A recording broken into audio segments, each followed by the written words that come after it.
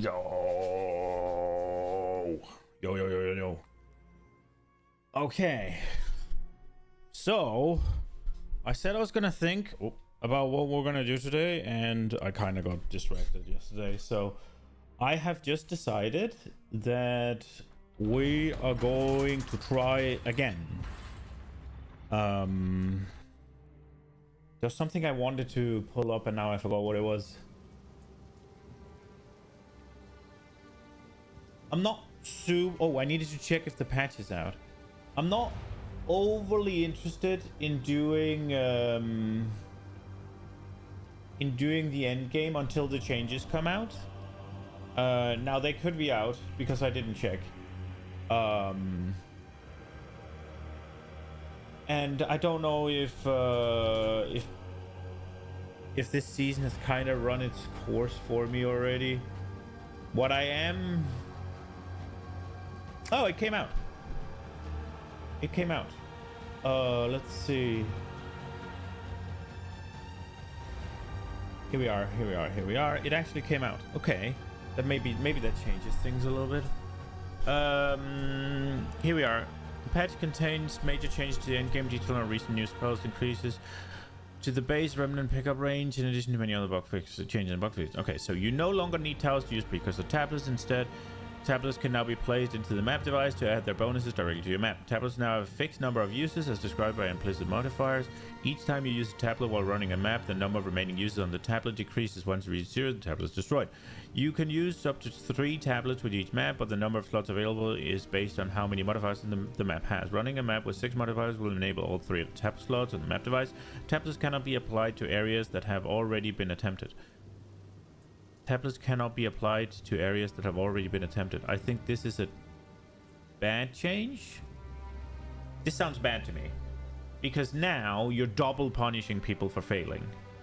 Right? Like, not only did you lose a slot, like a charge on your tablet, not only did you lose experience, not only did you lose the waystone, but now you're also forcing people to run a dead map. So again, you die, and then it's like, okay, I go again, I guess. Now you run a tier 1 map because it's useless, right? Like, I think that is kind of bad. I think they're focusing a little bit too hard on punishing people for dying. It's one of those things where if I wanted punishment for hardcore, or sorry, for death, I'll play hardcore, right? Like, I think this is too much, and I think it's gonna be shit. Like, every time you fail a map, it already feels like absolute fucking ass, right? And now it's worse again. I mean, it was before because now you knew all the shit you lost, but the fact you can't even use the tablets again, it's just the same shit. Yeah, you're just creating dead maps, and it is obviously the dead maps are going to be better, right? Because they're going to have the randomly stuff in there. So maybe that's enough, but I don't see a reason for this. Just fucking, it's a map as anything else. Either fucking do the thing they said in the beginning where they fucking make the node impassable, or don't fucking do it, because if I have to do it, it's gonna feel shit. I don't like this, but the rest is probably good. Towers can still be used to gain visibility on the Atlas, and they will also drop an extra precursor tablet as a reward for completing them. Yeah, so they need to do something different than this. It's not enough it doesn't make tower special enough, I don't think. But yeah, I'm sure they're working on that. Non-unique tablets now have 10 uses, previously 12 to 18. Or in the case of the Overseer tablet, it now has 10 uses, previously 2 to 4. So Overseer tablet, Giga buff. The others, pretty big nerfs, huh? So this means you're going to be using... So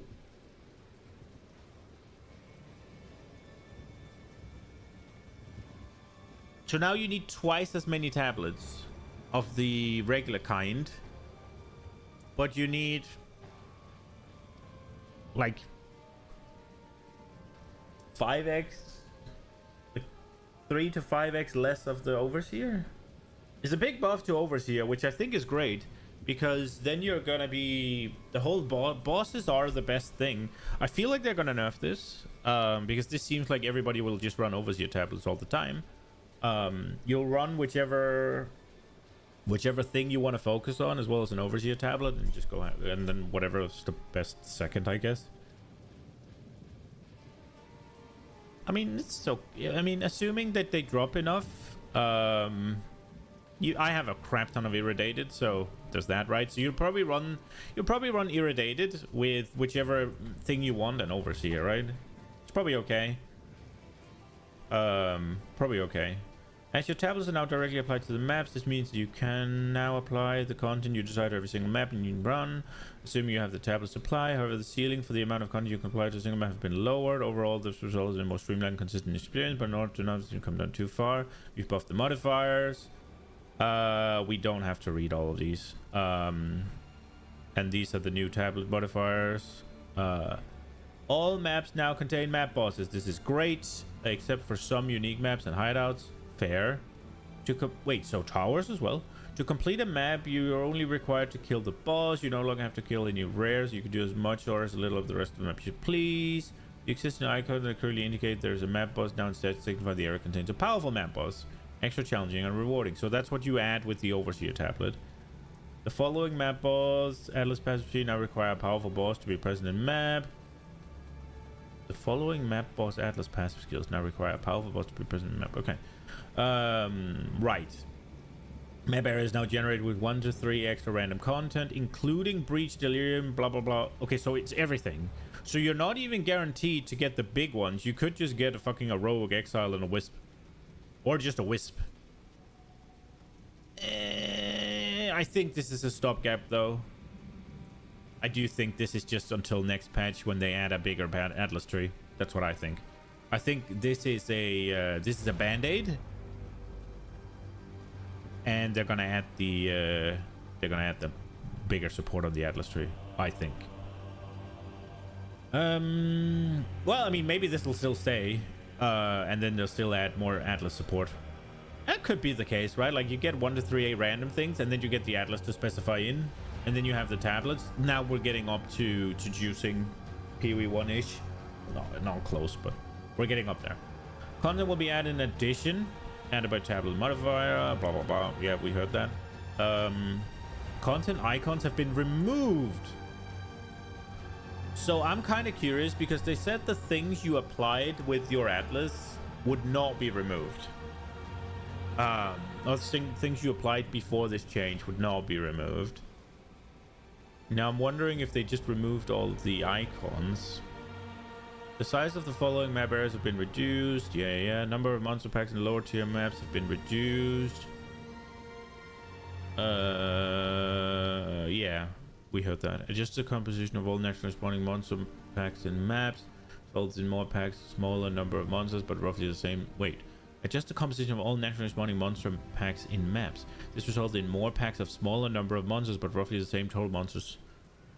Okay, so less monsters, more packs with smaller numbers. So you're gonna feel like you get covered more, or you get more monsters. Maybe you're gonna feel like you're in combat all the time. And then the reduction of the ground effect is nice. Chance of citadels is nice. Visions of Paradise unique precursor tab now adds irradiated rather than removing it. It now adds rather than removing it. Okay. Atlas maps connected to a sealed... Wait, Atlas map connected to a sealed vault can now spawn a Val beacon on map completion, which when clicked will drop an idol of Istasunti. Atlas maps connected to a sealed vault now spawn a Val beacon. I don't know what this is. Added a visual effect to the Atlas around maps near the vault. Sandstone to help guide players. Okay. Tower's quest to end once you've spoken to the door around the because of the tower. Updates various. His dialect has been updated to reflect this. Cool. Walking secret from the sacred reservoir has been removed. Rise of the Abyssal changes. The Well of Souls now shows a more detailed description for the type of passive skill nodes. The reveal modifier options will affect. The Well of Souls now show a more detailed description for the type of passive skill those reveal options will affect. Okay. Well of Souls applies resistance penalty of your highest reached act rather than strictly act 2. Icons for Abyss Cracks no longer display on the edge of the minimap when out of range. Icons for Abyss Cracks no longer display on the edge of the minimap when out of range. Okay. Enable the Eruption of Souls Abyss... Wait. Enable the Eruption of Souls Abyssal Rare Monster modifier.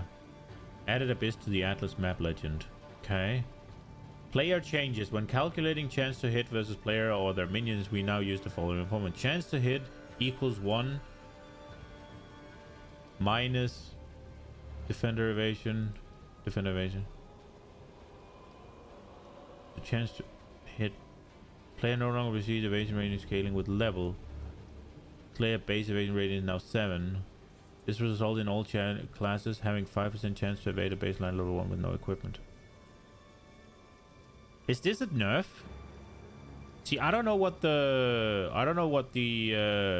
formula was before. Monster accuracy scaling has been adjusted slightly to account for buff changes. The base pickup ranges for all remnants have been increased. Okay, so I mean, this is all fine and dandy, right? And all of the big brain guys are gonna know exactly what this means, right? But could you fucking say whether this is a buff or a nerf?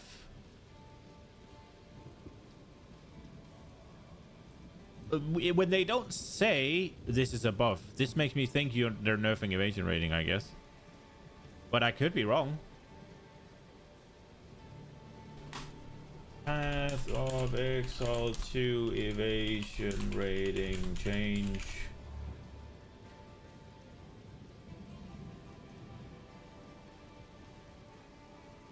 Um, 0.3.1. In patch 0.3.1, evasion rating was significantly nerfed for players. It's the AI overview. With 27 to 7, and evasion no longer scaling with levels only 5% banner for class. And this change also introduced a new formula with a new mechanic called... wait, so...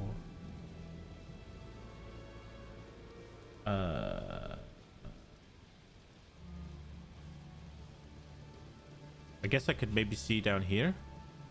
Anybody saying anything? No, nobody says anything.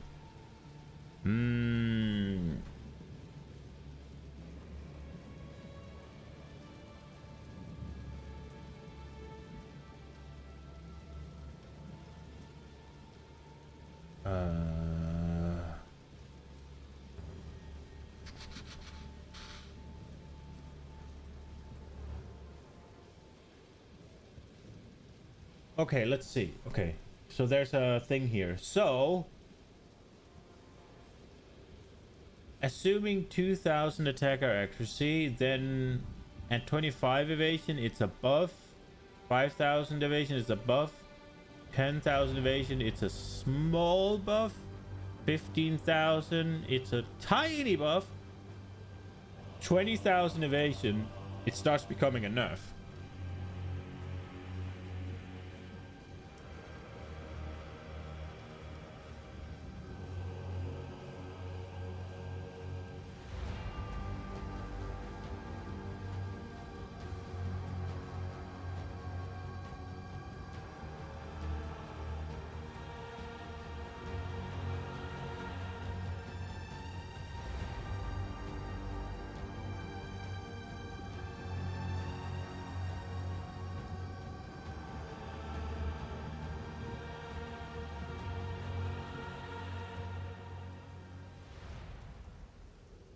Oh, this is not true, I guess.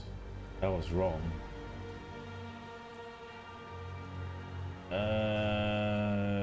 Fuck. He...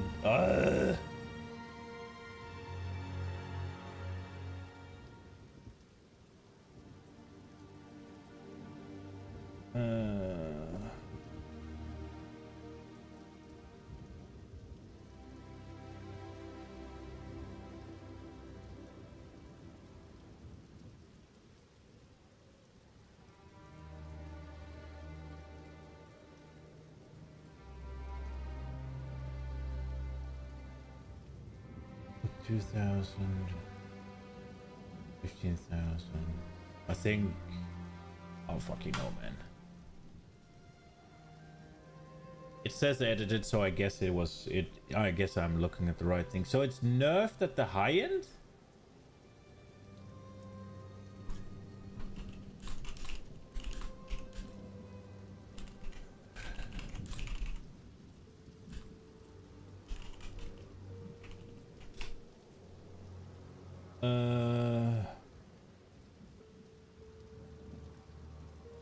So the old one was 1 minus attacker's accuracy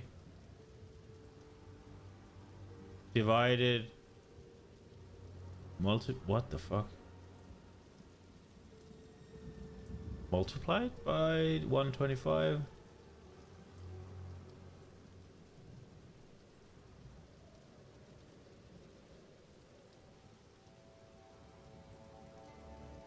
See if anybody's put out a video. Let's see if Dreamcore says something.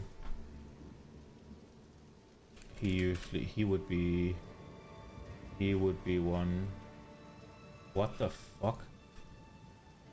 Can you find the guy or YouTube? I don't want to join a pirate crew. What the fuck?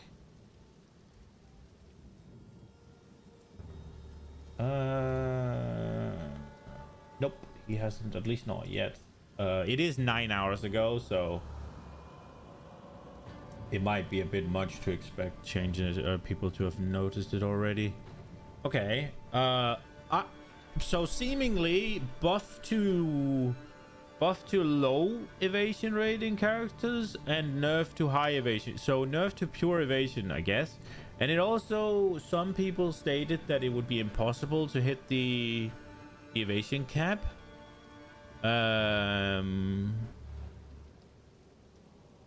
With this, I don't know. I don't know enough. So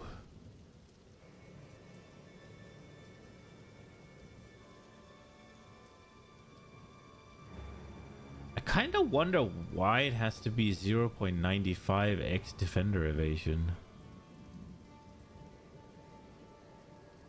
Like, what's that for? What's the point? Why isn't the number just 5% lower? Why'd you have to get rid of 5%? I guess it's because it's a... Is it a scaling one then? Does that matter? I mean, that's effectively what they're doing first, right? Like, instead of you having 100% evasion rating, you're just having 95%. That's the first thing. It's literally the first thing they do is just subtract 5% of your evasion for the fucking formula. But why?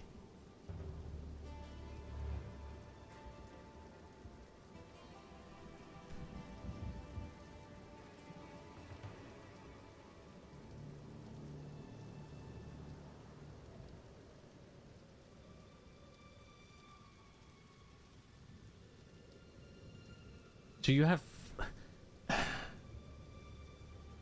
So it's 5% less of your thing.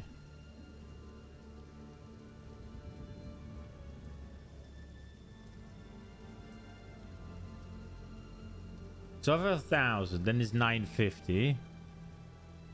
And then it's divided by fucking 1,000 plus whatever the attacker has x4. So even if the attacker is at 0, then you'd get 950 divided by 1,000.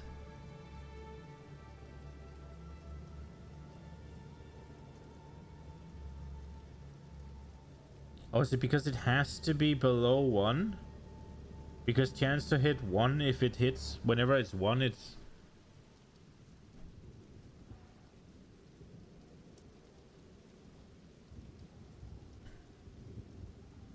But it would always be below 1 though, wouldn't it? Except for if the attacker had literally 0% accuracy. Or 0 accuracy.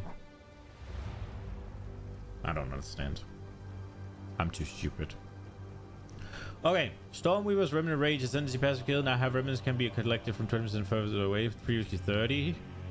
So because they buffed how far you can pick them up, they nerfed the Ascendant. That's kind of weird. Principle of Fusion notable passive skill. Now has remnants can be collected from 20% further away, previously 15.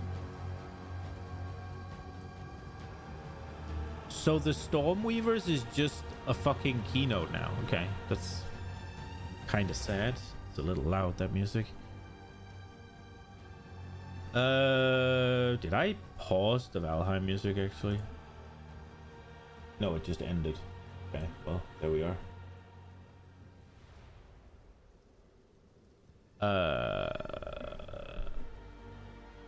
Okay. Small passive skills that provide remnant pickup range now have values of 15%, previously 10. Bro, so a fucking Stormweaver Ascendancy is just 5% better than a small passive tree? Holy shit, that's ass. But it probably does something else as well, I hope. Harmonic Remnant Support 1 and 2. Remnants created by supporter skills can be collected from 35, previously 100. Siphon Elements now has remnants created by supporter skills can be collected further away. You're now unable to have more than 10 ancestral warrior totems currently active at once. Dude, I hate these fucking arbitrary caps. They literally said that this was going to be uncapped, because then you can have an army of totems and then you cap it. I guess it was crashing servers or something. Improvements to parry's behavior to reduce number of times it looks like a hit should be parried but isn't. Okay, heavy stun, build up a player gains when parrying. Okay. So they buff parry significantly. Reduce the amount of heavy stun build up applied by monsters at very low levels. Okay. Void Illusion skill now works with Hollow Palm's physical damage modifier. The plants from Vine Arrow can now only take poison damage from allies. Oh, you could do some fucking degenerate shit then. Persistent buff skills that must be active in all weapon sets now describe this requirement. Persistent buff skills that must be active in all weapon sets now. Okay. Whirling Assault now uses Pathfinding to avoid obstacles. Okay. General changes. You can now use Orbs of Alchemy on magic items. When used on magic, the illusion modifiers are not retained. Cool. Enable the Romira's Requital and Khaleesi's Crescendo linear support gems, which were mistakenly not able to drop. They are now in the global drop pool. Okay. Added more foiled unique items. Okay. Ilsarath, the Cobra Lord in Zelskari Sanctuary, now drops a one-time guaranteed Jin Barrier that can be used to obtain your third set of Ascendancy points. Cool.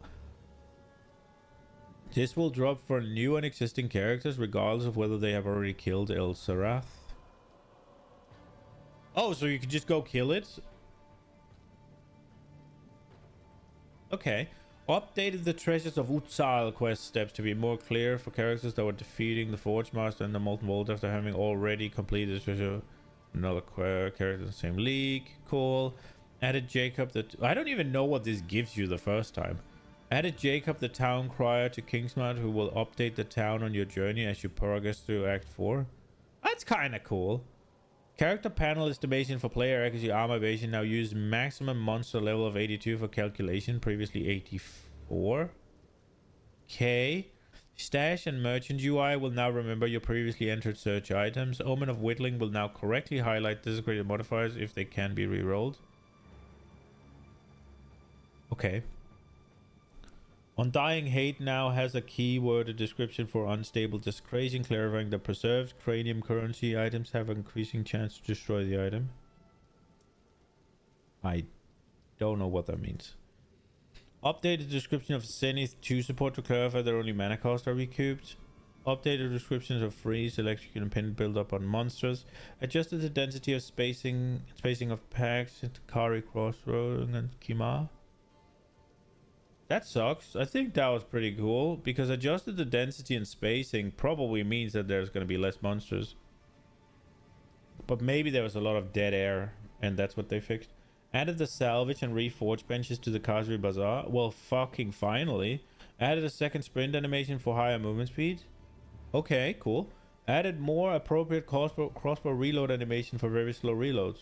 Okay. Change some suggested supports. I want to see this actually. This sounds cool. Maybe you got like a real cool reload thing. Changes some suggested supports that were incorrect for flash grenade and lightning warp. Okay. Reduce the damage and the projectile count of the Treant Fallspawn barrage skill. The Blood Thief Queen monster can no longer be tamed or bound as a spectre. RIP. Enable the existing Dark Shot armor set, hood, and helmet attachment by for use in Pathfinder 2. Okay. Ancient Dread armor set. Again. Dark Shot cloak, wings. Okay. Solar Knight. Okay. Adjustment to the audio system. It may have this may help with audio performance as well as some. Okay. Improve the performance of the overkill explosion effect from the Trample Toe unique boots. Okay. Abyss cracks and craters. Scorched farmlands. King's March. Forge Hammer aftershocks are no longer silent. Oh shit. Okay. That's cool. Oh, we gotta try that. See if it goes gong. Or if it goes like. Fix the bug preventing fractured mirrors from spawning in Delirium. Fix the bug where additional monster modifiers and unique ones were not applying some stacks correctly. Okay. Fix an issue where some map bosses were not benefiting from increased difficulty. Fix an issue where some map bosses that changed from during the fight would not benefit from... Okay. Fix the bug where Soline Blood Priest could reanimate and become invulnerable if you killed them and then return to the area. Wait. That's not what happened to me, but he did go invulnerable. Fix the bug where Ashar the Sand Mother and similar bosses could leap out of the arenas. Okay. Fix the bug where Karash the Dune Dweller could escape the arena and the... Fix the bug where the Aurelian the Grand Adjunctor boss fight was not affected by map difficulty. Okay. Fix the bug where Evelyn the Withered Rose could sometimes ignore you and continue to dance around, not fighting. Fix the bug where the Black Crow map boss could fail to transition to the second phase of the fight. Fuck yes, I ran into that. Fix the bug. Fix some cases where Diamora, Song of... Oh, that's the double D bitch. Song of Death could fail, return her to her area after diving. Oh no, so you just... Okay. Fix the bug where you could not re-enter the second arena of the final Act 4 boss fight after the fight begins. Okay. What about the bug where his sun explodes 50 minutes after he dies? Fix the bug where the grace period during the phase change of the final Act 2 boss was removed too early. Fix an issue that would prevent unique enemies from receiving the appropriate heavy stun buildup from some hits. Fix the bug with Ancestral Warrior Totem that allowed other totems to bypass their limit. Fix the bug with Ancestral Warrior Totem that allowed... Okay. Fix the bug where damage over time would reserve darkness immediately. Poor fucking Chayula monk. Always just bad. Fix the bug where skeletal reels in rage would stop dealing damage to themselves if they survived long enough. Oh right, I heard about that from Gansy. Fix the bug where Forge Hammers could persist indefinitely if the skill gem was modified while destroyed. While deployed, sorry. Oh. Okay. Fix the bug that prevented Deliberation support from being able to support Freezing Salvo. Okay. Fix the bug where Firestorm was still unable to inflict Ignite despite no longer consuming. Fix the bug where you could receive heavy stun buildup from enemy hits indefinitely after being interrupted while parrying. Okay. Fixed an issue where you could Spectre the Expedition Val Zealots. They now are replaced by their non-expedition versions.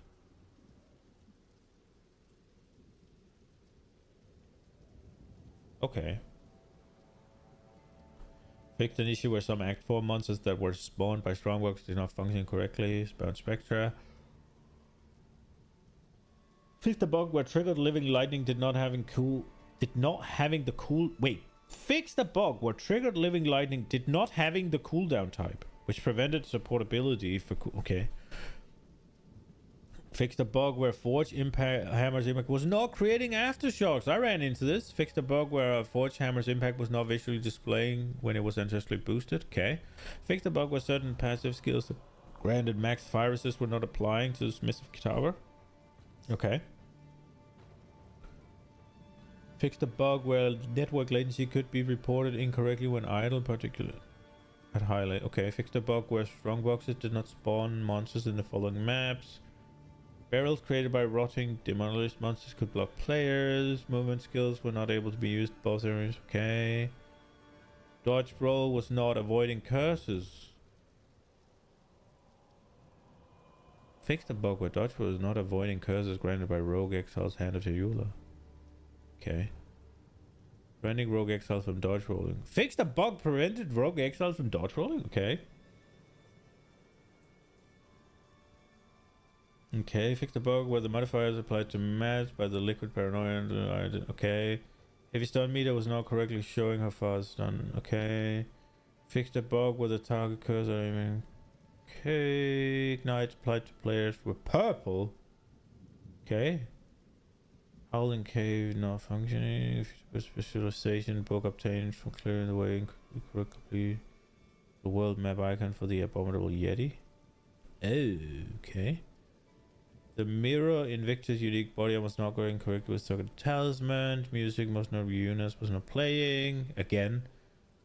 Some skills while mounted roll when using controller would target the ground if you were not targeting an enemy. Okay. Well, when you're using controller, I can do that with the mouse.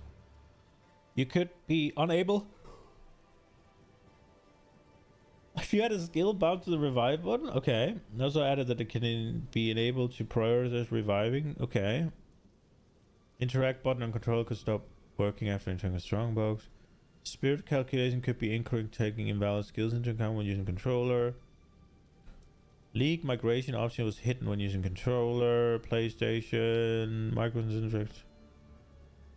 Fix the bug where microtransactions applied to the weapons were not carrying over when the item was used from another weapon set.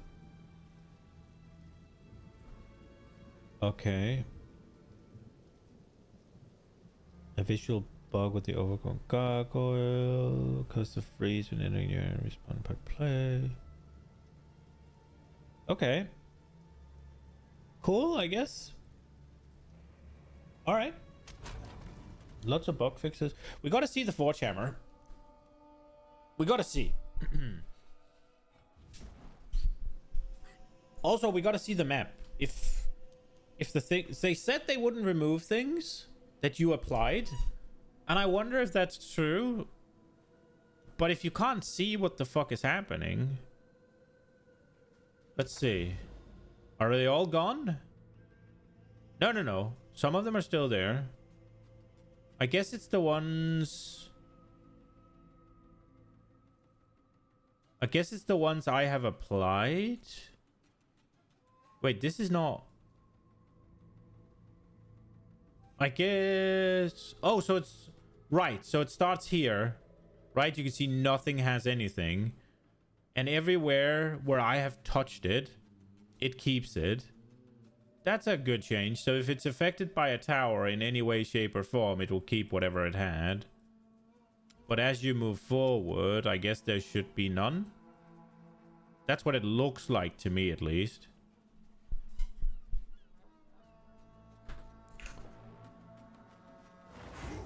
Let's see if we can get an aftershock on the hammer.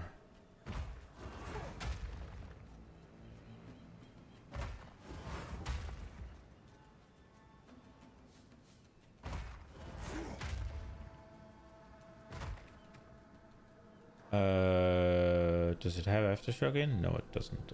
Let's just slot one in real quick.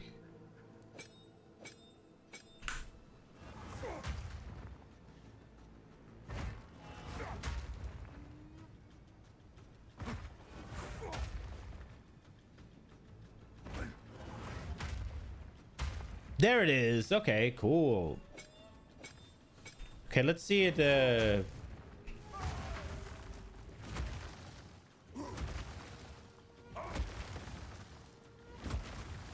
Okay, so there's just like a little pissing sound. Was there anything else we wanted to check? Guess we could check our... Okay. I have a 1% chance to evade. Let's go. Okay. Cool. Now, I do think that I want to try again. And I think we're gonna do the monk. Because I want to see the... Just as you have failed in poisoning my subjects against me, call out to your dreamer. Let us see if he answers.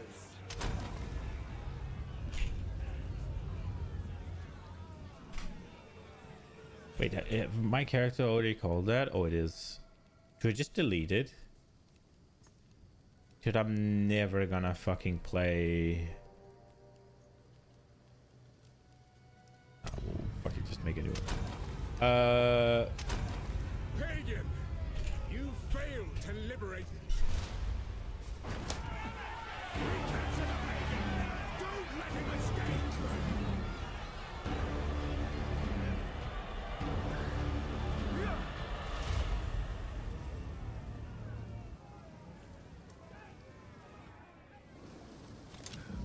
Okay. By the dreamer's will, I have another chance. Okay, how far are we away from the notable? Hollow palm technique. That's gonna be some levels. Let me read again. So physical damage based on the skill level. 1% more attack speed per evasion rating. And crit per aided shield. We're the first ones. You're alive. I'm glad to see at the mill up now. I would appreciate it if you could.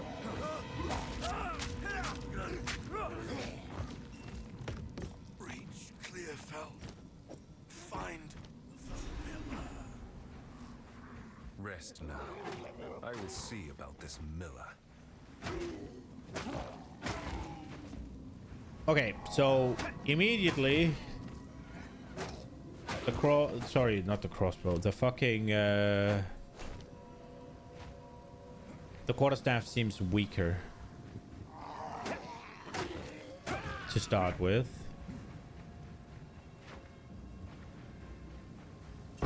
Power.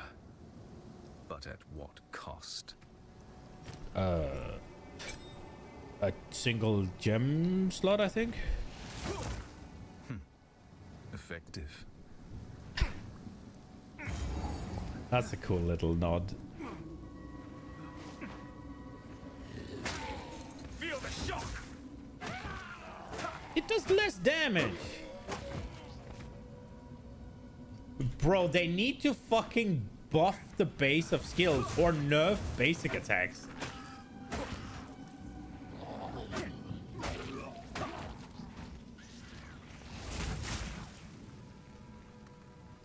Okay, am I gonna die already? Jesus, I took a lot of damn.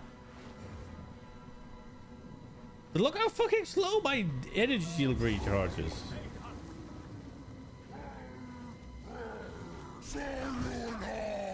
The miller has seen better days.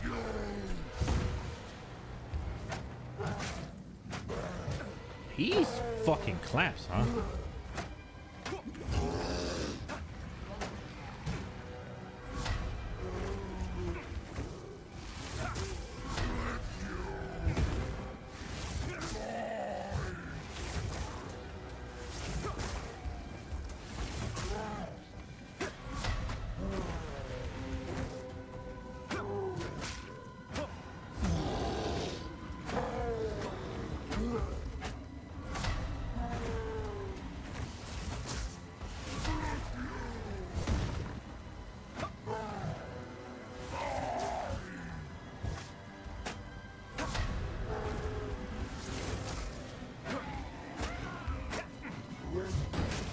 Oh, wow. Holy shit.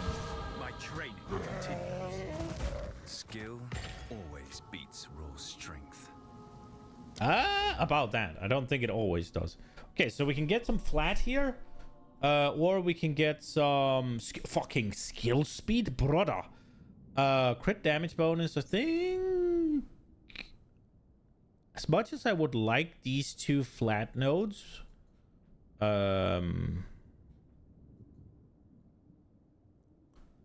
the skill speed does intrigue me. I like this entire freaking starting area a lot. We're gonna go skill speed. You know what? Fuck that. We're just gonna spend some gold to get the stuff. Renly's the name. You're skilled with the violence. I'll have no fear. I'm Smithfield. There's a beast of particular dark powers. Now, if you could chant. Stick to the cairns. The discipline of the forge has taught him strength. The glacial cascade is pretty nice. I think we're gonna go killing Palm simply because it lets us fuel Fallen Thunder a little bit better. Have we met? Ah, no, we haven't. Hard to tell monks apart. You lot let me stay in your enclave one winter. I was, unfairly asked to leave, under suspicion of thievery. Wasn't me, though. I'm well known as an... The name's Finn. See you. Not surprised to see a thief in a place like this. Ah. Yes? Okay, so the question is, do we have anything I can equip? We got these gloves. Easy clap. We got a ring here. It's just some flat damage. We got 10% movement speed. It's armor boots though. You there, before you go, allow old Mortimer to warn you. Why? What would you like? Wait, is that Gamba key? No, it's not. Okay, let's see. +2 to all melee skills? What the fuck? Fizz. I think there is a universe that uses this. What do we have here? We have an energy shield base.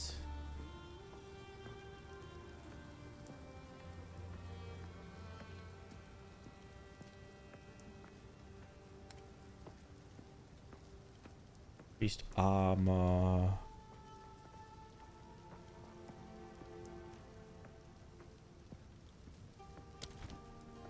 If you find a fight out there, anything take your go well. Okay, so what I am thinking right now is... Damn, that's a dead one. Damn, okay. That'll be you go well. I'm thinking full-on evasion chest. And then either pure energy shield on the rest or hybrid. Pure energy shield helmet for sure. That point is potent. So we want that. Let's see. I guess we gamba a bit to see if we can get something. Hey, not bad.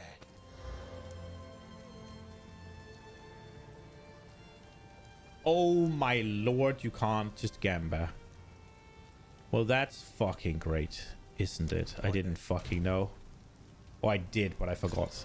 Okay, so this one is 30 evasion rating and 15. We'll go with that one, I guess. Dexterities, whatever. This one, we'll see. 16 life, 15 life, more evasion rating. Yeah, we go with that one. Okay. Fuck. Hello, Una. Welcome to the camp. This may sound all this. I fear this land. I sense within her a kindred dreamer. Stay Okay. safe. Well, that changes things a little bit. Guess we have to go Renly.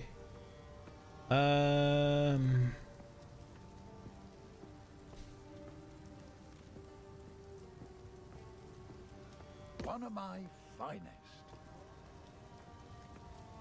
We'll have to find something better pretty quickly. Helmet you have. We'll have to see what this turns into. One of these two. Did you have... He does... what are we looking at? We're looking at a belt then. Oh, that's really bad. We're not taking a belt. Yeah. Go well. Did you have something, Una? I've collected these over time. Just What have do a you think? thing. I Stay think they're safe. shit. That's what I think. Right.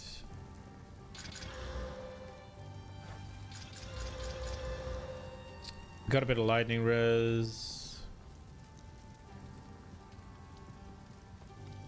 This one's the one. Got rarity already. Let's go. These are gonna be swapped out pretty quickly. 2 level of all melee skills. Brother. Oh, we do have this one actually we could try on. Ooh, okay.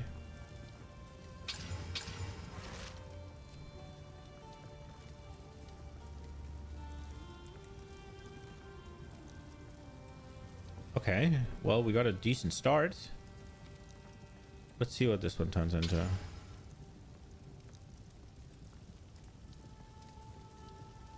So this one is better because I don't have any fucking crit, right? Yeah.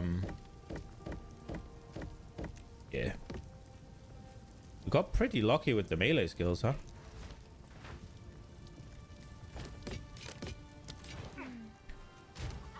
Okay. We are significantly more powerful than we should be, so all's good. Let's see what Mortimer has to say. Out there, ancient creatures, lurking beneath the surface, cloaked in darkness. They then burst forth to feast on the souls of the recently departed. Trust me, I've seen them. The others think me mad, but mark my words, it is true. No voice acting. But that damn thing is likely these I creatures. see now why I was called here. Depose them, cave in the cracks. As you wish. Take care. Let's try As again. you wish. I knew I could. As you wish. I knew I could. Well, I don't know how else to describe it. There is some mention of this in the teachings. Tell me more. Black-blooded, green-eyed. Long ago, followers of the Dreamer joined the Third Pact, rallying against an ancient enemy with black blood and eyes of green. If they have returned, perhaps I am meant to resist them. Watch your step. Okay.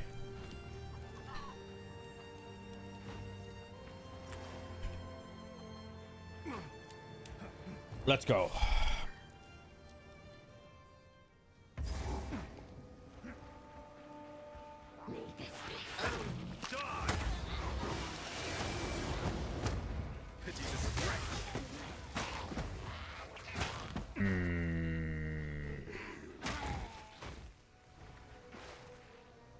I think this here is gonna be slightly awkward.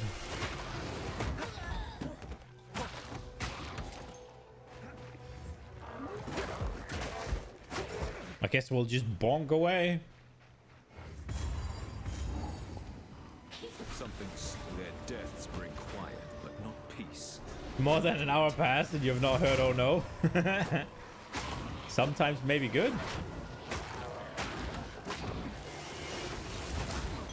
Ooh. I actually almost said it there. Because you just fucking reminded me. Then I didn't. Okay. Are we gonna take? I think we're gonna take Glacial Advance as soon as possible, man.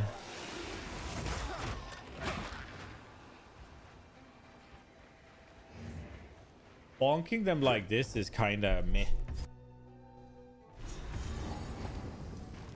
A foul lair for a foul creature.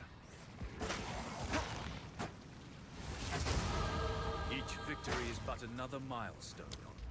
Skill speed.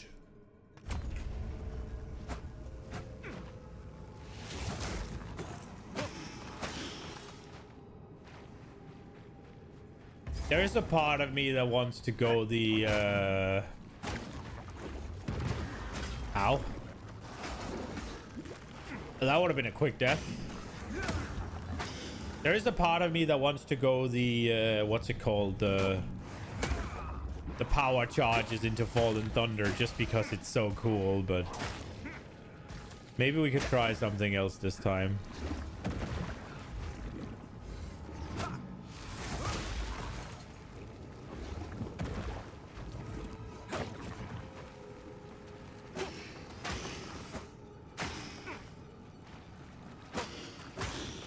I also don't really like the charge system in PoE 2. I liked them better when they were permanent buffs that you could just keep up. I think that was cooler rather than them being like a consume thing that gives you a more powerful ability. I still think the consume something to have a more powerful ability should exist. I just think you kind of lack the charges from PoE 1. What twisted nightmare! Holy! I just took out a third of its HP in one freaking slap. And now it will be bonked. Skill gem. Nightmares have no power against the light. Well, about that. If they didn't, then how would they ever win forward? I'm thinking about taking this. Glacial Cascade is a cold area attack that ends with a powerful spike of ice. Hitting a frozen target with the spike will do a large amount of damage. Glacial Cascade is a cold area attack. It's super nice to use. Falling Thunder is a lightning area attack. If you have power charges, this skill will consume them to create projectiles, which deal heavy damage. Falling Thunder is a lightning area attack. Bro, if you have look power at the fucking scaling of this, yeah? So it does 140% attack damage. I don't know how good that is, but it obviously scales by 14 a level and maybe more at the end game, end times, right? Like end times, wow, at the later levels. But 50% more, 100% more damage if a power charge was consumed. 50% more damage per power charge consumed. Fires 3 projectiles per power charge consumed. The damage scaling on power charges here is insane. Which is why the skill is fucking useless without them.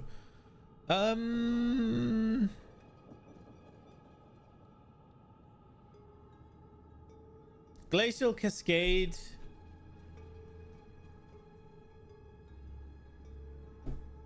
What else are we gonna do? It's a while until we get Ice Strike. Or Tempest Flurry. Those two are kind of like the main clear things. Outside of Fallen Thunder, there isn't really that good of an AoE tool. So if I am to avoid being... I think I'll try to go like Whirling Assault bullshit maybe. But until I...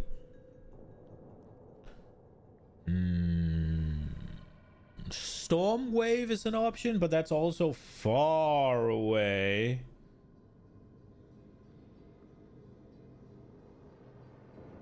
I think we are gonna have to go Falling Thunder memes. We could do Glacial Cascade though.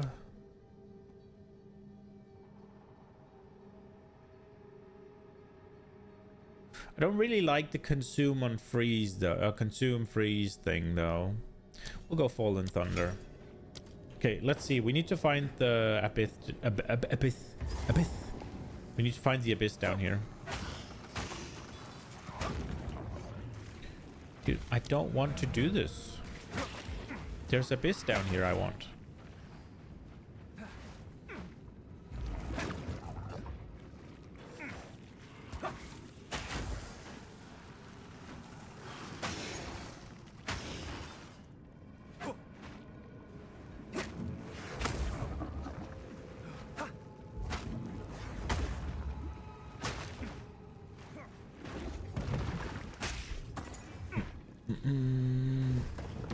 Oi!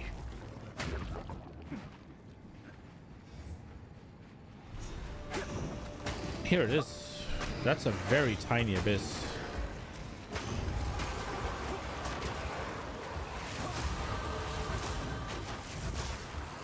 Lightning!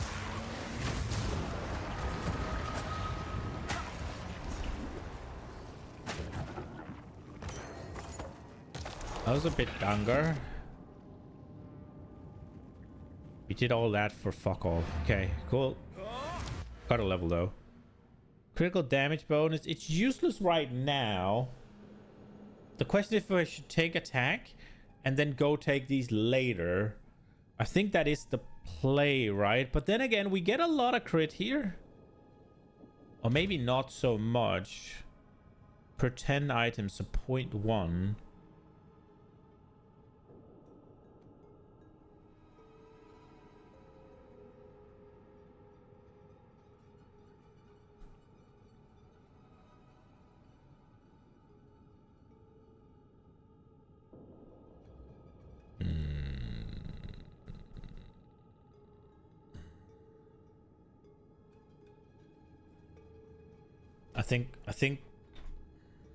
I think we go here. That's what I'm gonna do shit now. The crit, we aren't gonna crit for quite a while.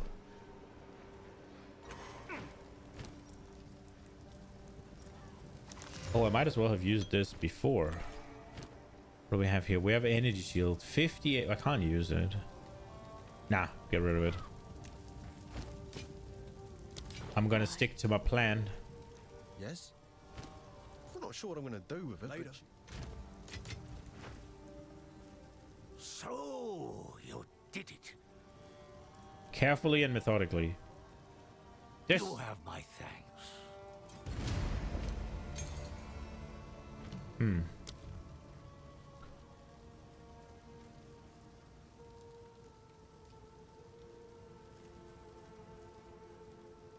Three comp. No, I think I'll use perpetual charge if I'm being honest. I doubt this won't come. If you find a bind out there, do bring it by. And we'll get this one.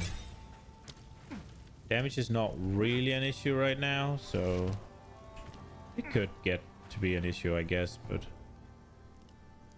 we'll get there.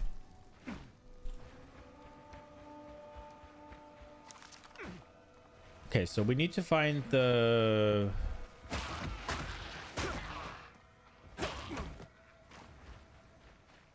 This, exactly this.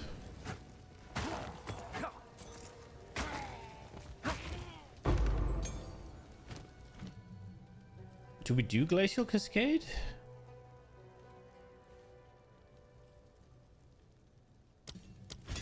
I think we do.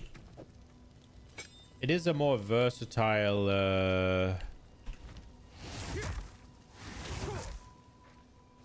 I have received reports of a number of villages hiding in Spearfell Longside.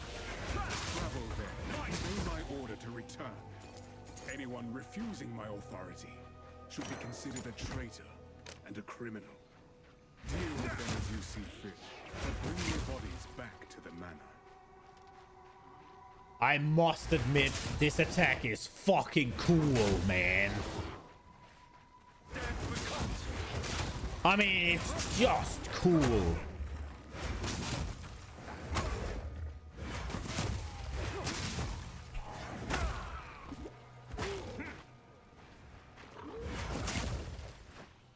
Just fucking, especially when you one-shot things, right? Because it just feels visceral. Just impaled by an ice spike, man. Okay, how much damage do I do? Here we go. Fucking one shot. Well, there we go. There you have it. Oh, movement speed. Let's go. It is a lot of energy shield we just lost, but what can you do? Ooh, I think this one's better.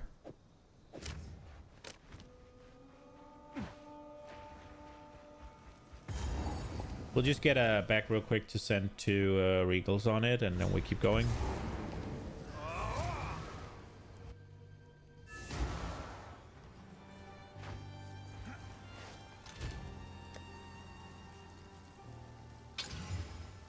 Flat it. Let's go. That text, whatever. Stay safe if you can. Okay.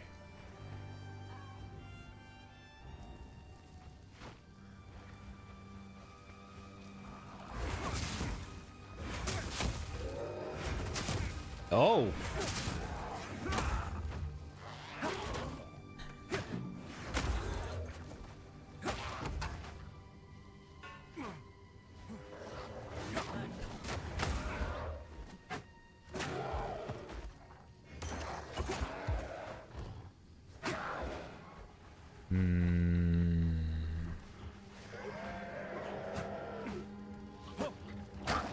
I wonder if Empty Hand or whatever it is, the Hollow Palm can keep up at the end game. Actually, now that I think about it,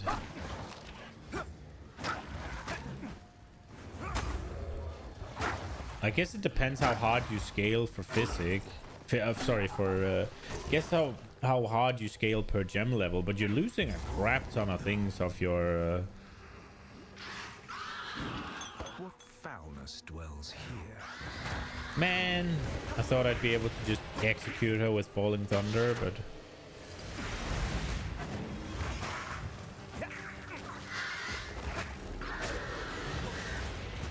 Ooh.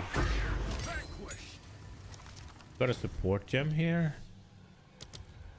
Combo finisher, they gain extra cold or unfreezing an enemy.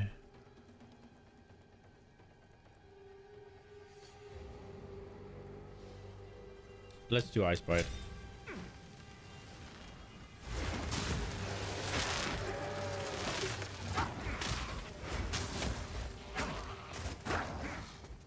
I don't know if we're ever gonna really use it, but I shouldn't have gotten the... I completely forgot. I was just like, oh, I only have these available. No, obviously I don't. I don't know why I was thinking that. Your fate is sealed.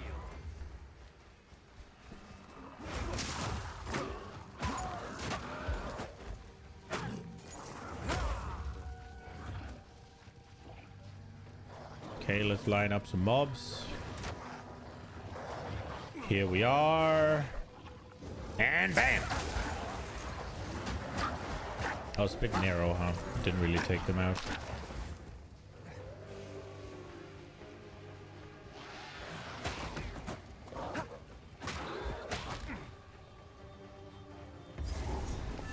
Hello, Una. A remnant of the old magics. This shade. To release that, there is a battle. Renly will know. I'll wait.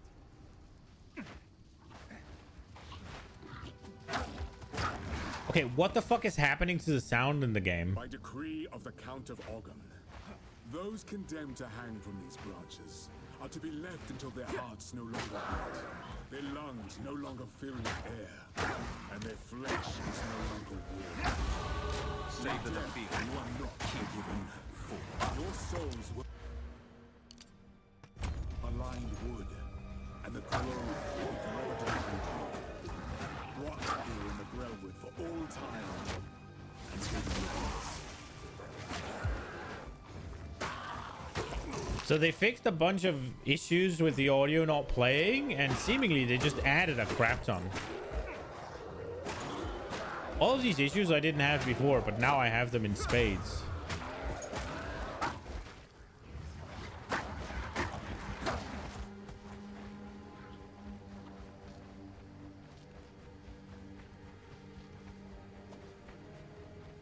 Man. I was hoping to find the Bramble Boy.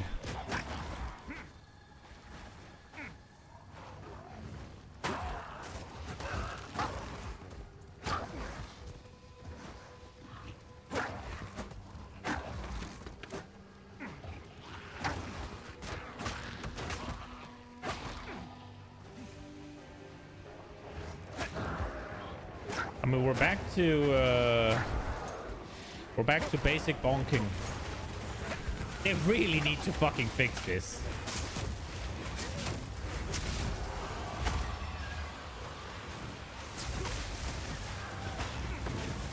Ooh. If you have to spend mana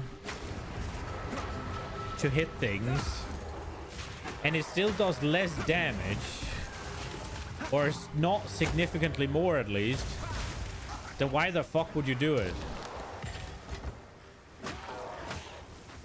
I'm literally one-shotting things with 0 support gem basic attack.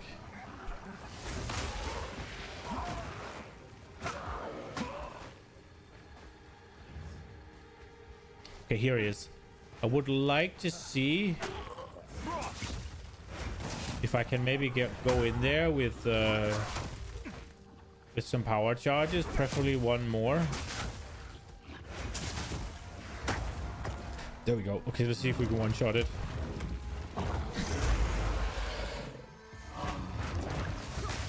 Oh!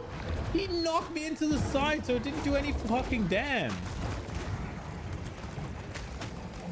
I feel cheated. Guess I'll just bonk him. Tarry if the trees here behave like that. 13 flat? I mean, I guess it has potential. Eh. Guess it's dead. See, again. What the fuck is the point of leveling this up?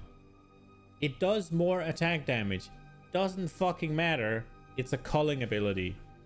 So leveling this up just means it costs more mana. This will never get better than it is at level 1.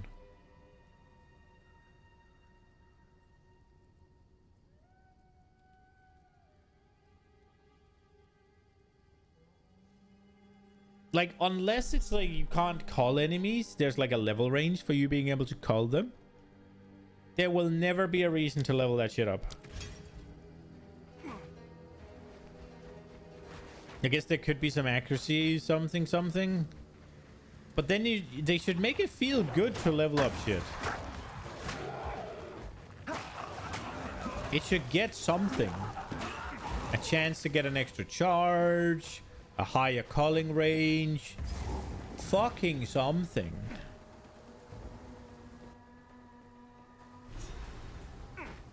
Oops. Generations of senseless conflict. And for what?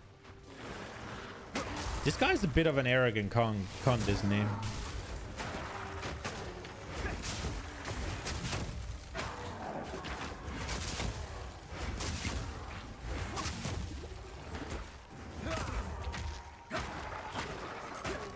I will say, I am closer to freaking dying on this guy than I was on the other ones.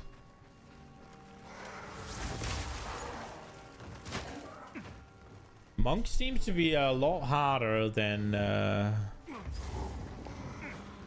It might be a combination of evasion being pretty weak early on. Energy shield being relatively weak without investment. Maybe at least just right now, I guess. Or just armor being strong early, I guess. And then also the quarterstaff skills just honestly being bad.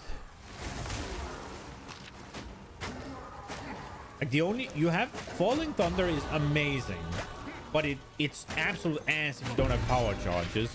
And the only way you get power charges is by culling. Still hold some power. So it creates this kind of issue where the only attack I have that does damage one-shots everything. And it never does damage if it either one-shots or it does 0 damage.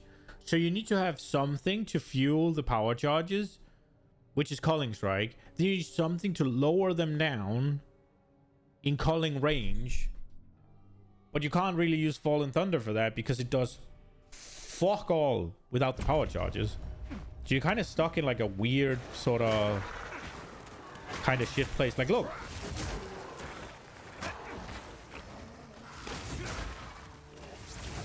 Well, I guess I am actually clapping them. But it costs mana and it takes forever.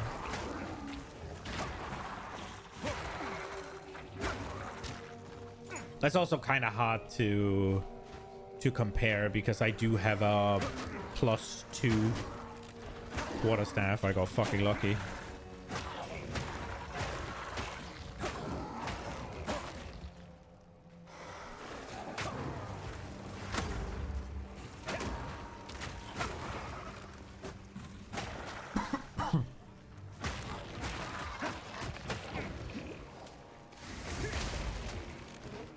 Oh no, that went bad.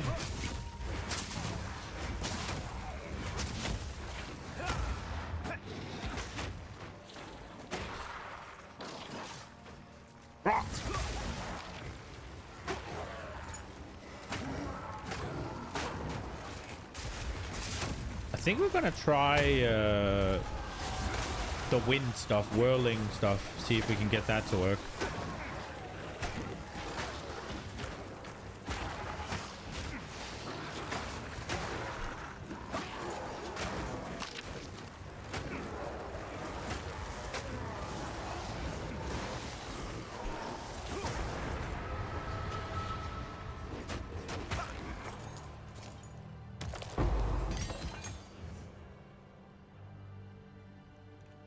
Do I want Frozen Lotus?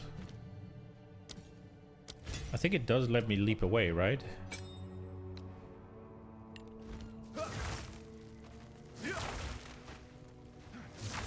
It's not a great skill, if I'm being honest. It costs a lot of mana as well. Whatever.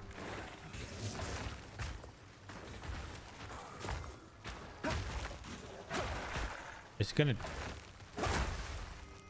Okay.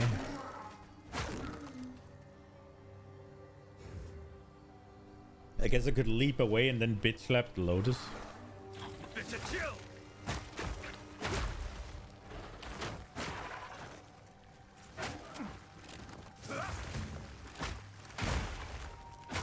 That works.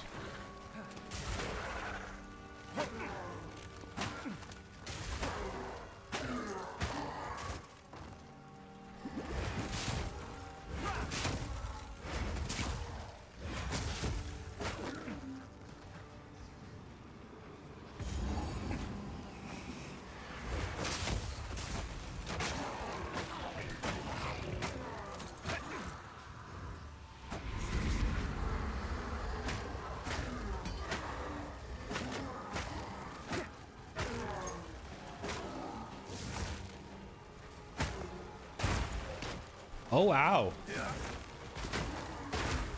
That is surprisingly effective, actually.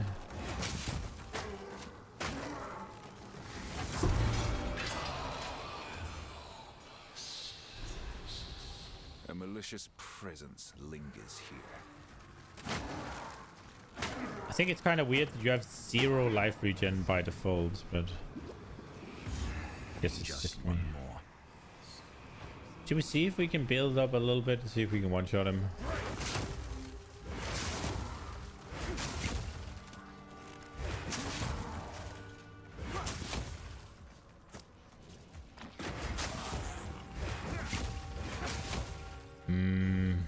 Nah, we'll just go deal with him, I guess.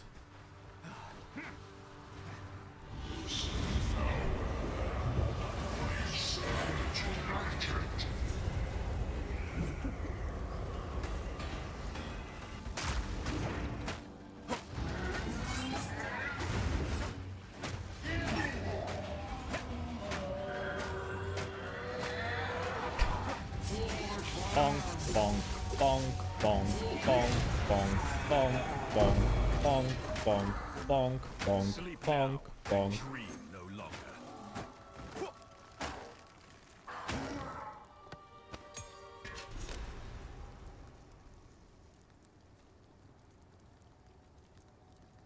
We'll look at these. There we go. Easy clap.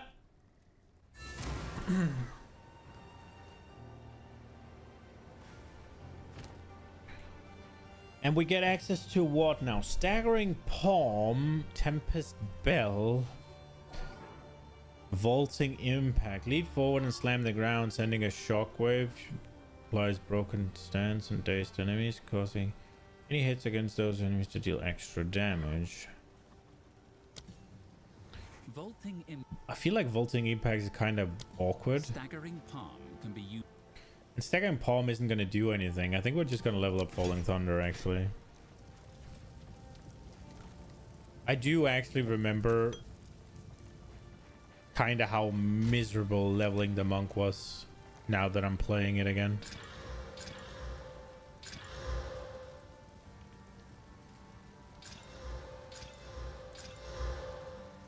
$21 increased instantly. Oh, wow, look. They're basically the same. This one's just slightly better. We can see what this turns into. A bit of life regen would be nice. Probably not. So this one has a little bit less evasion rating, but I guess we could get something good. Lightning Rest is definitely better than Stun Threshold. I'll take the life. What about this one? 28 life. It's less energy shield. Less cold resistance. There's a bit of life regen. Crit. Whatever. Who gives a shit? Let's see. So difference is 14 energy shield. Different is 16 life. So I think this one's better. See life, but no. Nah, those are not good. Hello, Una. Bye. Oh wait, these are. Oh, for fuck's sake. Spirits in the trees be damned. Oh, feeling lucky? Deal.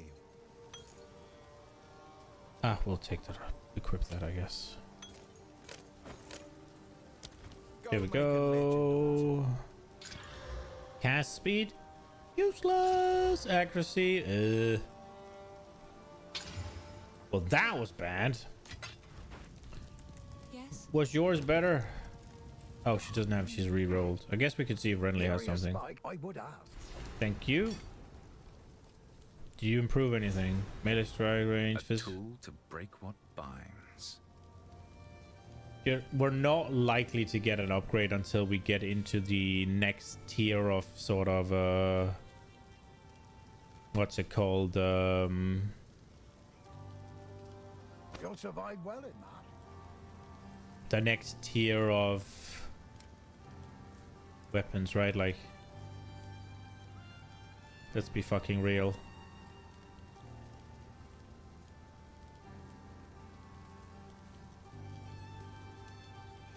Guess we'll buy that. Till next time.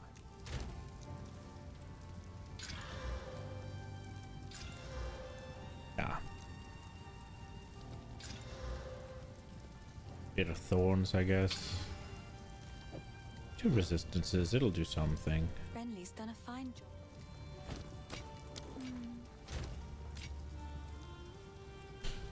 Okay. Why look? Take a punt. I think we'll gamble on this. Wow, you're welcome. Evasion rating, this is miles better. And then we gamble on this. It's whatever. It's something. It's stats.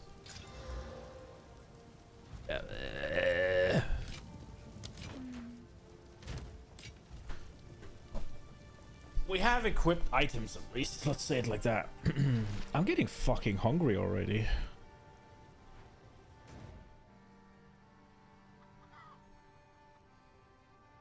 I didn't actually prepare anything to watch today.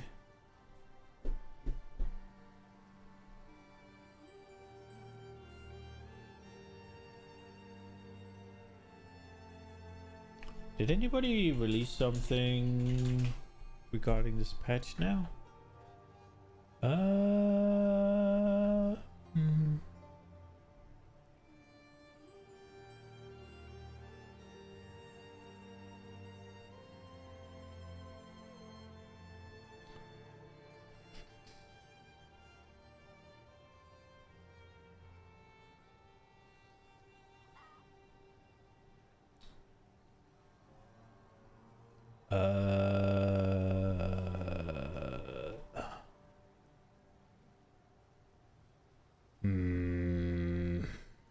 Not really.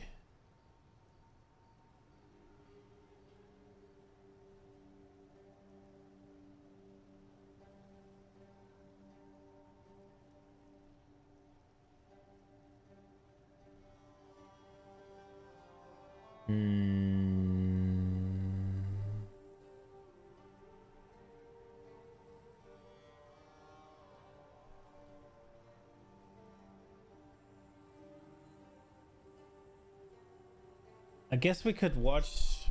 There's a like a blast cast. I don't know what that is, but it's like it does have some people there that might be worthwhile to look at. I have to get something to eat, man. I'm fucking starving. So I guess we'll do that. Hi everyone, and welcome to another. We're gonna do a max. It seems like it's a max roll thing, which it's also a little old, so Hi everyone, and welcome I to don't know another. how- We're gonna do a max roll podcast, and I'm joined here with Tuna, Ziggy, and Rue. Rue is a MOBA creator, and I figured it would be just good to get like a lot of different opinions because there's a lot of cool stuff to talk about. And yeah, that thank guy. you all so much for joining us here today. Yeah, thank you. Awesome. Thanks for having us on. There's been a lot of, some people hate the patch, some people like the patch. I personally love it, but yeah, just figured we could start with just first impressions, and I'll hand it off to Rue. What was your first impression of the patch? Well, my first impression was not. I just tested a new skill, and it was not tuned very well for the campaign, and I had to make a new character. But after that, it was pretty. It was pretty good. I like the whole campaign. I think Act 4 was crazy good. It was pretty epic. The interludes were a little sloggy because the maps were like huge, but after that, I feel like the game overall was pretty. It's pretty good. Progression's very nice. Yeah. Dude, he Yeah, was no, I agree. super reeing. Ziggy, first. So is that the question is that a character? Or is he just very passionate, I guess? The only clips I've seen of Rutu is that he just goes... Impressions? It's a really good patch overall, except it is a kind of a mixed bag in terms of initial impressions for people due to such wide disparities in like balance or it being easier to notice specific nerfs that are problematic or that people don't like, while the kind of net positive of a lot of the other changes are more subtle and take a bit more time to kind of sink in, which I did kind of anticipate because it was like a lot of like even when I was playing Warrior when I was over in New Zealand, it was like I can't really even put my finger on like what all the improvements are here and how they come together, but like it's very obvious when something like Giant's Blood is nerfed by X amount. Right. So that with like the lack of planning, I think really has given people a good chunk of people like kind of pretty bad first impressions, which is a bit of a bummer. Yeah, we can talk more about that. Yeah, no, I agree. Tuna? Yeah, honestly, very well said. I think much of the same as what Ziggy said. I think overall the patch, if you played spells to begin with, was kind of rough just because of the lack of planning, and it does feel like there was like a massive disparity with power in regards to what you had to do to accomplish getting that power.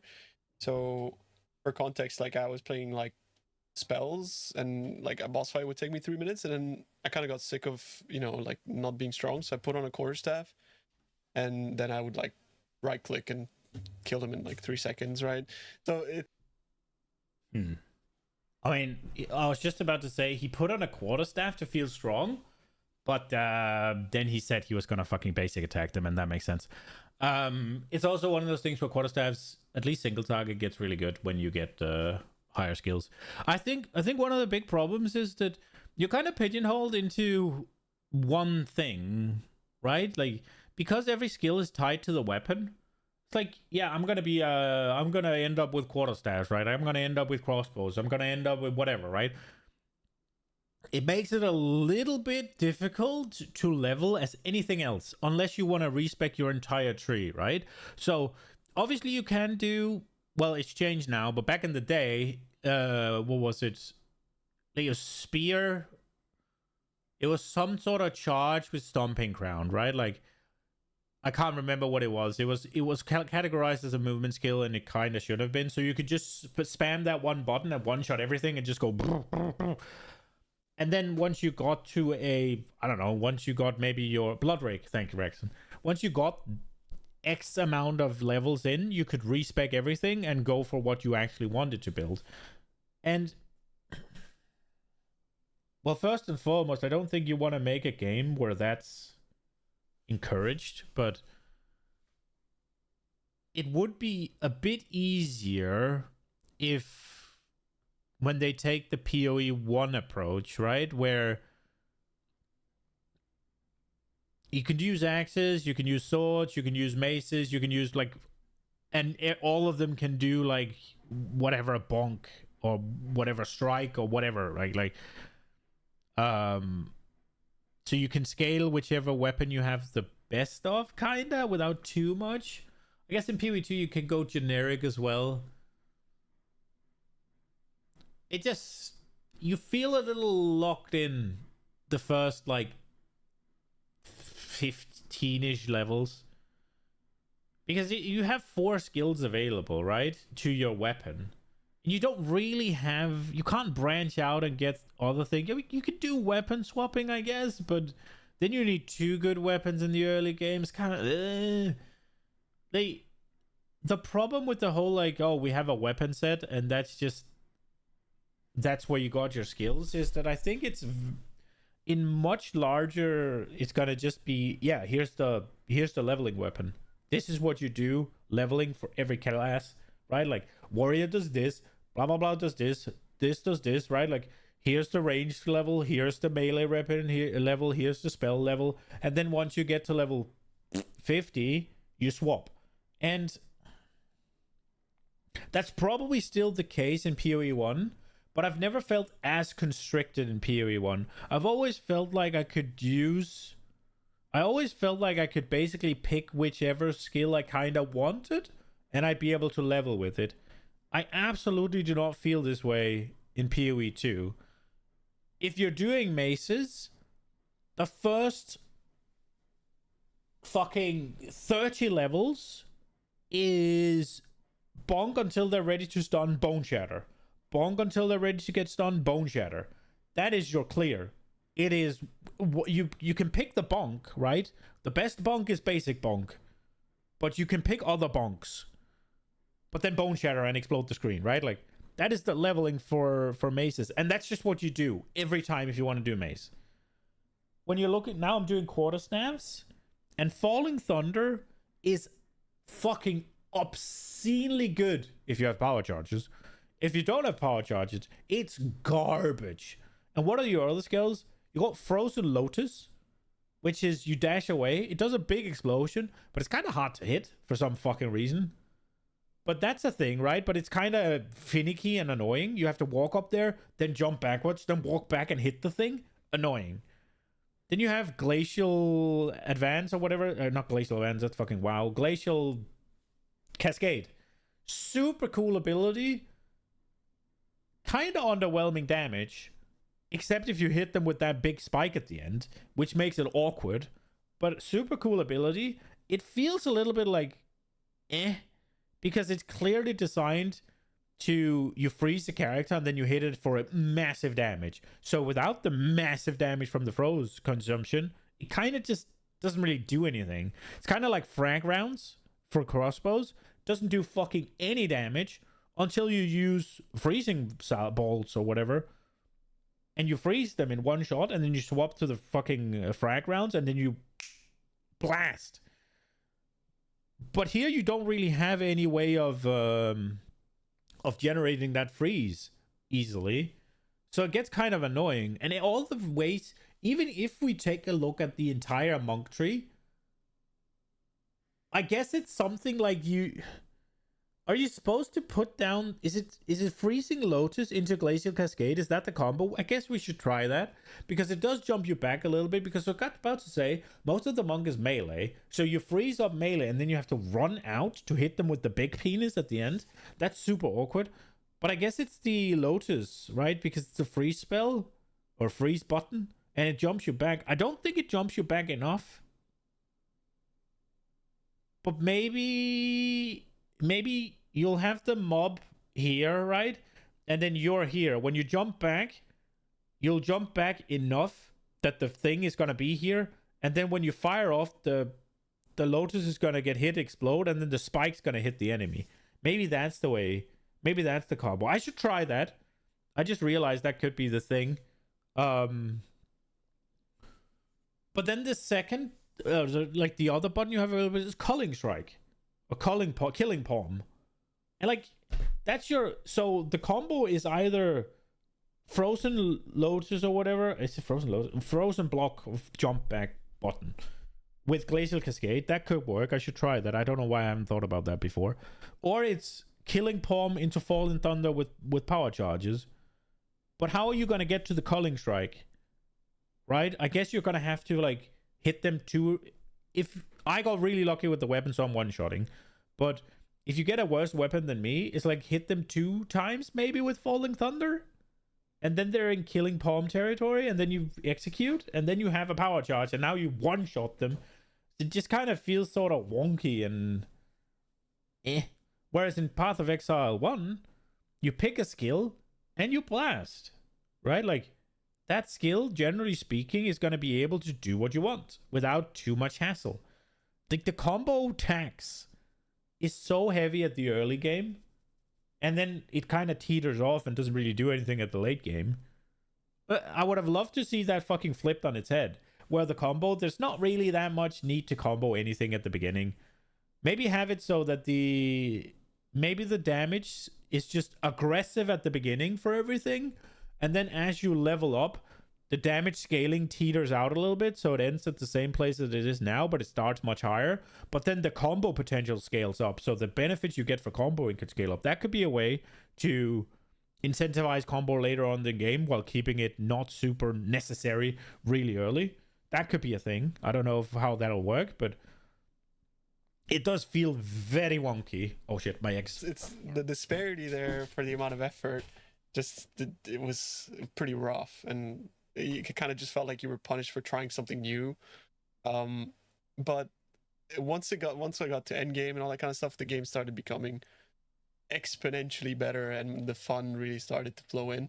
And the changes that they have made to mid and end game, though I do feel like the end game loop still needs obviously a lot of work, but for the crafting and stuff like that, yeah, it's like exponentially better than the previous patch. So I'm very happy with what they've done, I think.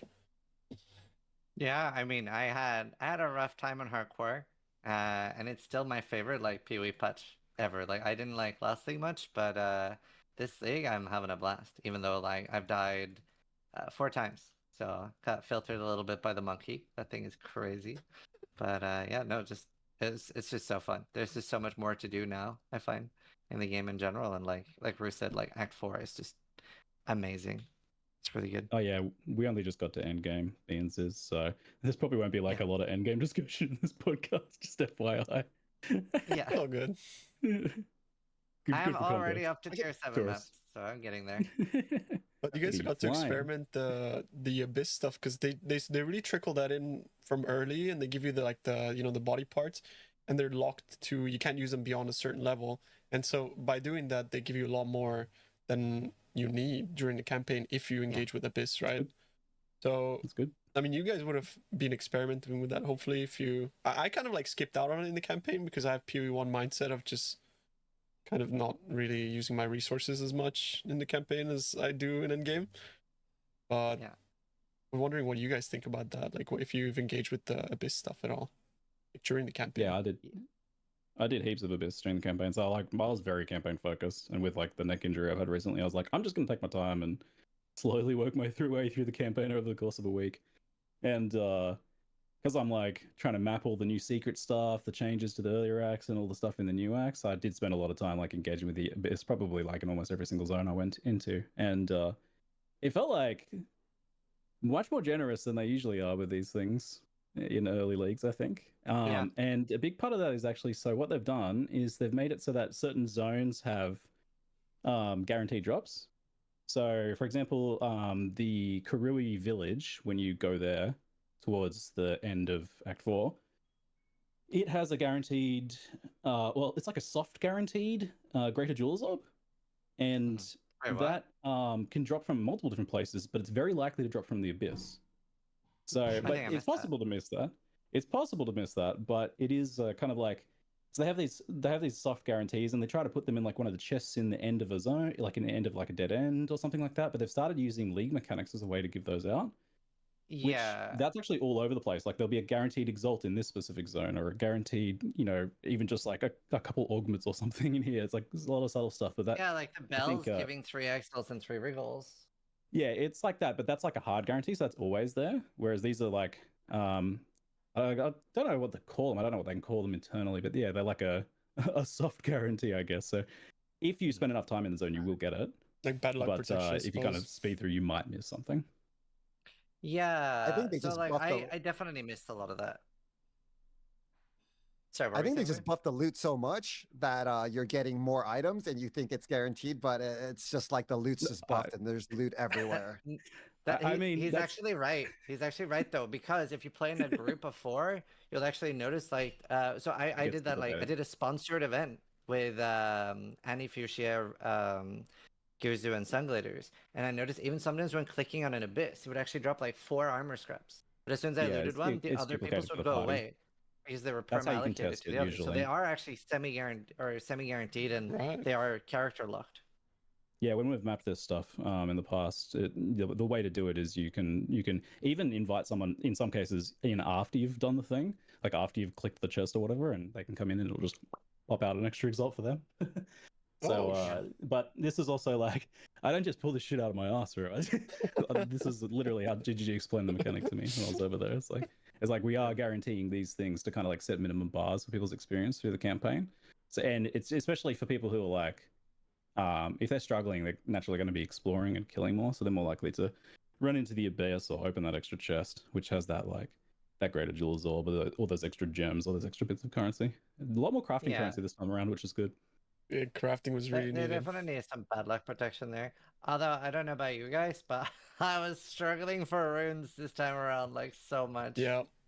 I mean, I had like Yep, 30 of weapons the ones. attribute ones. The ones that Yeah. you don't need. Yeah. That was a thing that they band-aided into the game because attribute requirements were so high, right? Now they nerfed them. I don't know. They probably should just get rid of those runes or whatever. Yeah, I think it's okay to have them because there still might be something. Like, it's probably better to have them than not, but I would like severely reduce the drop rate on them because they're still not going to be expensive. Very few people use them. Yeah. I agree. It's like so weighted But, towards those instead of resistance in the campaign, right? I couldn't count my res. I ended end game in like 20 res, but then again, I wasn't like super diligent about it. Yeah, So- I had to like stay back and farm a lot because of that. Did you guys find the ferryman in one of the interlude acts? So Wait. I'm going to take it as a no. There's an NPC in Say that again? in one of the interludes, the ferryman. Bro, the fact that they... It's like, what? The ferryman? It's on the map, bro. There's a question mark. Dude, what you mean, huh? The ferryman? Huh? The fuck? Okay, bro, there is a little bit of something to it whenever the whole like PoE 2 terrorist, no, tourist, there's a bit to it when that is the thing. Ferryman? Like, what you mean? Fucking dude. Also, how are you not exploring new shit? But I will say, I did struggle for rest runes as well. It's insanely fucking weighted towards those attribute things. I will say, if you get to the end game with only 20 res, that's because you're not doing it. Because there's way too easy to get just some res, right? Like, there's the desecration shit where you can kind of prioritize it, right? And obviously, if you prio gear with res on, yeah. But capping and 20 is also vastly different, right? I'd say you should reasonably easy get end game with like 50, right? At the current state of it, but let's see what he like. His mind is fucking blown about the ferryman. I gotta go get my X. There's an NPC in there, like one of the kind of like a vendor, that sells like kind of, I guess, like 10-ish runes, the greater runes for gold. I'm like, that's brilliant. Like, it's game to do that throughout the campaign with like weaker, or even like My weaker chat or told me more about expensive. it, but I never found it. Yeah, he's by the river on the way to the Elizabeth Bathory house. You know, we're bathing in blood to stay young. There's that couple, the kinky couple, on the way there. Yeah, there's it's really good. It's like 10 greater runes and like 2k gold each or something. It was like, oh my god, I bought everyone. It's like a lot of these are worth like 5 chaos or something.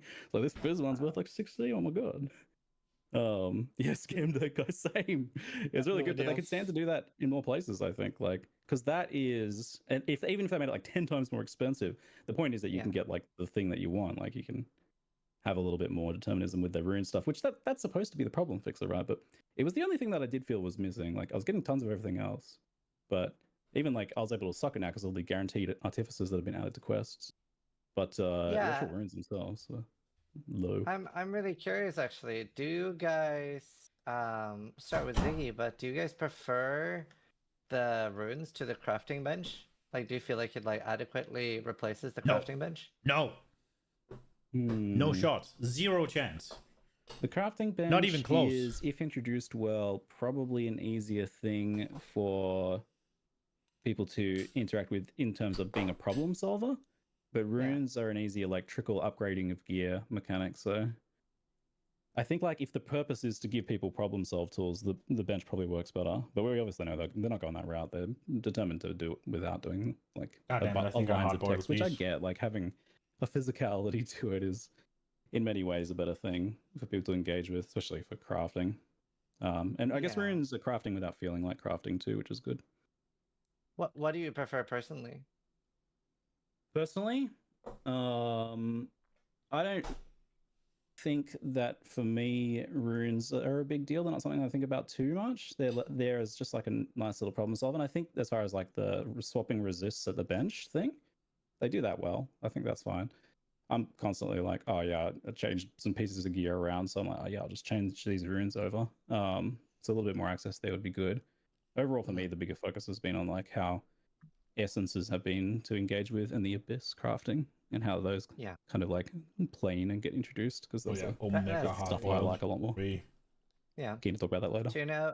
Tuna, what about you? Like, how do you feel about the crafting bench compared to runes? I prefer the crafting bench just because I'm always preferring being able to, like, if I need something, I do it, right? Like agency. I think it's just way better. But I also like runes. Yeah. I don't think runes are bad, especially in endgame. I think runes are really cool, and what they've done in the 0.1 patch last season, they really put in some like really cool shit. So I think the new runes are really, really cool. But I think then the issue stems from just the fact that it feels frustrating early to fix problems that you would be able to fix in PoE1, and you can kind of like attribute it to like, oh, is runes an issue or what? But for me, the issue is if they want to go down with runes, then it would be, I need more regal orbs or I need more essences, because they gave me enough exalts. We already talked about the fact that they didn't give us enough like resistance runes, but it just felt like I was stuck with like 2 mod items and like either having no essence to get a resistance on it, or no regal to potentially slam it to get further res or whatever. And I think bases in this game are... How the fuck are these guys playing? I know I'm slow. I mean, are they... This is... I don't get this. I have plenty of regals. I have plenty of everything. Like, I even have enough exalts to make like 6 mod items if I really want to. I'm not every item, right? Not all the time. Like, after Act 1 at least, but I'm more likely towards the later end of Act 1, there is 0 chance that any of my items are blue. I guess they're either upgrading much more frequently than I am, and that's why they're running out, or they're simply not clearing enough shit. Or they're just selling everything for gold. I guess that's an option.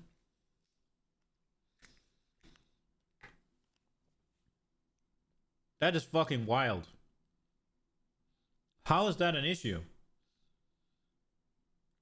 The essences I can see, maybe. I didn't even use the essences, bro. How are they playing the game? It's the same thing. It was before as well, where like, we don't have enough regals. What are you doing? I always had enough. Like, Well, in season 1, I didn't have that many. I haven't found myself wanting to regal anything and not having a regal this time around. That has literally never happened. Just too impactful to not incrementally upgrade. My base defenses were non-existent without upgrading. So Are you talking about in like during leveling now or during during specifically leveling? Because I think that's for me like 90% of my problems currently with Path of Exile 2 is during leveling.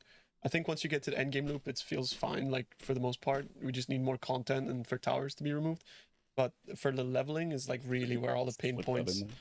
Yeah, but the real pain points are just like being kind of like feeling stuck in this loop of I need this res, I can't get it, or like I need to check the vendor, which is like not an enticing gameplay loop for me, and just sort of like having like no control over really, or you know, you could have control in by like brute forcing farming, you know, farming one zone over and over again, which is what I would do on hardcore, but I'm not sure if that's necessarily good game design because like on hardcore you kind of sign up for that, but on softcore it doesn't feel like is this the way that it's intended to be played, right? The kind of thing.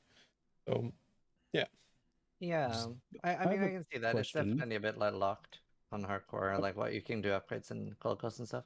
Go on, Ziggy. On this topic of runes, I'm curious what you guys think about the idea of being able to salvage items that you've socketed and you get the rune back. It's like if you actually destroy the item, you can get the runes back. I feel don't like think they're ever going to let you do that. Yeah, I doubt it. But I also think it's like the problem end game, but for leveling it seems like it would be a nice help. But yeah, can't really see how you disentangle the two. But then they could fix that issue with many other ways, right? And not to like create this weird, convoluted, like it works now but it doesn't work later type of thing. I think having syncs in the game is really important for softcore trade. So the more syncs there are, the better. But at the same time, like there's problems in early game that need to be solved. I mean, it does mean deleting but it does mean destroying the item, right? That's what I was thinking about it from that perspective. Not just taking it out, but actually like just dismantling the item. Yeah, I think that would be like the only way to do it. I don't know. I don't see them doing it, but it's not a bad idea. Rue, I was curious how you feel about the crafting bench versus runes.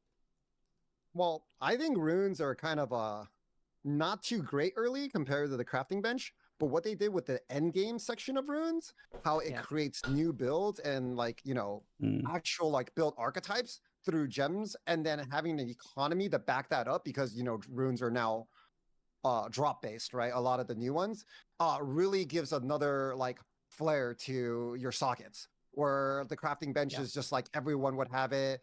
And then, you know, as long as like you got it once, everyone can get it. Now there's another like economic side of runes, which I think is pretty fun. I wasn't the biggest fan of runes when the game started, but I mean, runes are great. They just don't fill the hole. They're much less flexible. They are an item that requires you to have not just a currency. They disappear whenever you want to swap it out, right? Like, you can't take them out, you can't reuse them. It's just locked. Whereas with the crafting bench, it's some pretty, at least early on, it's a fairly disposable resource because it's just this crafting material that you probably have a decent amount of. Right, like I think is it alterations or whatever for the first craft, and then it's like alchemy or something, and then it's like a bit of chaos. That's when it gets a little bit more like, oh, can I afford this? But with the runes, it's just like, yeah, I mean, you use it and it's gone, and then you have to find a new one, and there's so many of them, and you have to find the right one, and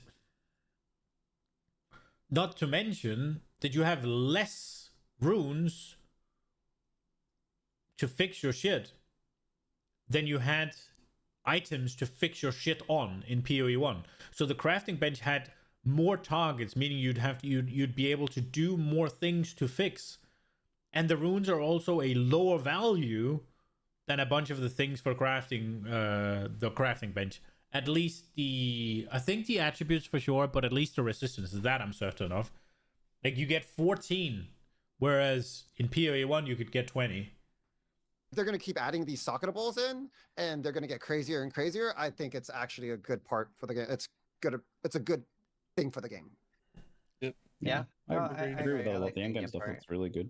It's getting way more interesting, eh? It's just like I think that it's just the leveling for me that runes suck for now.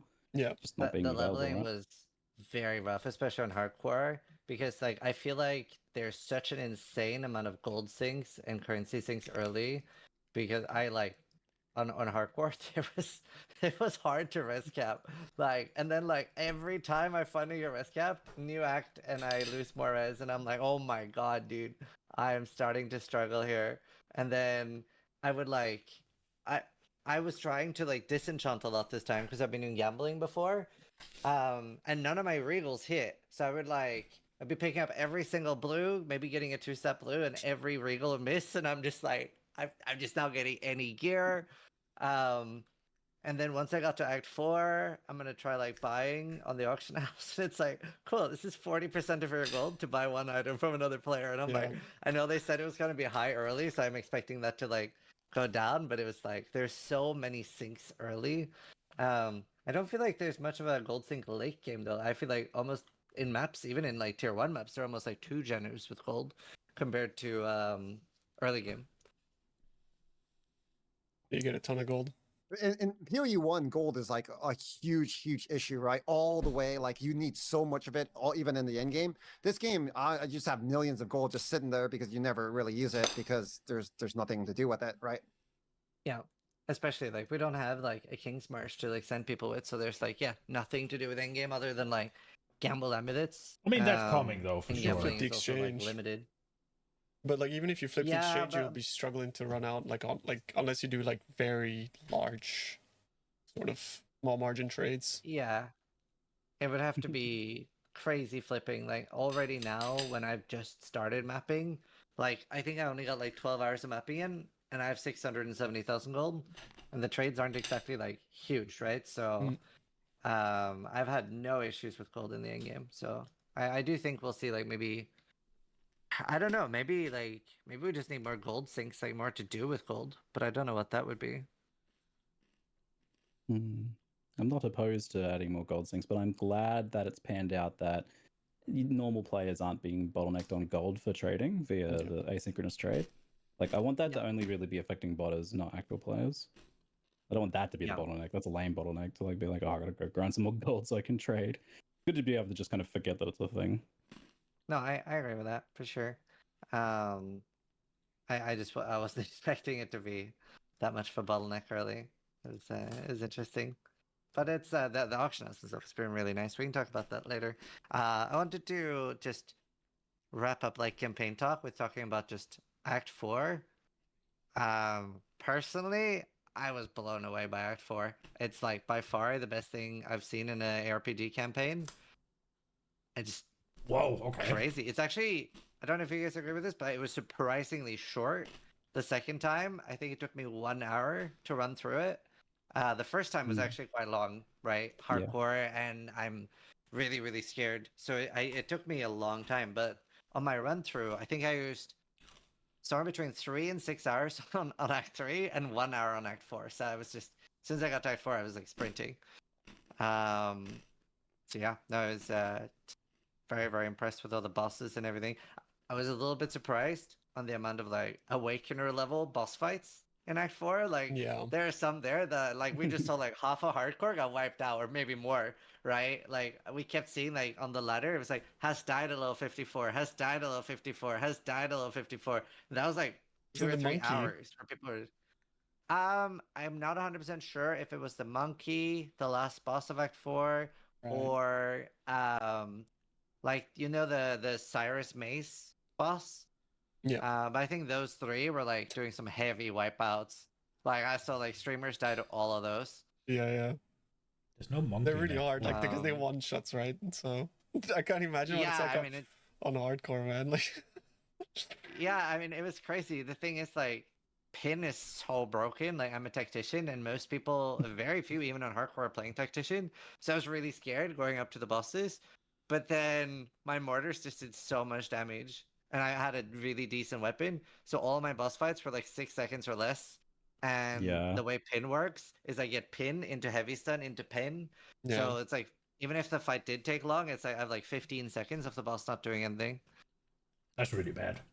Meanwhile, spells. I am also playing a Grenader, and I really want my first experience with new campaign bosses, especially with how good Period 2's ones are, to be something where I, in softcore, die once or twice on any major boss. But I unfortunately did not have that experience because, and I know it's like this is just 100% the like big balance disparity between builds because some people were like spending a lot of time on bosses or getting stuck or whatever.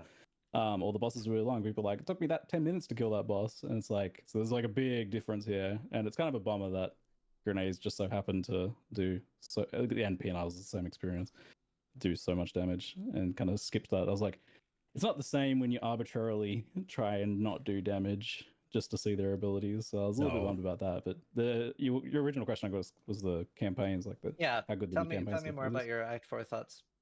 Yeah, I think I could be tightened up a little bit in a few areas. There's a couple of awkwardnesses that need to be worked out. Like, so the shark fin, for example, you get the shark fin. If you do that island first, which I did, you get it at the start of the act, and then you don't really. I did the island where you hand it in, like at the end of the act. You don't know that sort of stuff ahead of time. There's some kind of weirdness just with the nature of it being a sandbox campaign.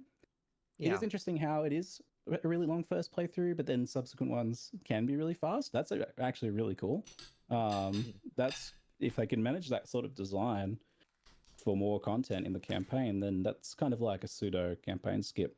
You can like make a ton of the stuff kind of optional, in a sense. And the sandbox aspect of it kind of lets you, only just kind of beeline through it. One of my favorite new additions to the campaign was how they have integrated league mechanics into the game and the story. So you get Abyss with an NPC at the start. That was cool. Tied to quests, you get a quest reward from it. They're very rewarding. It's like that for pretty much all of them. Even like Delirium was like a pleasant surprise for that to be in the campaign. Like you get an opportunity. I got like 6 emotions from that boss, and then I was able to anoint my amulet then and there. That's like soft tutorialization. That's really good. And Expedition was phenomenal. That was like super rewarding. I hit like tons of XP modifiers in there, so I got like 2.5 levels from just clearing that one expedition at a time. I was like, oh my god, look at the XP. Every single mob was killing is like 5% XP. Wow. Incorporating that stuff into the campaign and actually making like quests and tied to the NPCs and quest rewards is like such a good thing. I think it's going to get people like set up for endgame a lot more. It's going to be really good for new players, and it's just a really fun way of doing it too. Made it like a bit more real and tangible. So really like that. Big bummer though, the end of the interludes. I really thought there was going to be another boss after I did the 3 interludes because they've got these. You can do them in any order, right? So I thought you'd do them all. There's like 3 mini bosses. The last one I did was the twins.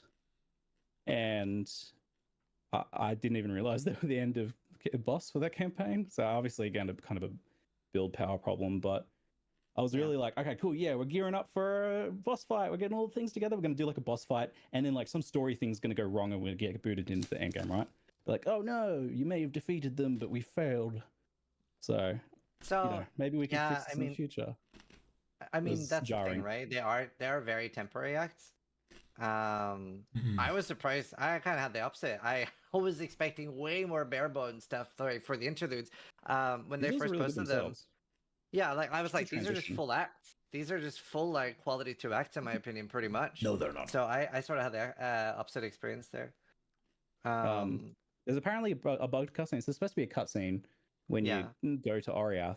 When you do the go to Oriath thing, but right now it just black screens you to endgame town, which was just like I was such a bummer. I was really enjoying it and really get up something. But yeah, apparently you're supposed to.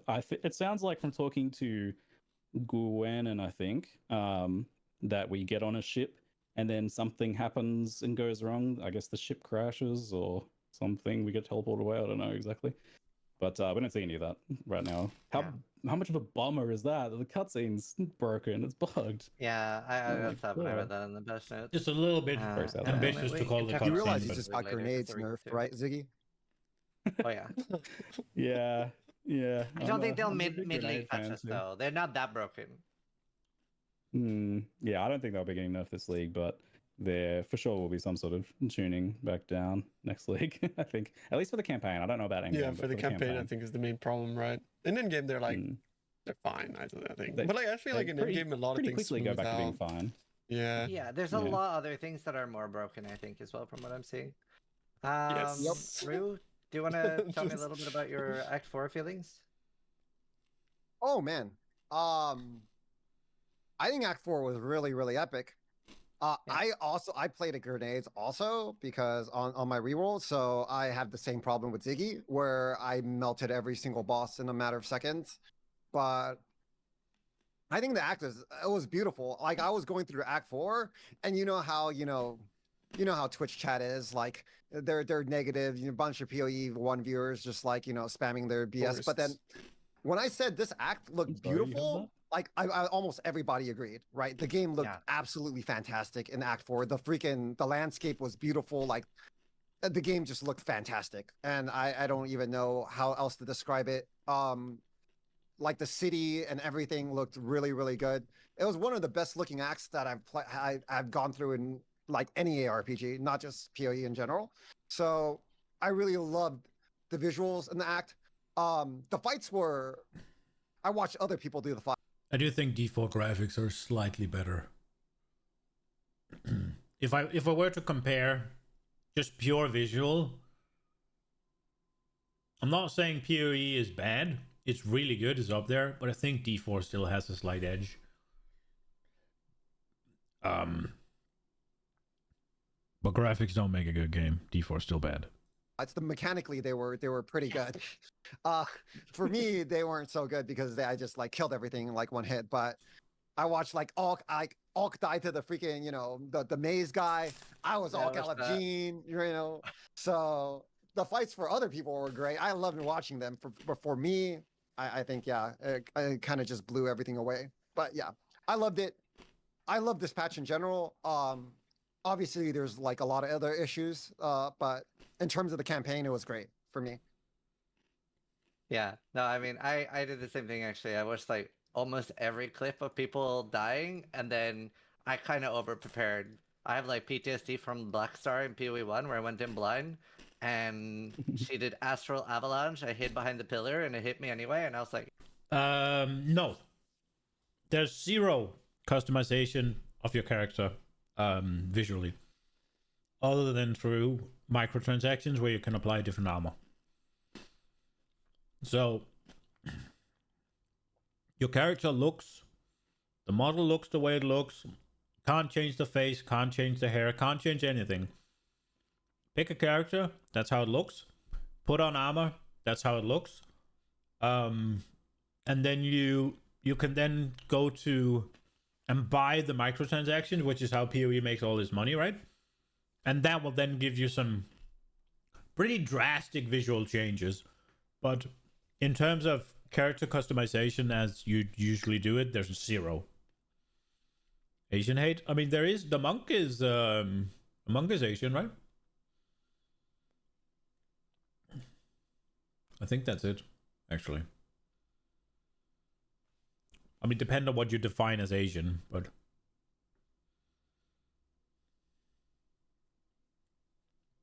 So I guess D4 has it beat on the character creation as well, although the D4 one is fucking bare bones. I'm never doing bosses blind again. Like, the player was to log out. So that was, yeah, I just over prepare for every boss now. But yeah. I have a question for you all. Did you feel like the campaign felt like a slog? The key word. Did it feel like a slog to you in any way? Like a slog that was all that was talked about in 02. So like issues instead of Diablo. So yes and no. He's not happy because there are no Asians in Diablo. You can make Asians in Diablo. What do you mean?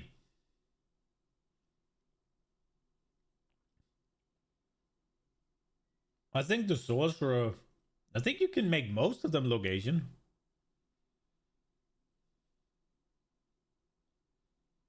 Maybe I'm wrong. Maybe I'm wrong. He tried for 2 hours? What did he play? Maybe the druid can't? And I don't think the barb can either, maybe? But the sorcerer can, I know that much. I think so, at least. I think the spiritborn can as well. Maybe I'm wrong. Maybe I'm wrong. I mean, PoE, if you want to play Monk, that at least, I think he at least has an Asian look. Can try and pull it up.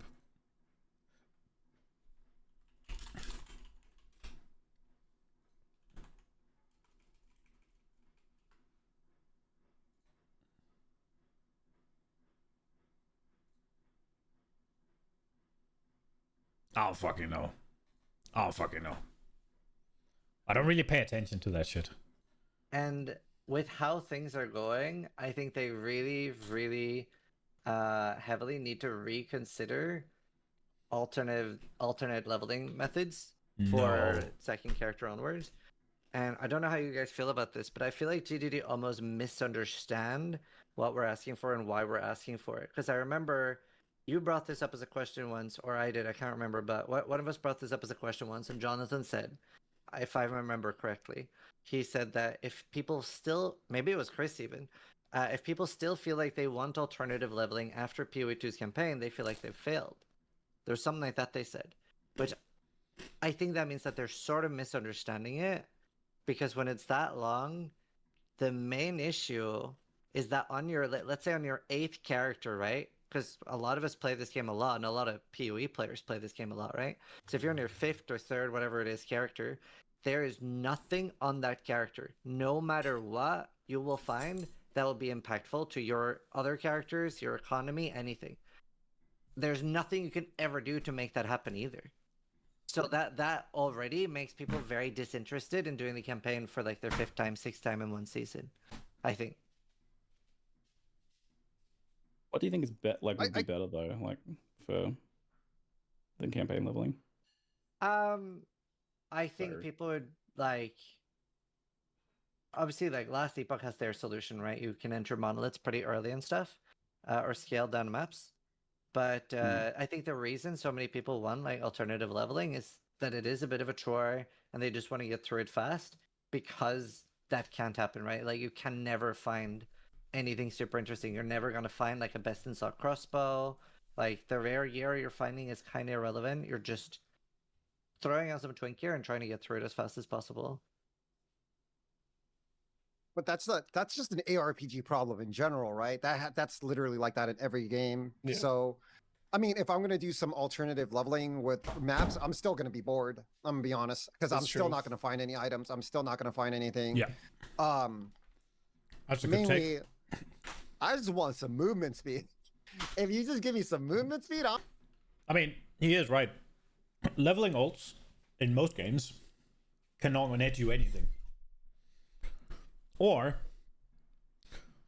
because it's not true that it can't net you anything, but it gives you things in such a slow manner that it's super inefficient, right? Like you get exalts while you're leveling. You get a lot of exalts actually from doing a campaign run. But if the campaign takes, I don't know what the thing is, 6 hours, you could get a lot more in 6 hours of mapping. I'm okay with doing the campaign. Like maybe if you finish some movement, if you like finish the campaign once, you get access to like 50 movement speed boots, and I'm chilling, right? But yeah. Yeah, I mean, I definitely agree. I do think like things like 7 League Step and PoE 1 make this 30 a stream lot streak better, pop. Let's because go. that's not something you can Big find potato time. On your first character. And I really like the idea of preserving that like initial experience. Or I guess it's right? It should potato. always be pure, if you will, with like that actual like long, hard first time experience. But even beyond the first time, the right? 5th character playthrough once right now is going to be rough, I think. I think the first Personally, character I of the would- league is great. No? Yeah. Do you guys Yeah. actually enjoy it? Like, just out of curiosity, do you enjoy like even What am I on now? I got the Witch Hunter, I got the Deadeye.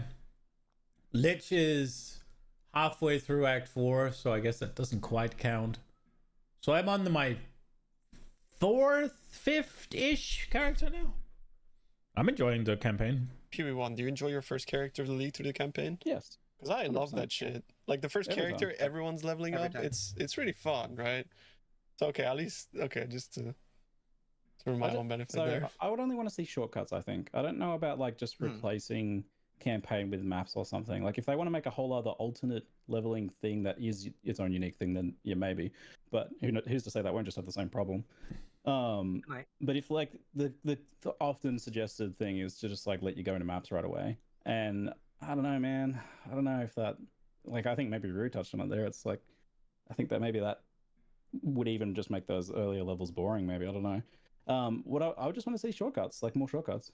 The ability to kind of bypass certain quests that aren't really very essential, because like you don't really need to tell the story fully again. You can have some shortcuts. You can even storyfy the shortcuts in some way.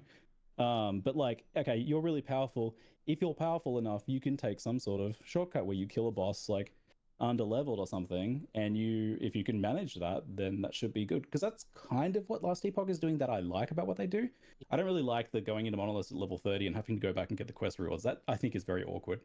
Yeah. But what they do that I like is that you can go do basically their versions of like Labyrinth Trials, like their dungeons at a very underleveled level, and they are generally going to be very hard or not doable on most builds, unless you know what you're doing, or it's the second character of the league and you're very powerful. In which case, if you can do it like 20 levels under leveled, then great, you get to skip like an act of the campaign almost.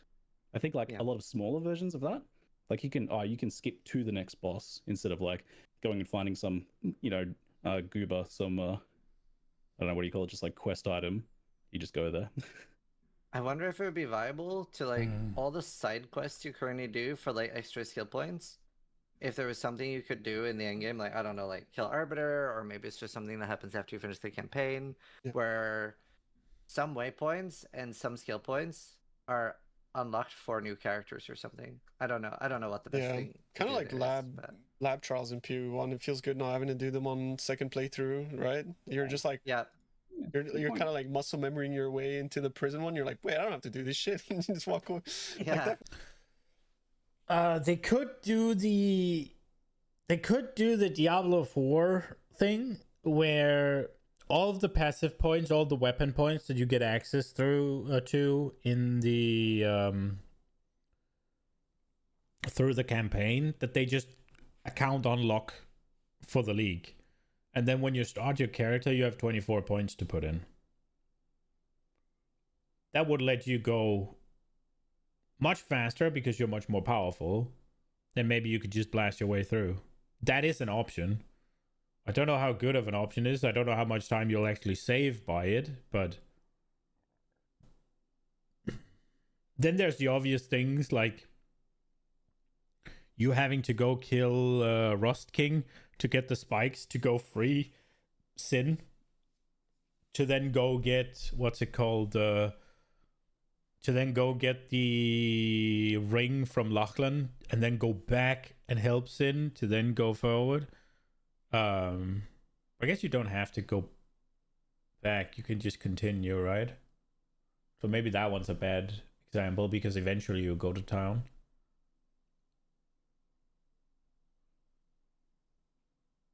There's the one where you go to Freythorn. You could skip that, I guess. And just have the spirit unlocked as well. That's an option. But I don't know, man.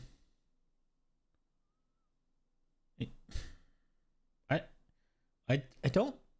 As much as I sympathize with the... Yeah, it's boring the second time, third time, fourth time, fifth time, seventh time, right? Like... You're gonna have to do it every fucking season, so I guess doing it more makes it a little bit more like ugh. And I don't know how much everybody's leveling up at the same time can. If that's enough, then the first one's gonna be good all the time, I guess. I just fear that it kind of devolves into D4 or D3 even, where unironically the most efficient way to level in Diablo 4 or Diablo 3 is to wait a day or two and have your buddy boost you. Like, especially D3, but also D4, like, it would be much easier for me to just wait until Zovi's max level until he has a character that can comfortably do, like, Torment 4 pit or whatever. And then have him open a pit, like, just have him boost me in pits, and I'll be max level in like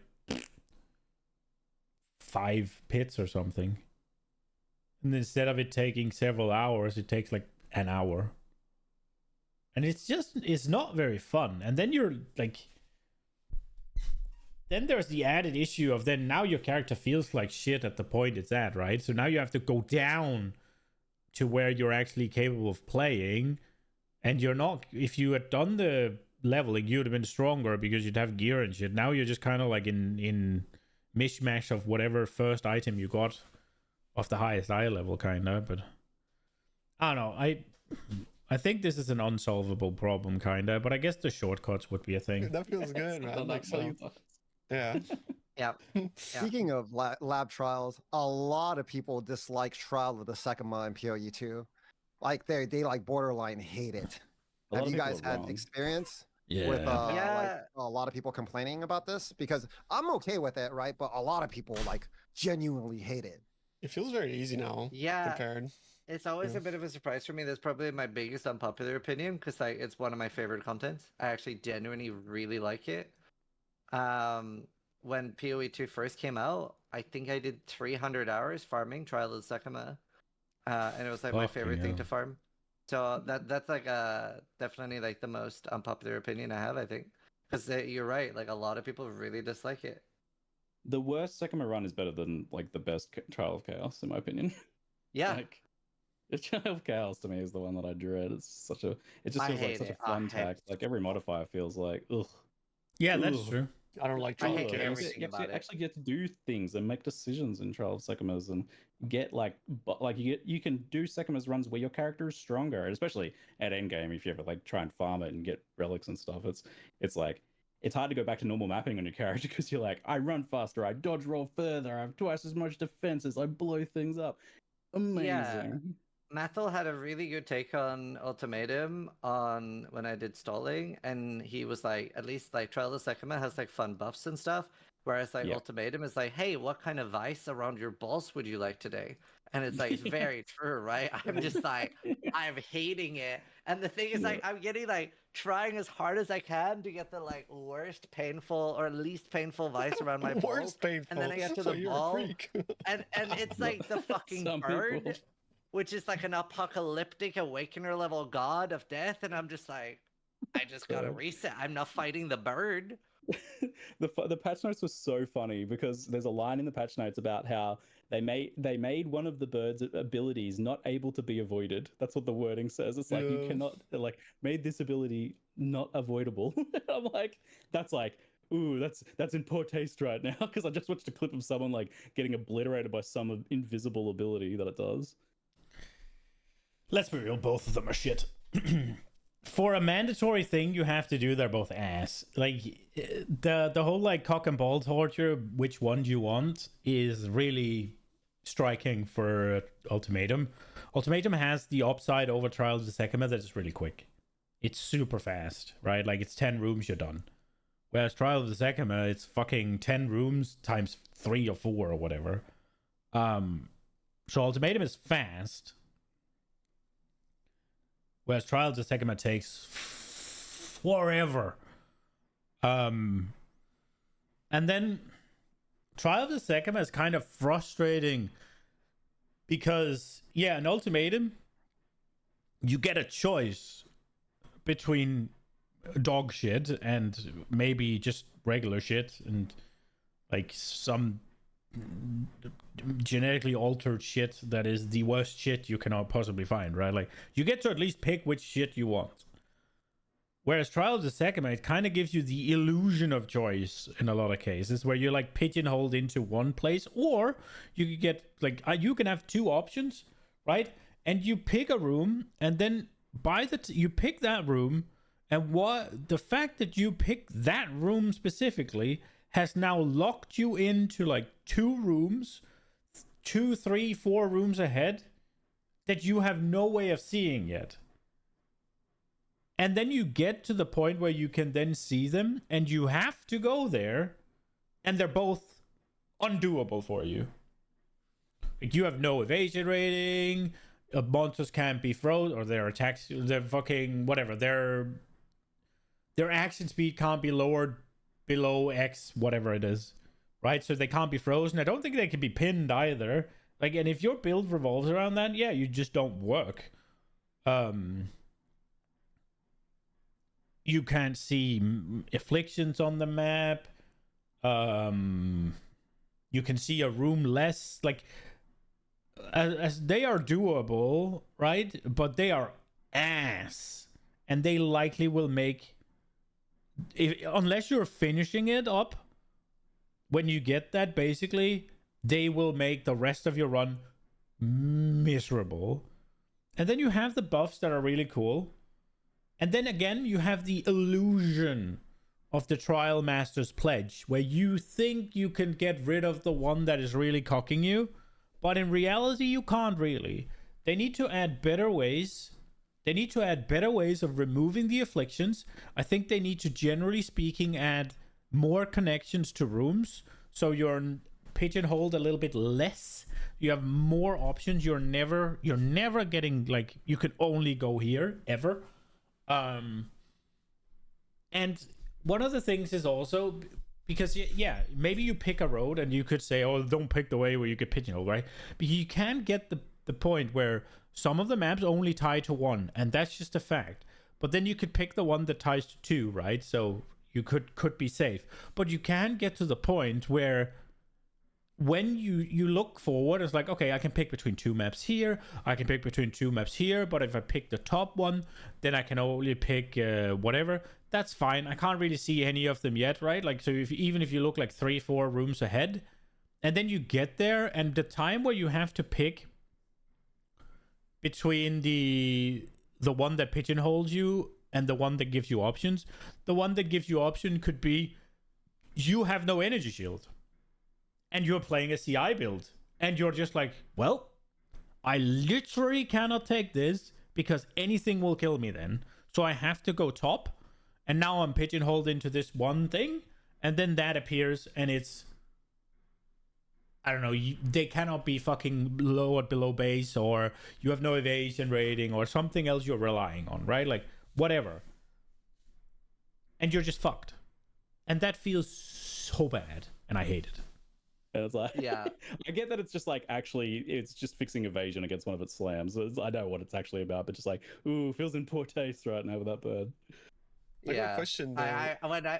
When I saw that, I was like, yeah, fuck it, buff it by 200% damage. I'm not doing it anyway. Do what you want. I don't care. Mad. I got a question about Sekomas, right? Because I think Sekomas is like really good, but when I do a gauntlet room, it's really bad.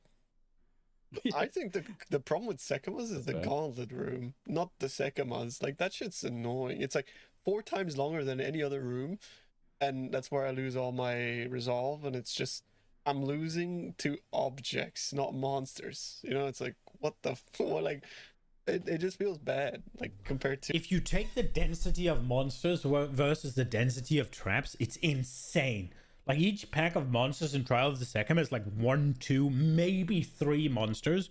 And then you go into traps and it's just like fucking machine gunning out balls, and there's traps everywhere, and there's spikes, and it's just like the fire thing. It's just, there are more traps than there are monsters, right? Like, you'd have to do like 10 rooms before you get as many monsters as there are traps in one gauntlet.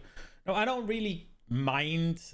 The gauntlets are shit because they're slow and they're boring and they're annoying, because it's always just wait, move, wait, move, wait, move, wait, wait, move. It's annoying. Like, it's not fun. And they're really long. Do the rest of it. Whereas the rest of it, you're kind of like rewarded in that you could just, if you have a good build, kill the monsters fast or whatever else, right? Yeah. But the gauntlet, you're kind of just like, gotta hit the lever, So, whatever else. you know how the ritual room with like a single ritual is a thing? I want Yeah. like the gauntlet rooms to be like that. Like, it's a small hallway or some sort of like little single room thing, and it's like pretty difficult and dangerous, but when you do it, and if you're good at it and choose to do it, because you often can choose to either do or not do those, you will like feel good about it, because like, oh yes, this is actually going to be like such a fast room because I do it. It's fast but risky. That's what I want those to be. That would be way better. If it's fast but risky, that would be actually Quite the great. slog. Now it's like long and risky. You know, long and But you know what's sloggy. crazy about Sekima? If they triple the number of Arcanist boxes that place drops, nobody will complain anymore. Everybody will love that place. It's like Trial of True. Sekima is great. That's like There was an option. that's like the PoE main one. thing with PoE players, right? You buff the loot, and then everyone's like, that place is worth doing. That's RPGs, man. that- It's the carrot stick. That is a bit of my problem actually with Trial of Sekima this season, is that they sort of nerfed the loot heavily in Trial of Sekima by like Abyss can drop timeless jewels now, which I I was, was very like, surprised about that. yeah, I was like, Yeah. why not keep that in Trial of Sekima? So I don't necessarily think that you should like just buff the raw currency drops, which would be a nice band-aid solution, because I do think like the generic drops of Trial of Sekima is a little bit low. It needs something else special that it's worth farming for, because right now it's pretty much just about the unique black diamond, right? That's like what I enjoyed farming about it so much, and that part is fun. But if you're not hitting that, then it just feels very like, why am I doing this? The generic drops are really low. So I would love them to maybe make another like Sekima specific reward to make it worth farming. That would like go a long way for me, I think. But I guess the original topic was actually about ascending rather than like the end game of it. But I agree with that. Sorry, what were you gonna say, Rue? Oh, I was just saying, like, I mean, it's like Sanctum, right? PoE 2 is just in the future of PoE 1. If Sanctum gave you currency in the first one, why wouldn't it give you currency in the second one? They ran out. It's like, I don't know. They ran out. Farmed I it mean, they could just buff They the nerfed it in Arcanist PoE 1. boxes, and I think it's all good. It doesn't Yeah, give it's you 'cause they nerfed currency it. in the first one We're anymore, just seeing basically. future patches. Yeah, we got 20 years I of do think they patches could to do it. That's what we're playing now. 20-year patch version. Exactly. Exactly.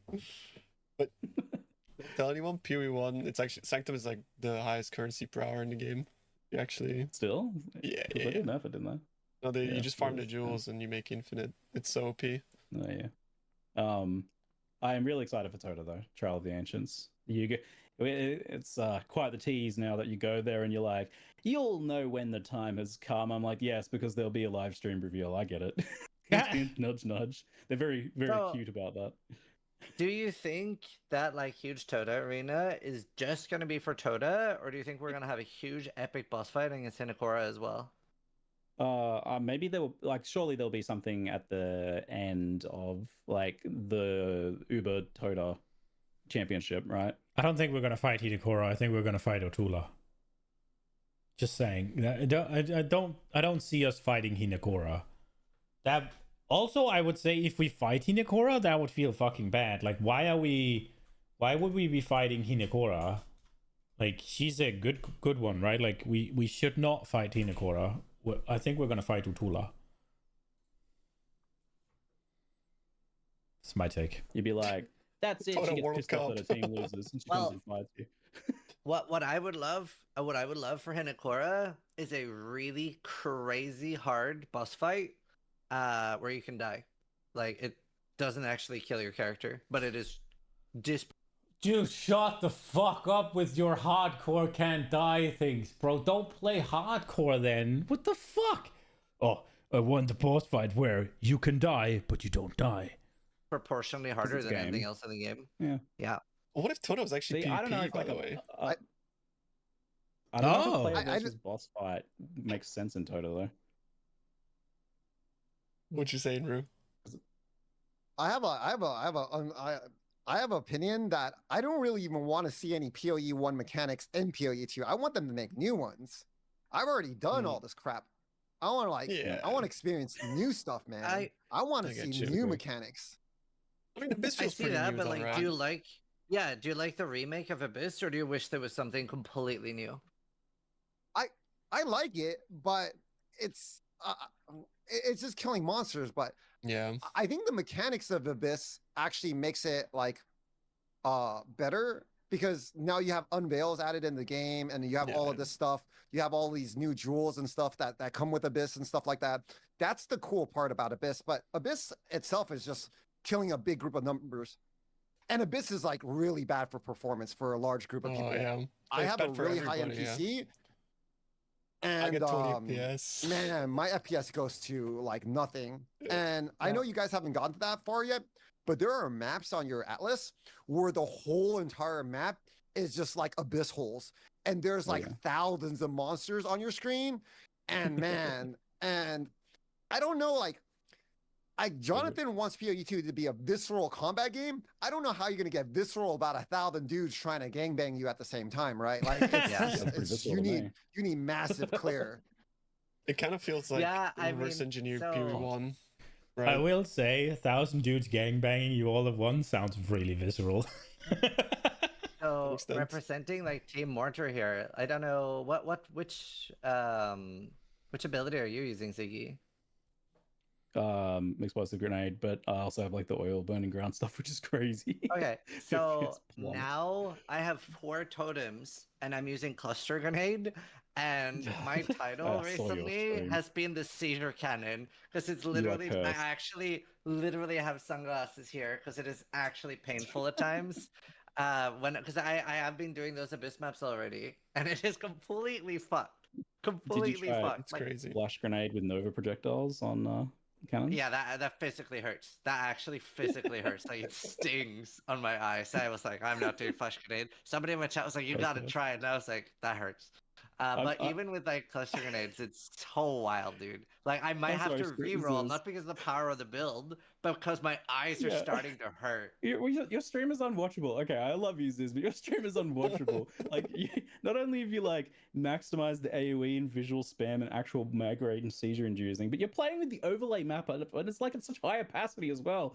Like whatever. Like, because otherwise you can't see it, bro. I have the same problem. It's just spam on my screen, so I have to put it like max. Otherwise, I don't know where I'm going, bro. I look like I'm looking at one of those just like unhinged like Korean MMOs or something, where it's just like all this stuff on screen. It's like 500 characters on screen on top of each other, and it's like some weird thing. I'm like, what even is this? What's he supposed to do? Don't hate the player, hate the game. Well, that's the thing. Like, I have been asking for an opacity slider for a very long time. It's time. Like, somehow PoE2 has worse visual clarity than PoE1. Actually true. It's actually true. It's actually true. That is impressive. I really want. I'll be honest. I can't see anything when I'm mapped. I just run in the middle of everything, and I hope everything dies before I die because I can't see anything. It's like you play grenades as well, right? Because like grenades, for example, you want them to be a big, cold, chunky, cool-looking explosion, right? Yeah. And like a part of making our builds bigger is making those explosions happen more often and making them bigger and making more of them. That is how we scale. So fundamentally an issue there. And if you do just add like a slider, like maybe you can tamp down on a little bit, but then at a certain point it's making that build not feel good anymore, right? Like we like to think that we're not swayed by things like fancy packaging, but we absolutely are. Like, if your skills don't sound and look impressive, then your build won't feel as good. You won't think your build is as good. Literally, people, it's the classic thing. And people that is a fair point, but you could just turn the slider up then. If you're like, it doesn't feel that good, then turn the slider off. It goes, I'm blasting, and then now my eyes, let me go back. You put an MTX on your skill and it's instantly better. As a thought experiment though, is that like something that wears off? Because I feel like at first I would be like slider all the way, but then over time I would just be like, I'm sick of this shit now. Like, that's why it's a slider. I agree with that. I think it's very important in the start and feeling out a build, but it's usually something I would like very much like to remove, because I, especially on hardcore, really want to see more of what my enemies are doing. It's just unfortunate for the viewing experience, because then you'd have sort of like no coherence, right? So that's like, if the GGG angle is like, we just want the game to look the same for everybody, I understand, but it actually does make playing the game worse. So about like balancing it too, I suppose. Rue wanted to say something. Yeah. Can I have a small complaint? Can they stop putting green floor with green on death effects with green monsters around them? Because it's really, really bad. Like, no one can see shit, and then you're just like, and then there's like a black dot that does like 1,000 life to you per second, and you running through it, and you're just like, it like out dots your life flask. Yeah. And it's really, really bad. I can't see anything when it comes to Abyss. Those green bubbles as well. My biggest pet peeve is like the green blobs that do like crazy damage, and like they want Okay, let's continue this while we're playing. Did I fuck this? There we go. We'll put it there. Let's see. No, there's two things that detonate when you go on top of them. There's the really scary, huge ones. There we That go. like have like a big charge up. They do like 1/10 of the damage of the tiny blobs. Should I and go the blobs are even here, worse then? because they spawn out of those like small What goblin-like the things. fuck But if you happened kill one to while it? it's on top of you, it just instantly detonates. So I'm Yeah. just What? like, oh god. Like you have to take a clip and then analyze, and then still yet you might not see what killed you. Like we had to like genuinely go CSI mode, and it's like, is it that? And it's like so small and unassuming that you're like, nah, there's no way it's that. And then you see like the plot it pops, my character just disappears, bro. And yeah, it's I don't know how you guys are gonna do it in HC. Like you need some serious defenses to survive that stuff. Good luck with that. I'll fucking know. Yeah. Energy I have shield. maybe Can't let's be get a bothered. thought experiment here. What is a build that has amazing visual clarity, but still feels chunky and satisfying to play? Like, is there any examples of that? I'm wondering. Maybe chat. Lightning arrow, Deadeye. That's pretty spammy though, right? Like, because you got the lightning rods going flashing Oh, everywhere and stuff like that. The contagion is it's so gotta be- satisfying as well, yeah. Okay. Does that have that kind of like The dot melty feeling. caster feel, which is satisfying in its own way, but not Yeah. but it's not kind of like chunky. I though, forgot what right? we're So doing. how would you translate that to chunky builds? So All I right. think like the dot builds Growlwood. historically have been good. Contagion builds have been. I really didn't good get for the that. fucking. Yeah. Is there any examples that feel like, because that captures the damage over time feel nicely? Yeah. I want to give maybe an example, but it's PV1. Like when you threw one seismic trap, I feel like that had pretty okay visual, but when you threw like 10, that was a problem, right? Like, but if it was like one seismic trap, it was like. If I throw one explosive grenade, the visuals. Okay, let's try this.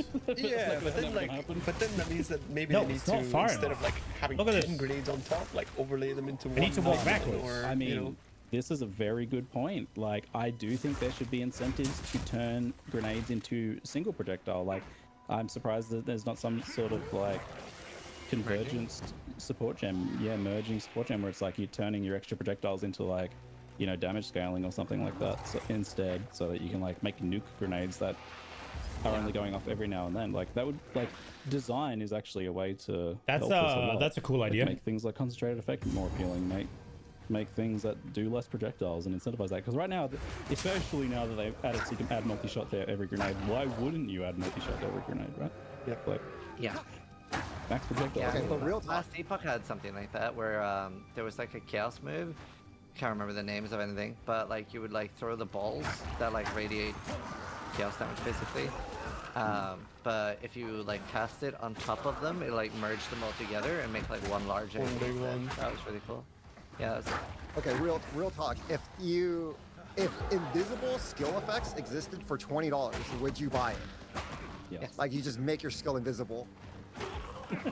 I would probably have to I for have some done it. skills. I've done it in before, like for MTXs that were better visibility. There has been Yeah. examples of that in Void PV1. Spark. I've purchased skills that had better visibility. Yeah.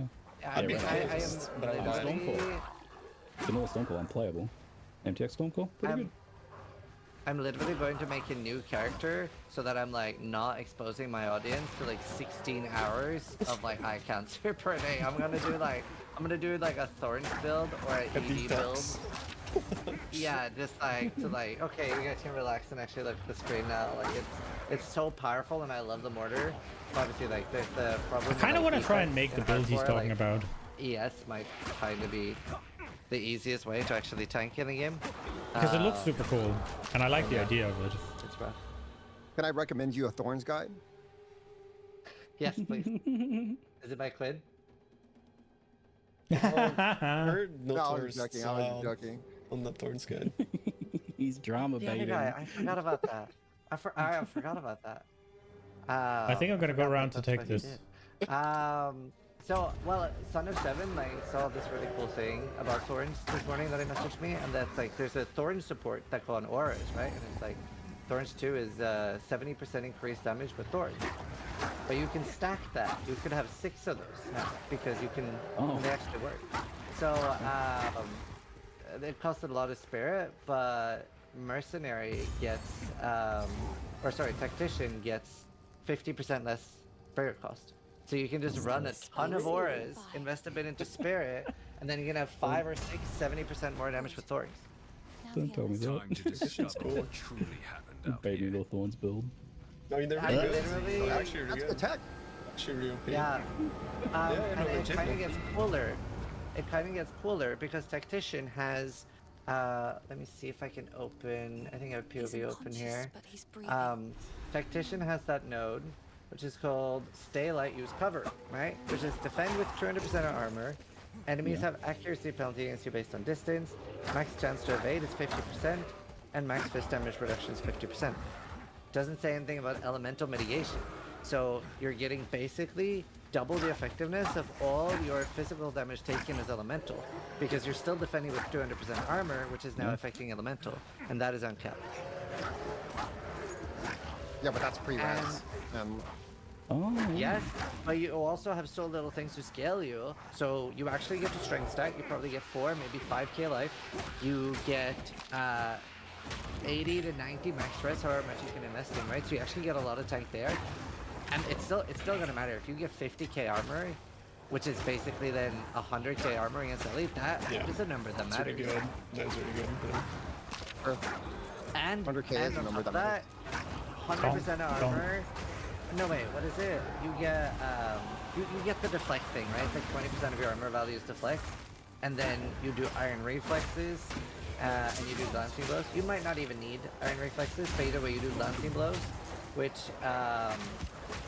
massively buffs your. This is very chance to specific deflect. what they're talking Like about on now. my character, which I only have 4,000 armor, I have 36% chance to deflect, which obviously it's not important as a main defense, but it's definitely gonna make a difference. Yeah.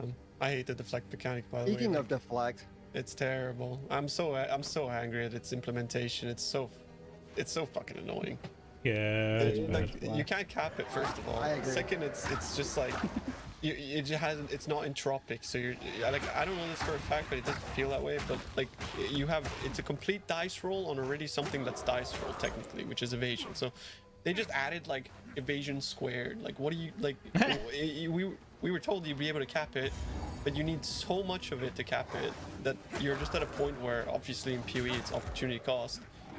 So you're just better off just going ES instead. You just get way more HP. Like, damage reduction doesn't matter when you just get HP. Is the problem. Like, do you really want another suppression where he's just like checkbox cap it? Yes. I think the second part of your sentence there is like, through here. well, so it's better to go ES. Like, Well, if it was, I want something it as a that's layer reliable, was right? fine without needing to be capped.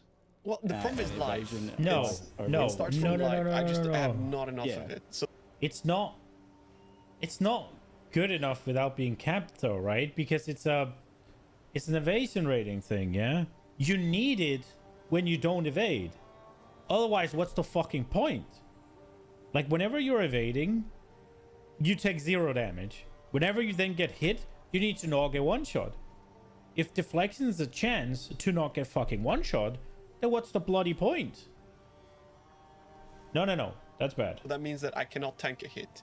So I'm walking over a green bubble and it blows me up. I don't want it to 70% of the time not blow me up and then 30% blow me up, right? Like, that's when I have one portal and I'm investing in my maps. That's just straight bullshit. Like, and like, I'm saying one portal and Ziz is probably like, oh, first world problems, you know, I got one life, you know. But like, it matters because you're designing the game around punishing people for not building tank, but then you make your tank complete dice roll. It's just not good. Like, it would be okay if I could be like, oh, I'll just get some life, sort of like, you know, weather, like, have it less often happen, right? Like, but you can't do that. So instead, you just get blue life instead, and you win. It's unconditional, right, at that point. So I think, like, if you could, rather than just being kind of like a binary cap or uncap thing, if it was a thing where, like, the further you scaled it up beyond 100% chance to get into deflection, you get, like, graded magnitudes of deflection. So you got, like, a small deflect. So you could, maybe it'd be pretty easy to get, like, 20% mitigation, 100 cap, like, get a cap for that. But to, like, get a 40% deflection, that takes a lot more investment. yeah, 40% is a high number, so I'm okay with that. But it needs to be reliable to some degree, right? It can't just be either you die or you don't on a one portal map and have no alternative outside of stacking ES. What are your thoughts? What were you Rudy? saying? I have a great idea. I have a great idea. All right, this is like game breaking and revolutionary, right? What if they deleted deflection and they added max life onto the tree? Yeah, it's just life. Life is Literally. honestly the problem. The biggest problem with the game right now is just not enough lives. Like, because even before, like the problem wasn't evasion. The problem is that like you just didn't have enough life on top of your evasion, right? So when you don't evade, you die. So and now we have the problem of like you don't evade and then you don't deflect, you die. So it's like, oh, okay, we just don't have enough HP if you're not building ES.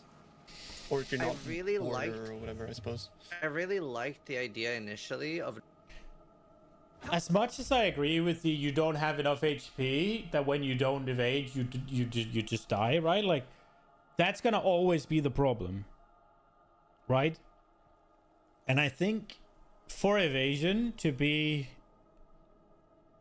because evasion will never be hardcore viable if you can't guarantee you not dying when you don't get hit, right?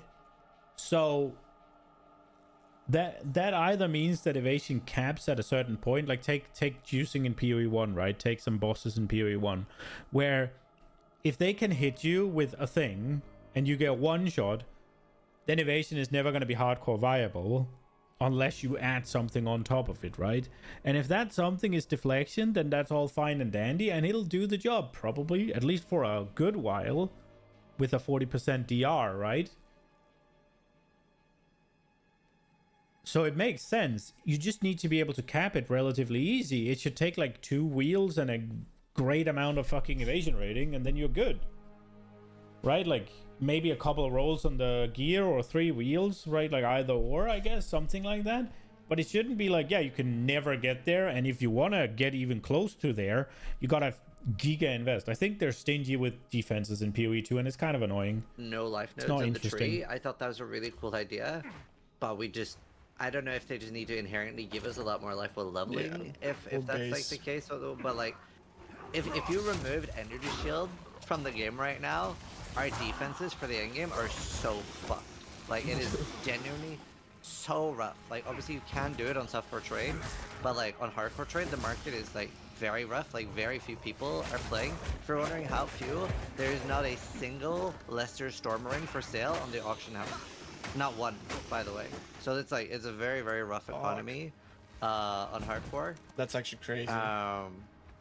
Yeah, that's worse than a private league. Getting really good gear is very, very in a tough spot. And obviously SSF is even worse, right? Because you don't have crazy farm potential. Now, the mapping stuff isn't as bad, but it does give you an indication of how low the stock of things are. I need to find the druid.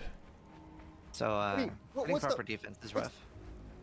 What's the real point of adding a RNG defensive layer on top of an RNG defensive layer? It's like there's no point. Exactly. I don't even know why we have deflect, and it's so badly tuned. On top of that, right? You need 70,000 evasion to get the 88% deflect. 70,000 deflection rating. So much. That's like 70,000. That's insane. 70,000. Okay. Well, I mean, there is a point to adding RNG on top of RNG, right? Like, because it does make it significantly less likely that you're gonna get hit. But it just doesn't fix the problem, because you don't want it significantly less likely. You want it to be never one shot. Like your whole entire character. It's so badly optimized. I agree, because what evasion really needs, right, is the equivalent of a Kintsugi, the chest in PoE 1, that like when you do get hit, you take less damage, because the entire purpose of evasion is you're not going to get hit a lot, but you need something to prevent you from getting one shot when you are getting hit. Yeah. So yeah, it's rough for sure, like the current state of the defense in the game, and I do think they'll fix that over time. Well, I definitely miss life right now. I would love if Deflect was a Kintsugi style effect, so if what you built with Deflect was how much damage reduction you get if you haven't been hit for X amount of time, and don't scale those different factors. I think that would be way more fun. Yeah, no, exactly, that's what I was going to say. The way I would like Deflect to work is if you're getting hit 3 or 4 times recently, it does nothing. Literally like 5% to 0% damage reduction. But yeah, like you can get deflect to 100%, and it's 40% damage reduction. If you get hit again within 4 seconds, it's maybe only a 20% damage reduction. So That's a good idea. As much as that quote unquote is a good idea, that is gonna make it literally only ever fucking usable for evasion builds, which I get that that's what they want, but I do think that there are some cool avenues to explore with having it be capable of being used with armor or energy shield, right? Like having some unique item that lets you scale deflection rating at an increased rate based on energy shield, or have a scale deflection rating based on armor, like the tactician is doing, right? Like literally, if Scissorin gets what he's saying here, then the tactician node of armor applying to deflection rating is useless until they make it so that the hybrid gearing is not completely trash anymore. Keeps the yeah, that keeps the intended theme, right? Of you still want to stack high evasion, and you can't just throw it on every single build, because that was the big fear. I think a lot of us thought deflection was going to be super OP. Like, why the fuck would you not cap evasion in every single build? This is just warriors get fucked, right? Yeah. I do see that argument. That if it's just a 40% DR permanently, it is fucking busted. And if that is easily obtainable, then obviously that's not gonna work.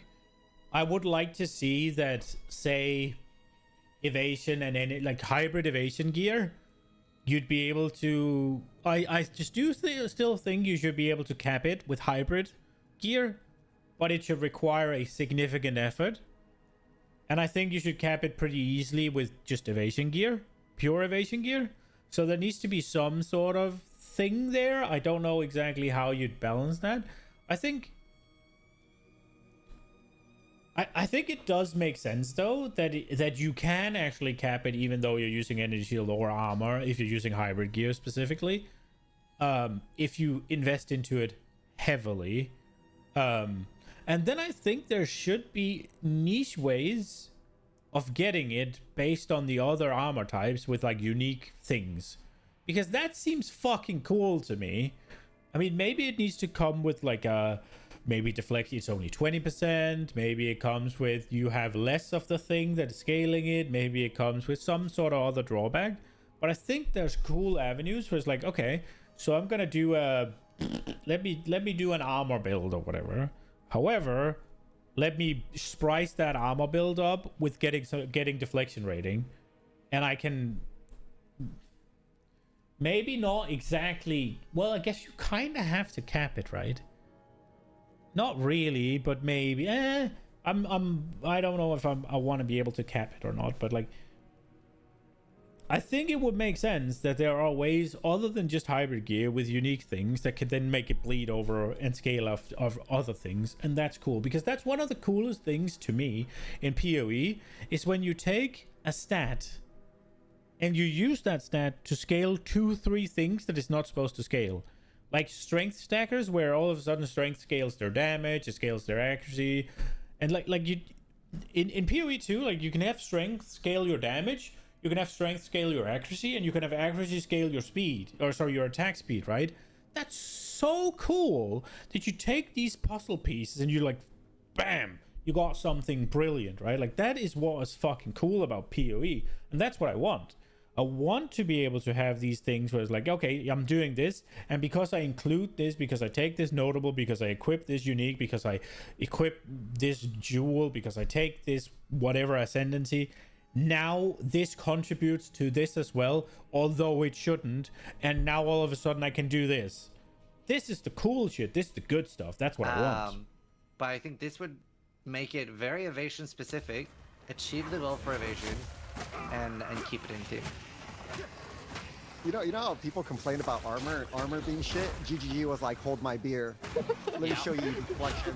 Bro, I crashed out today, so I had an argument with someone who's like, deflection is OP, and I'm like, bro, just put the numbers in a calculator. It's not OP. Just like you can literally put the numbers in. Like it was like I was talking to a flat earther, bro, almost like, like trying to convince me it's broke, and I'm like, well, it's not, because like you look here and you put the numbers in, and like you look, I have the receipt. And he's like, no, you don't understand. You're just a noob. Right, I was like actually going crazy. But it's like, bro, you get ES and you don't have conditional anymore. And there's so many good tools for you to get ES back. You know, there's Ghost Shroud, there's Sentia Sanguis, there's Chevron's Belt. I guess I just found the use for leveling up the shit. Because he was not in execute range. And somehow I still managed to get it. So it seems like the damage of Culling Strike goes before the cull. That's kind of interesting.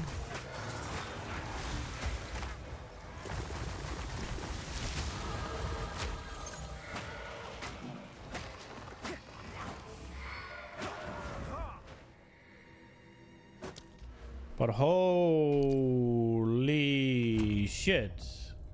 Obviously, this quarterstaff now feel good to level. Off the top of my head, that's all. But, you know, it's like, it's a good defense, and everybody's gravitating towards it, and they don't want to nerf it, but they're not giving adequate sort of alternatives for people that are not stacking it.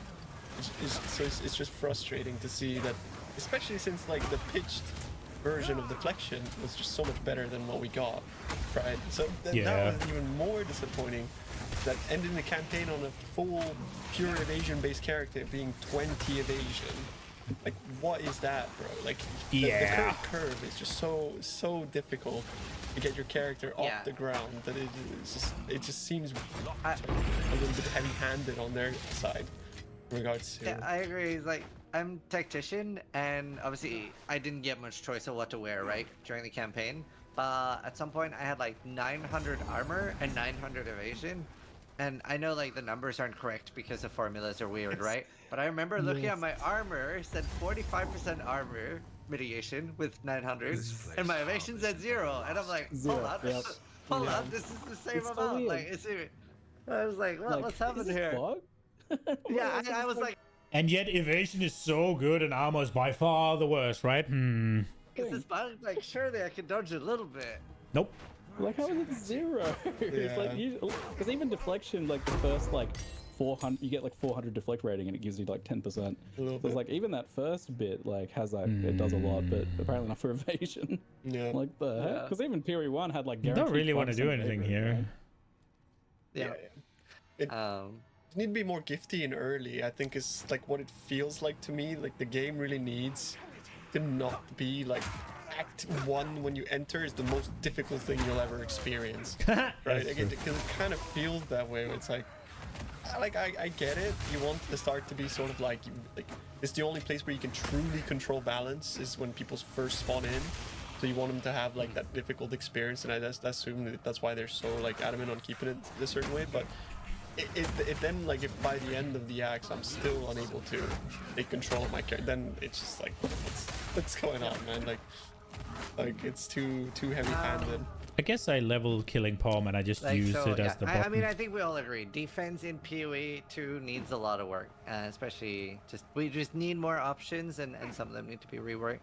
But I think we'll end the defense discussion there, because I actually want to talk about another thing too, which is skill and build disparity. And obviously we've all seen the numbers on stats. So I'll have, after I finish, I'll have Rue take this one to start. But obviously we saw that was like 81% Deadeye in top 100 or top 1000. I can't remember what it was. It was very, very large numbers. Do you think there is a skill diversity issue? I think that's just the case of the Deadeye was very, like, I think there's 3 reasons, I think, because why the Deadeye was was so overwhelmingly the majority of players. 1, there's the talent tree rework, right? We didn't know what to get, and everybody was saying, hey, Deadeye's gonna be the shit. Deadeye lightning arrows probably gonna be the business. So because people couldn't really plan their own shit, everybody gravitated towards it. Secondly, there's not a lot of fucking diversity in the game in general. So there's less options. Whereas in PoE 1, when something new comes out, there is a bunch of starter options, right? Because you have so many skills and every single ascendancy can play that skill reliably. Whereas in PoE 2, yeah, if you're trying to do maces, it's probably best to be on the mace side of the tree. Like a lot of the generic damage scaling in the witch hunter, mercenary ranger side of the tree is projectile based. So you're probably not great going maces on, say, a ranger. That's a bit of a way to get to the fucking physical or flat attack damage scaling, because most of what you got is projectiles, right? I guess you could go to the monk area and take some of those, but a lot of that is also lightning, and maces don't have any lightning. So it's like all of the fire and all of the physical and all of the mace is on the warrior side, and that is all the mace has: physical and fire, right? So it's like you're far more pigeonholed into something because you don't have the cyan area. You can just shortcut through with some pretty efficient mods in there to get where you want to go. And then the third is there is very few things in PoE 2 that clears an entire screen without too much haggle. Without hassle, I mean, not haggle. Without too much hassle. There's not that much that'll do that for you. And Lightning Arrow promised to do that. So I think that's 3 reasons why it was so hard. I don't think it's necessarily just, oh, the balance is off. It's just, it is and it isn't, right? Because they're trying not to have these screen clears, it seems like, or at least the screen clears are hidden behind a massive layer of combo and shit. And whenever there's one that does it without it, it's kind of an outlier, and they'll probably remove it. So abuse while you can. So that is a balancing issue. Well, I think it's less just a few things are really overpowered, and more just there's not that many things. Or do you think it's more the fact that they didn't release the skill tree basically and stuff like that until super late? What do you think, Rue? Oh man, I feel like the whole balance of the game is rotten, and I'm pretty positive about all the other stuff about PoE 2, but the balance of the game is just rotten to the core. Items are way too powerful. The skill tree is not powerful enough. I agree. And it just creates this whole like atmosphere of like you're just like in struggle town. Oh, the game is a walkthrough. That's how I feel like the game is. I don't know if I agree with that. Because as soon as you get any sort of items, the game becomes so much easier than what you experienced in the previous acts or whatever, right? So I think the whole entire balance of the game is just rotten. I think they need to redo all of it. They need to boost the baselines. They need to nerf the skills so they don't interact with items as hard, and then you might get like a more balanced game, because right now, like all the bosses die in a second, right? When you have good gear, to like every single skill. Yeah. And in the beginning, like the undertuned skills, they don't do anything. They don't do anything at all. You're like, you can fight an Act 2 boss for 20 minutes because the skills are so undertuned. So I think there's a lot of work to be done, and this is like a discussion that I guess I haven't run into any of the bad skills yet then, because I mean, generally speaking, I've been able to get pretty good damage out of anything I've played so far. And now obviously it could just be that I've picked good things. Could be that I have a better eye for, it could be Diablo 4 skills actually, where I'm not so much looking at having like, I want to do XYZ and just that's how I want to do it, whereas more like I want to do X and they have laid out that X works with Y and Z, and so I pick Y and Z and then everything kind of works. I'm not sure. I can talk about for hours and not just 1 minute on a podcast. Well, do you think that the skill diversity is better than last patch though? Because I genuinely do. Even though the numbers are worse, I do feel like there's a lot of different builds that are super viable this time, and I think that's the numbers are the way they are a lot because people panic. I feel like a lot of people, especially that aren't good at making their own builds, are like, fuck it, Fubgun seems really confident in this Deadeye thing and everyone's saying it's going to be good. Let's just start with Deadeye and then I'll try other stuff later. I think if we had full skill tree, full patch notes a week earlier, I think it'd be wildly different percentages on what's played. I agree.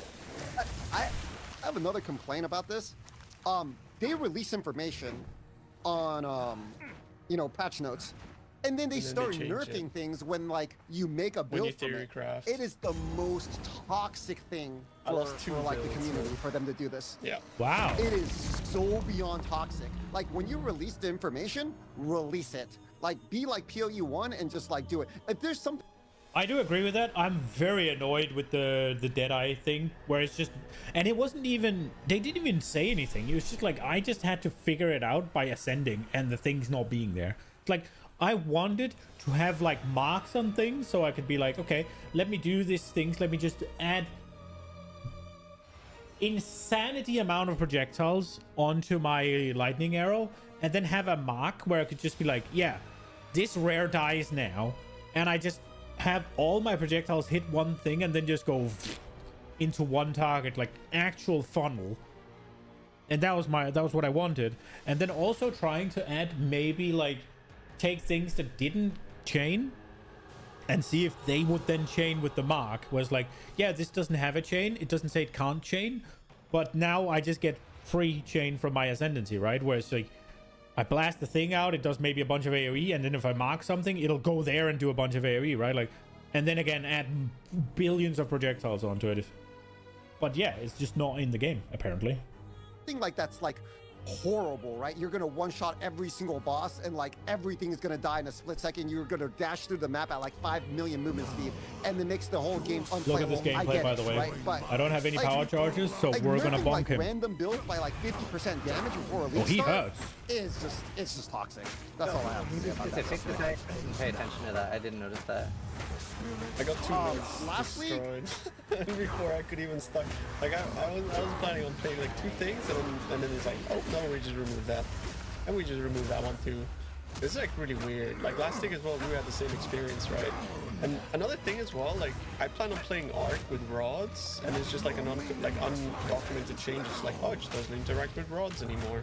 Like, oh, like things like that, like are pretty relevant. And I know it's because of like the wording that all of a sudden it's no longer an orb or whatever the hell, but like the uncertainty creates people gravitating towards one thing that they know is a sure bet.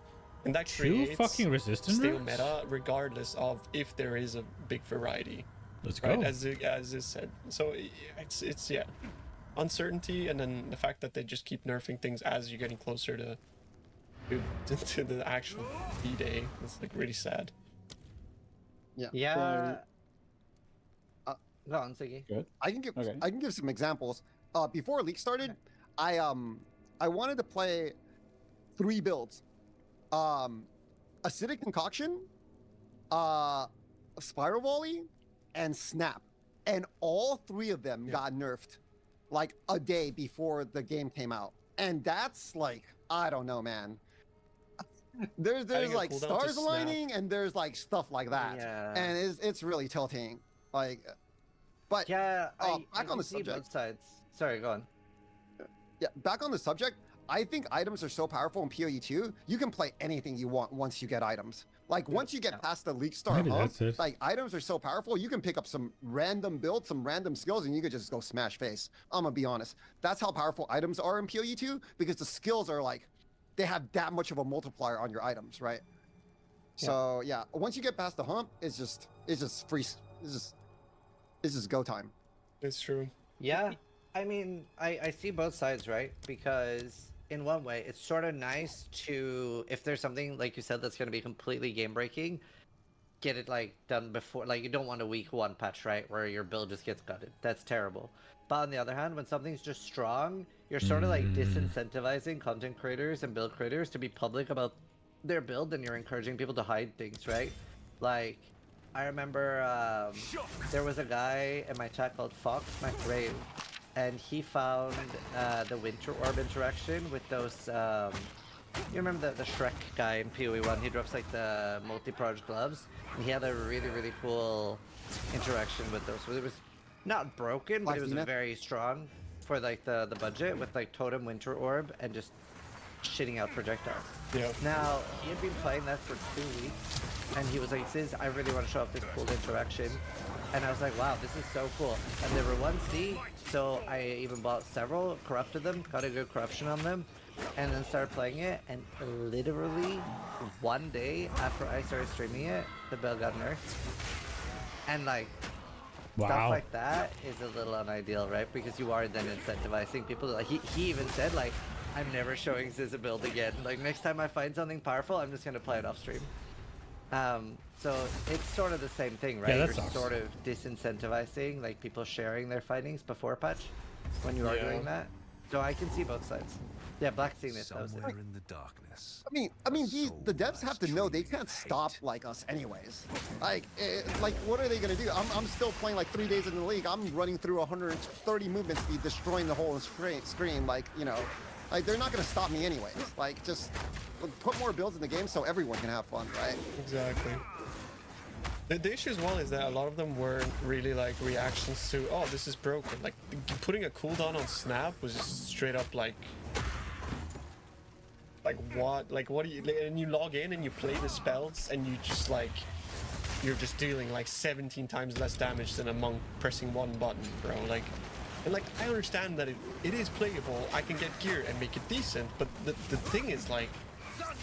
I'm playing a different game, like, and if you're doing that, the game is inherently made for people to care about what other people are playing. Otherwise, League Start wouldn't be such an event. That's the whole purpose of League Start and fresh starts, is that you care about starting on equal footing with everybody else.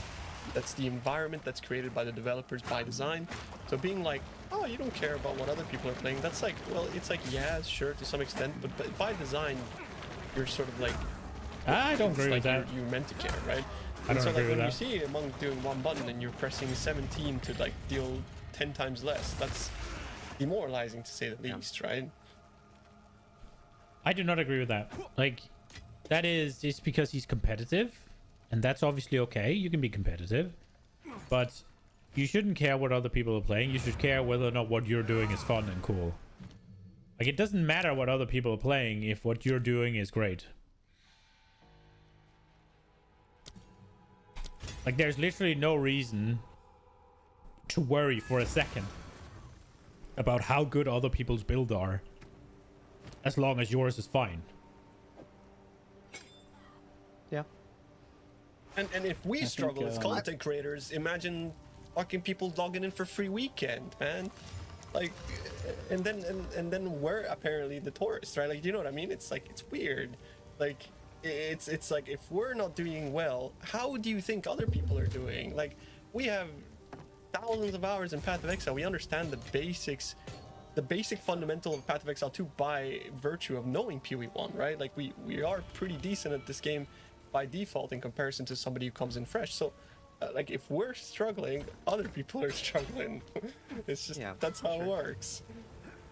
See? Don't use the T word, bro. I'm Don't sorry, use the T word. I'll stop. The T word. Alright, let me think about how to put this. So, being a Path of Exile 2 player right now requires you to be able to hold multiple true but conflicting opinions right now when it comes to balance. It is a complicated thing to do, and that makes it a complicated thing to discuss. So, you're blasting, you're having fun. It is exactly miraculous that they can even get any level of. It's the, I don't know. Comparison is the thief of joy. Right? There's so many who are so fucking preoccupied in what other people are doing. Like, what I will say is, it makes sense that you're like, okay, I want to play this, I'm playing this, and it kind of sucks, and then other people can just one-shot. There is an absolute thing where it's like, yeah, I want my shit to be better, right? Because it's not good. But if you are just hammering through and all is fine, then it doesn't matter. I can totally understand that if what you're interested in, if it's an entire archetype, that is, right? If it's just, well, I want to play Falling Thunder, and I don't have a good way of generating power charges because it doesn't quote-unquote exist, or I don't want to do it this way, so Fallen Thunder is not viable, so quarterstaffs are useless. That's not true, because you could play like Flicker Strike, you could play like flurries, right? Like those are working. You could do like Herald shit. That's working. You could do that. That's a thing. If you don't want to, fully respect that. Completely okay. All the power to you. But like, if it's doing okay, if you're able to do tier 15 maps and you're blasting, then it doesn't matter if a Deadeye guy is just like, because I don't think everybody wants to go. I mean, maybe, well, everybody does want to go, but it's not the biggest thing for everybody, I don't think. It's just, it seems so weird where it's like, oh, I feel bad because monks can just press one. Which one button is that, by the way? I would like to know which one button it is that makes monks just go crazy, because I haven't found it yet. It's gonna be good when I find it, though. Balance in at the game with the amount of changes they're putting out. They do not have time for staff to be able to test the amount of content they're putting in each patch and the impacts of these changes. Like, there is no way that there's going to be any sort of balance. I also think it's true that, like, to an extent, it is a folly to focus so much on balance right now with the amount of stuff that's changing. But the conflicting opinion part, it's also true that they need to achieve some level of balance, both for like people's enjoyment of the game right now and to avoid some of these frustrations, but also just for their testing. How can they even tell if what they're implementing is any good? How can they even tell if the support gen changes are good? Like, unless the balance is to a certain point. It's also true that they shouldn't make changes within a league, but it's also true that they probably need to make changes within a league. They should. It's also No, I don't think they should. Release. Hold on. Wait, let me rephrase that. Patch notes, and they. I don't think they should nerf anything within the league. If they think they should nerf things in a league, that's an L take. They can absolutely buff shit. You can always buff shit. Nobody's gonna fucking have any issues with being buffed. Right? And there might be people like, oh, I just spent this much currency to get the meta build, and now you buffed it, and now my thing is not the meta anymore, and I have to spend all the currency on the other things, and all the items I invested in are now useless because they're not the meta build. I now paid 10,000 divines for my build, and now it's only worth 7,000. Fuck you. Suck a dick. There we go. Like, there's no problem with buffing shit. Absolutely not. Nerfing, on the other hand, sucks. Because your meta build is still gonna fucking blast. It'll be fine. Don't you fucking worry, bro. They should be sacrosanct and not changed so that we can make plans. But it's also true that they need to make those changes right then, because that's the only... When else would they make the changes? They can't make it in the league. They have to make the changes within that first week. And posting stuff that, like... They're working up until the time of launch is right and beyond, for one. But also, I mean, yes, like, the players are able to help them realize that, oh shit, they're planning builds around something we didn't realize would even be a thing. There's interactions that we didn't even consider. I need them. I think it should be very reserved. Not good Mid-lane for... nerf should only be for something like the... What was the Aura Guardian thing called? Like, stuff like that, right? Where it's completely... I really do not think that there should be any mid-league nerfs. Ever. Even if it's completely fucking outrageously broken. Because you'll have people that fucking... Okay, if you can become immortal pretty easily, then maybe take it down to like... But even then, if people have invested heavily into something and you take it away, it's a quit moment. Completely broken. Anything like... And like the... Do you remember the suicide totems?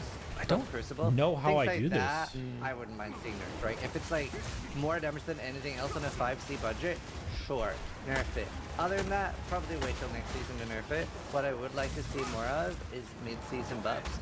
Like skills that are just insanely underperforming. Like I'm talking like, this is just not viable unless you're literally throwing the kitchen sink of divines at it. Yep. Just buff it with 40%, dude. Literally. And just like, just literally up the numbers mid-season. Like there's something can't be viable.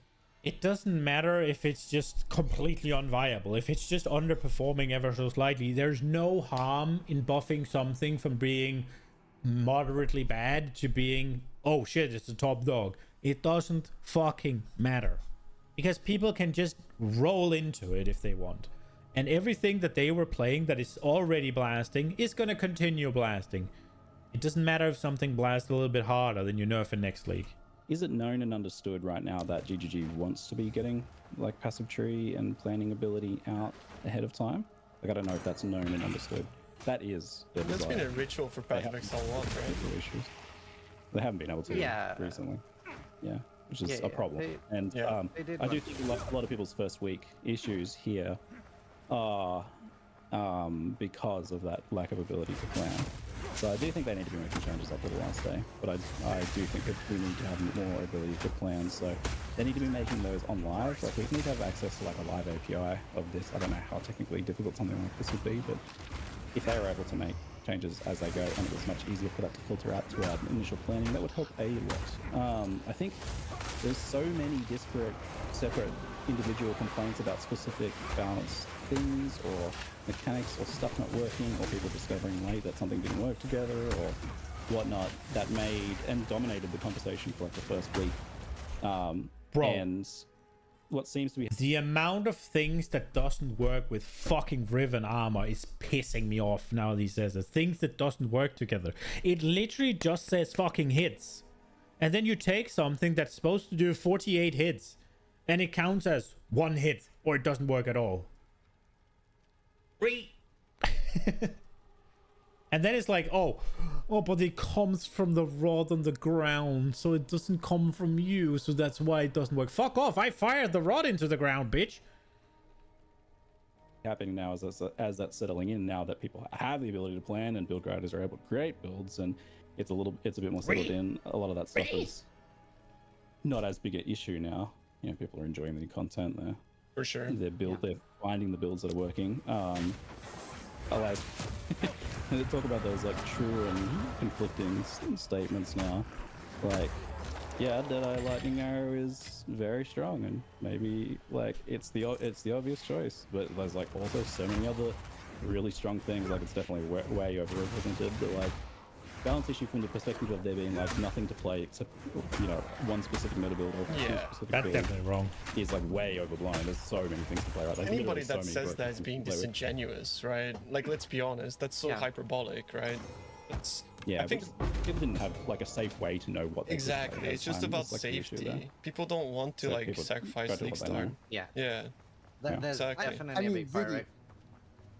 I mean, Ziggy, as content creators, we gave people options. They just nerfed them all one day before the league. People were planning to play all of these singles. They were planning to play Snap. They were planning to play Spiral Volley. They nerfed them one day before the league started. That fucking sucks. Terrible. Yeah, ideally they get the passive tree out and the chain and the skill gem interactions. I especially want like skill gem interactions and stuff like that to be out. Those things weren't even broken. 10 seconds, 10 seconds. Come on, get out of here. Let me one-shot you. Come on. I genuinely, I don't know, like, I don't want to speculate what's going on at GGG, but it just feels like they didn't personally have experience and thought that maybe what we were making was broken, when in reality I feel like we were just making okay builds. Literally, how could they? Like, how can they do this? Like, that seems like an impossible task to me to like know. Yeah, no, absolutely. What's going to be a massive problem? What's not going to be a problem? Yeah, they're stuck between a rock and a hard place. They have to go with their gut. Well, yeah, I mean, like I said, right? Like, I don't think very strong builds are a big issue because of the cyclical nature of RPGs. Yeah. Like, even something as broken, which I used as an example of, the Suicide Totems, which were completely broken, the fact that something like that exists for 4 months, really not the end of the world one season. Like, it ends up being a fun memory for people, like, oh, it was kind of cool. I got to play a really, really powerful build for cheap one season. And it's like, it's not like there's, I would say they are really good in PoE1, particularly on balancing, where there's usually not anything that cheap that's broken, right? That's quite rare that would see anything that's literally 5C for 100 million damage. So if it comes along every now and again, I think that's better than changing things last minute. Like, just let people have some broken stuff for 4 months. Can I say one more thing about balance? It literally doesn't fucking matter. I feel like skill balance is like, it's good, but I think GGG should really take the approach they've had in PvE1 and let content balance the skills for you. Because in PvE1, like, there's so many different content that you can do. That's some you need single target, some you need movement speed, some you need like, you know, like defense, right? And then like you can make all of these different cool builds to like do those content, and then that kind of balances out your game for you because everyone has something to do, everyone has something to build. In PoE2, the main content is maps. Like if you're gonna nerf things, don't even nerf single target damage, you need to be nerfing like clear power because like, you know, that's all you do in PoE2. You just run around and you just freaking farm maps all day, right? So I think they have like the balance sort of backwards, and they're nerfing like single target where they should just be nerfing like clear, to be honest. Yeah, fair point. Though, my take on the like mid-season nerf thing when I think something is a problem, I agree. I think like it's very fine for something to have like a really ridiculous play rate within a league. So I think any one build can be like ridiculously overpowered right now, and it's not an issue. Post-launch, that will change, I think, because then we start talking about like the fine-tuning of like, okay, this is affecting too much. Like too many people are playing this, and they feel like they shouldn't play anything else because they feel like idiots for playing other things. That's a problem for later, I think. Right now, I think where the line should be drawn is when something is. I really don't want to fight this guy. Many builds. So if there but is I don't think I can have power charges for it. It walks lots and lots of builds. Like every build feels like they need to take this or do this. So I think like the Energy Shield's a good example right now. Like it affects too many builds. Like too many like warriors and evasion characters and stuff are being like, well, I should go evasion ES. Like it would be stupid to do anything else. Or yes, I should make my warrior an ES warrior. Like it's the only same thing to do. It's affecting too many builds. So that's the stuff where like I think they should consider mid league changes because that in my mind ruins their test results more than just like a specific build being strong. I get what he's saying. It ruins their test result, but you also what's going to ruin their test results more? Having fucking everybody who's playing Evasion and Energy Shield and put time into the character quit the league because they get nerfed and the character no longer fucking works. Or having something that's disproportionately strong.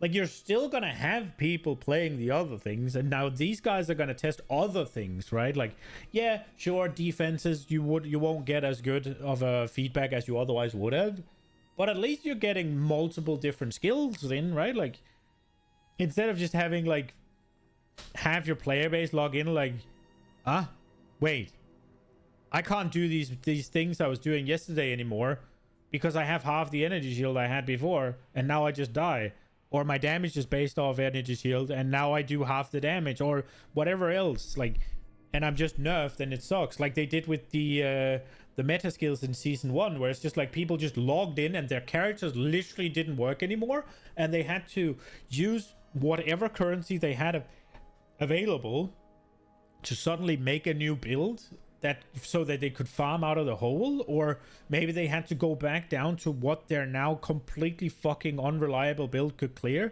in order to farm out enough currency to get a new build going. It's a quit moment for sure. And like chasing specific builds right now seems just like a fool's errand because like there's gonna be so many, and whatever thing you nerf or change or whatever, there's gonna be like this 500 guy's other fucking ones. danger, by the way. I don't like this. I think I'm just gonna cheese him.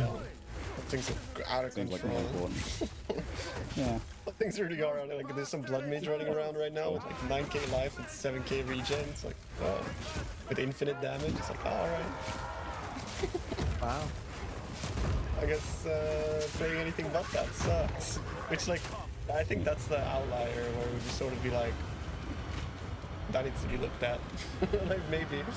But I think the ES problem is like prevalent, but it just more shines a light on what isn't strong enough rather than what is too strong, in my opinion. I agree with that. His defenses in this game are like we're at infant stages where there's still so much stuff to come, and we don't know how much defenses are going to scale from now on. So like if they were to like add more and difficult content, like then that means that our tools are still going to be the same as we have them now. To some extent, this outside of potentially like some broken uniques, but broken uniques are always like an endgame thing that is not relevant to the base power.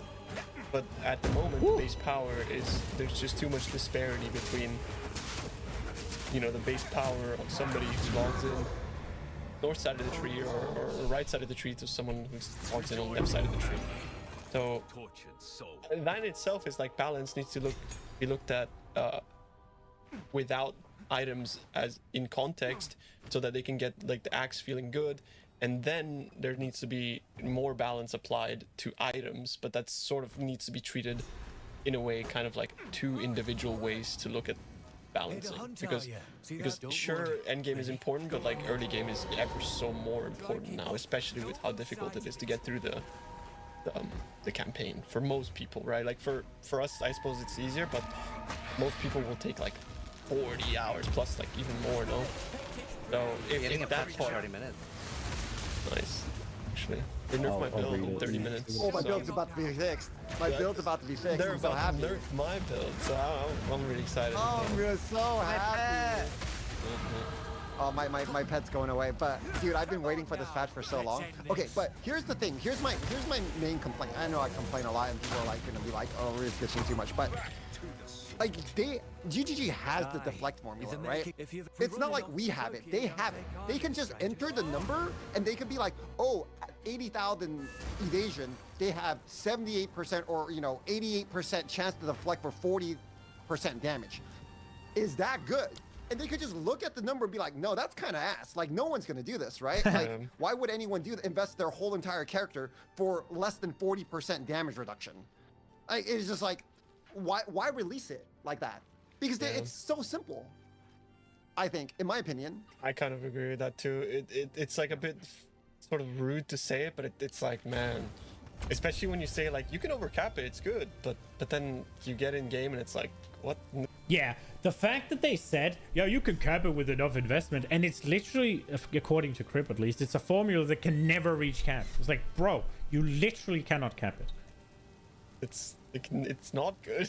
We can't overcap it. No, what's going on? I actually have a question, and I don't know if this is just like me as a hardcore player, but personally, I've always felt like GGD over police defense in a bit of a weird way, in my opinion, because they're very like, if there's ever an immortal build, I'm talking literally immortal, or even like extremely tanky, where you can face tank every ability in the game, they're often very, very quick to fix or nerf that. There's been like 2 or 3 literal immortal builds. They're very, very fixed to nerf that. Whereas you can actually quite easily, especially in PoE1, quite easily get to the point where you have literally billions of damage, which effectively gives you immortality, right? Like if you go into a boss fight and you snap it and it's dead. It does not effectively give you immortality. I get what he's saying, but it doesn't. Like if you miss, if you fuck up, if you don't hit him, if for whatever reason something goes wrong, you can get fucked. Immortality is immortality. Killing things before they can touch you is not effectively immortality. You're effectively immortal.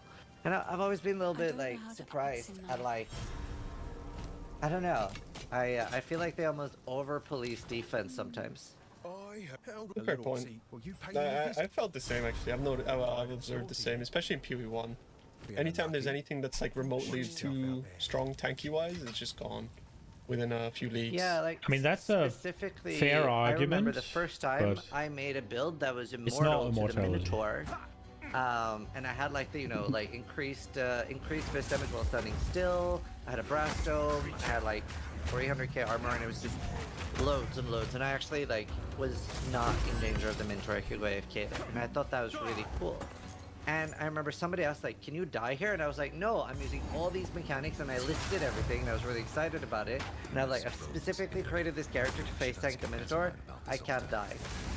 And I thought that was so much cooler, and I think it's cooler for a new player to see, because you at least get to see all the mechanics and you get to see the fight.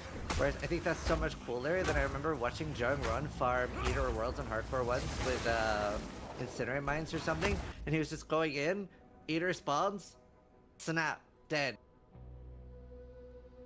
It's not cool, bro. And I'm not saying that the extreme he's mentioning here is cool either. But it's not cool that you're immortal. It's cool that you can combine all the things. That is cool. But just like, it's not, maybe it is cool. It is cool to be immortal, right? But it's also cool to be able to fucking delete the guy in 1 second. Like, both of them are like extremes, where none of them are good for the game. None of them are fun to deal with. But it's not that one is cooler than the other. Like, doing giga dam and one-shotting it is cool. Being immortal is cool in a different way. It's not... It's kind of a bitch move to be like, yeah, I'm immortal to the Minotaur. I was like, okay. I mean, I don't know. It's cool to put all the things together and get the desired result, I guess, but... And I'm like, I didn't even get to see the boss. Like, out of those two options, like those two extremes, I have always been a little surprised that they, like, in my opinion, over-police tank. You know, obviously I'm biased here as a hardcore player. But, I was saying this very early, and while I do love Act 4, people were like, what should we do? Like, should we, like, over-level and tank up really quick? And I was like, no, absolutely. The solution to Act 4 is get tons of damage. Like, I didn't really build any defense for Act 4 at all. I just went as much into damage as I could. And Act 4 was really that's easy, for right? every RPG, though. I don't just get necessarily damage. think that should be. I would rather they were a little bit less strict on defense. Buff deflection right now. It is bad. In this patch in 20 minutes. Well, just cut all the numbers in half. We need buffs right now. Like, I'm looking at the game, right? Because I love making builds, and I have like a lot of viewers who show me their builds. You have literally like pretty much borderline immortal builds in the game right now.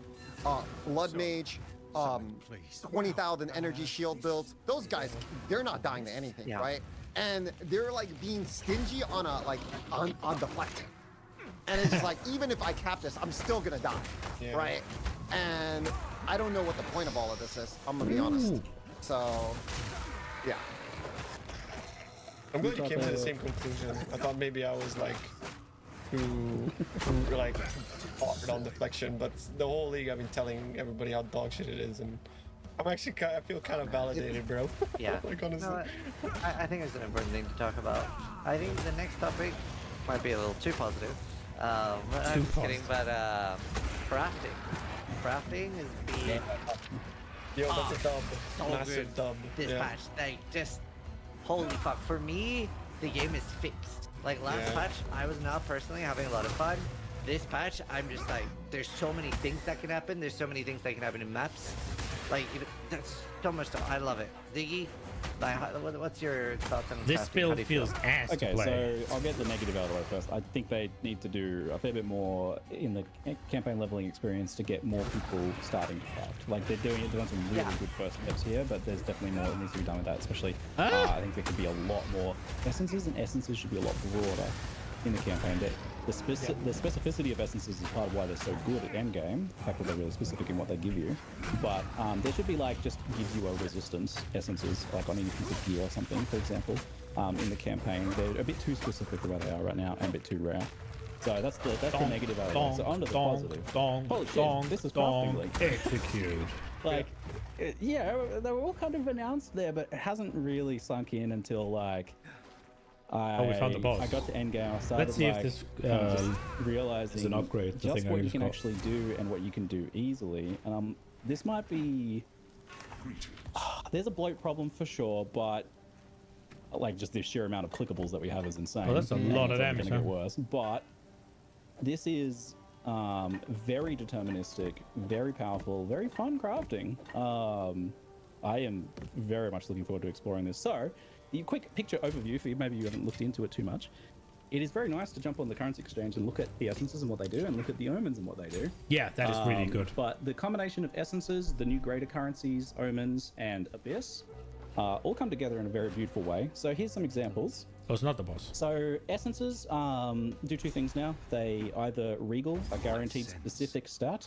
Obviously that's just very powerful in itself, but there's not like too many crazy things you can do directly with that. But perfect essences, remove a stat and add a specific stat. Now, the nature of that is very interesting because if you have a 6 property item and the essence is, say, an Essence of Battle, which guarantees you get +6 gem levels on a 2-handed weapon. Crazy. I love that one. Is a suffix, right? So if you have a 6 property weapon, let's say you have a crossbow, you've got like triple physical damage prefixes, and you've got garbage suffixes. You've got nothing on there. You use that essence, it is guaranteed to remove a suffix because that is the only thing it can remove because it needs the space to put that +6 gems onto the weapon. So you have a guaranteed risk-free ability to remove, add specific modifiers here. This is kind of getting back to remove, add, and harvest crafting, but I think in a more tangible way. And it gets crazier from here. So the greater currencies, what they do effectively is like taper off the bottom end of the crafting pool. So like all the lower level modifiers aren't available when you use a greater currency effectively. It's so good. This is really interesting for some items in particular, like jewelry, for example. They cap out their modifiers really early, so you get like item level 60 jewelry, you have access to like their top tier modifiers in some cases, or pretty close to that. Like you're getting really good jewelry at that point. So you use like a great Assurance Mute, great Augment or something on jewelry, and you're effectively getting like tier 1 modifiers or close to in many cases. Yeah. So that is amazing by itself. Then you've got the combination of, so omens have these things called this Sinistral or Dextral that allows you to target prefixes or suffixes. There is an Abyss version of that that allows you to specifically remove, add a suffix or prefix that will then become a desecrated affix, which allows you to choose one of 3 modifiers. In many cases, you have a pretty good chance of getting what you want from that. There's also another omen that allows you to do that twice. So you get to choose from one of 3, and if you don't like those first 3 options, you reroll again. So 1 in 6 is a pretty good chance of getting the specific suffix or prefix that you want using that combination there. What else have we got? We've got Omen of Light, which is removing only desecrated modifiers, for example. Desecrated themselves give you many, many good ways of going about building things since they're allowed to remove add. We've got a lot of targeted removal and targeted addition, and it goes deeper than this too, with the fact that just build his you ass. know a lot from mod tags about what's possible to happen on an item. So to the point that we're basically getting like prefixes can't be changed, suffixes can't be changed style crafting, but even mod blocking style crafting, which is quite interesting. So there's like these called homogenization. Yeah, so there's homogenization ones, in particular the exaltation ones. What these do is they look at the affixes on an item and say you can only get another affix of types that already exist on the item. So let's say you have something that has an open suffix and you're going to use an exaltation on it. And the other 2 affixes are resistances, elemental resistances. You know that you can only get elemental or resistance, because those are the tags. So that means you can only get either resistance, or armor applies to elemental damage. So you're crafting your armor chest piece, and you can guarantee that, like one of those 2 options. So pretty nice. Insane. Anyway, that's an overview. Yeah, no, it is actually insane. I think that's a good thing to mention because there are a lot of people that didn't know how good crafting is. Yeah, I wanted to just kind of cover the picture of how it kind of works together, but like the very simple thing is, and the very accessible crafting is that you're going to look for like a blue item with 1 or 2 affixes that's really good that you want. You'll use a greater augmentation, a specific essence to add a certain modifier that you want. Then you will maybe do like a greater exalt, or just an exalt to fill.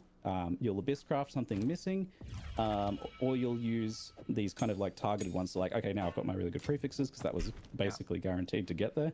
Now I'm going to do like a targeted remove out of the suffix, and you can stack essences together. It's crazy because we couldn't do that before. Like that's never been a thing, right? But now you can stack. So that example of adding +6 to a 2-hander, you can do that, and then you can do the same thing again with attack speed until you get those 2 things together. Then you've got attack speed +6, and you already had your good 3 prefixes. Yeah, it's very deterministic. Lots of really good items, and it's accessible at low end. This one better? I just don't know. Is it too confusing? Is it a bit too many items? I don't know.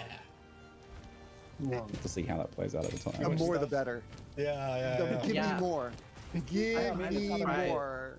That's how they send their kids to college, right? That's how they sell their stash tabs. I'm sure. Give me another stash tab. Well, it's also how we have jobs, you know? So, you know. Well, I think the crafting this season is what really makes the whole like all classes busting, right? Like we have way more power creep this patch. Like it's actually quite crazy.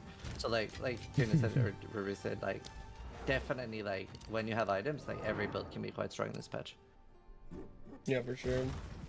I really like how they stick into their guns with not giving scours and shit, because sorry to cut you off there, but like as much as like I have grown to love alts and shit, like it's nice to not sit in your add-on and spam alts and to just kind of like find items out in the wild and then build upon them. I think like that was always something that I wanted to give them the benefit of the doubt, and this patch has kind of shown me that they can do it if they just add more stuff. So I'm pretty happy that they're going down this route, and I'm looking forward to seeing what they do in the future. There will be too many items, as Iggy said.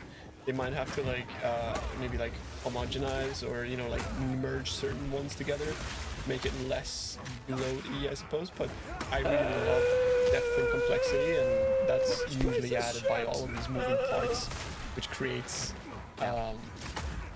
choices, right? Because you can just choose to do it one way or another, and also it's a catalyst for creativity, where people can make very specific and very interesting crafts through meta mod type of interactions, as Ziggy said. So that's where I really want the game to go. So and that's where they went this day. So I'm really happy about that. Really happy. Nothing else to say, really. My build is not Making items suited is fun. for this. It's a core part of Path of Exile, right? No one wants to run around and live trade stuff every single day, and with just like resist gear, like how we were doing in like 0.1, right? That's so boring. Like, give me crafting. I want to make my own gear. I want to craft. I want to progress my character, and I want to make my own build. Like, whether it's bad or good, like at least it's mine, right? And not just some random guy's item he found off the ground that I have to live search for. Because in still though, we need res swaps really bad. Yeah. In this game. I don't know if you guys agree with that. We need res swaps really bad. Yeah. I don't like. They don't even have to be common, but that option needs to be in the game, right? Like, I wouldn't even mind paying a divine right now for a res swap, but not having it in the game and you just randomly slamming this one res that you can't use is horrible. Then I have to sell the whole entire item instead of being able to fix it myself, right? And I think it needs to be in the game, but overall crafting is great this game. I love it. I even love like unveiling diamonds, like those diamonds that you get in Rogue Exiles, and just having everyone all gallop G when you get a 1C diamond. It's wonderful. It's great. I love a lot of things about this league, and it's actually, I want to play the game again. Last league, I didn't even want to log in because I was like, what am I going to do? Just go on trade and search for my items every day? Like, I don't want to do that, right? I actually want to log in, farm, and make my stuff right now. So it's one step in the right direction. I really love what they did. I love how they added so many crafting options in one league. In one league, they gave us more than like all the other leagues put together times 3 in one league, and I love it. And I think they should just do it again. I think so too. That's gonna be too much. They need to do that for like end game as well, like content. Like that gives me hope as well that like Jonathan did at one point say we just need more, and I was really hearing that I was like kind of skeptical, but seeing what they did to crafting, it's kind of like I can see that. You just keep cooking. It's such a struggle, boss man. We'll keep coming back because we're hopelessly addicted. And we'll keep playing if we don't like it. So. PvP for me is like stonks. I'm surprised that there's still been like there's still been a few of the people that are like overly negative. Like there's like two crowds that I really dislike. The people that are like everything about PoE2 sucks. The people just go from channel to channel with like shit game. It's like, okay, just like don't watch the fucking stream. I'm not gonna go into a D4 stream whining about how bad D4 is. Like, those people are like kind of insufferable to me. Like, if you can't find anything about the game you like, probably not gonna ever be for you. But also, the toxic positivity people were like, you're not supposed to say anything is negative and everything is fine and just let you do cook with no feedback. Both of those camps are so insufferable, dude. I hate it. Like, it's very jarring to me. Like, I think just doing constructive feedback and saying clearly what you like and don't like is so important. I think it's worth mentioning. It's important, right? Yeah, for sure. It's worth mentioning that like from some outer perspective, like somebody clips Brew complaining about something, and you might be like, "Oh, this guy hates the game." Like, but the context matters, right? And of course, like we're streamers, we're streaming, we're not like talking to a boardroom. You know, we're not trying to be professional. We're just trying to have fun. It's a game. So like we are gonna shit talk, right? But at the end of the day, it comes from a place of like we want the game to be better. This is what we think. It's just we're saying it in a very blown out of proportion way, sometimes, right? Like, you know what I mean? So just to put that out there. A lot of that damage this season, I think, is done by the clip channels, which like it's very limited context or. Only like for example, right? Like my chat was really surprised that there were people that thought I was negative about the patch because I've been 99% positive.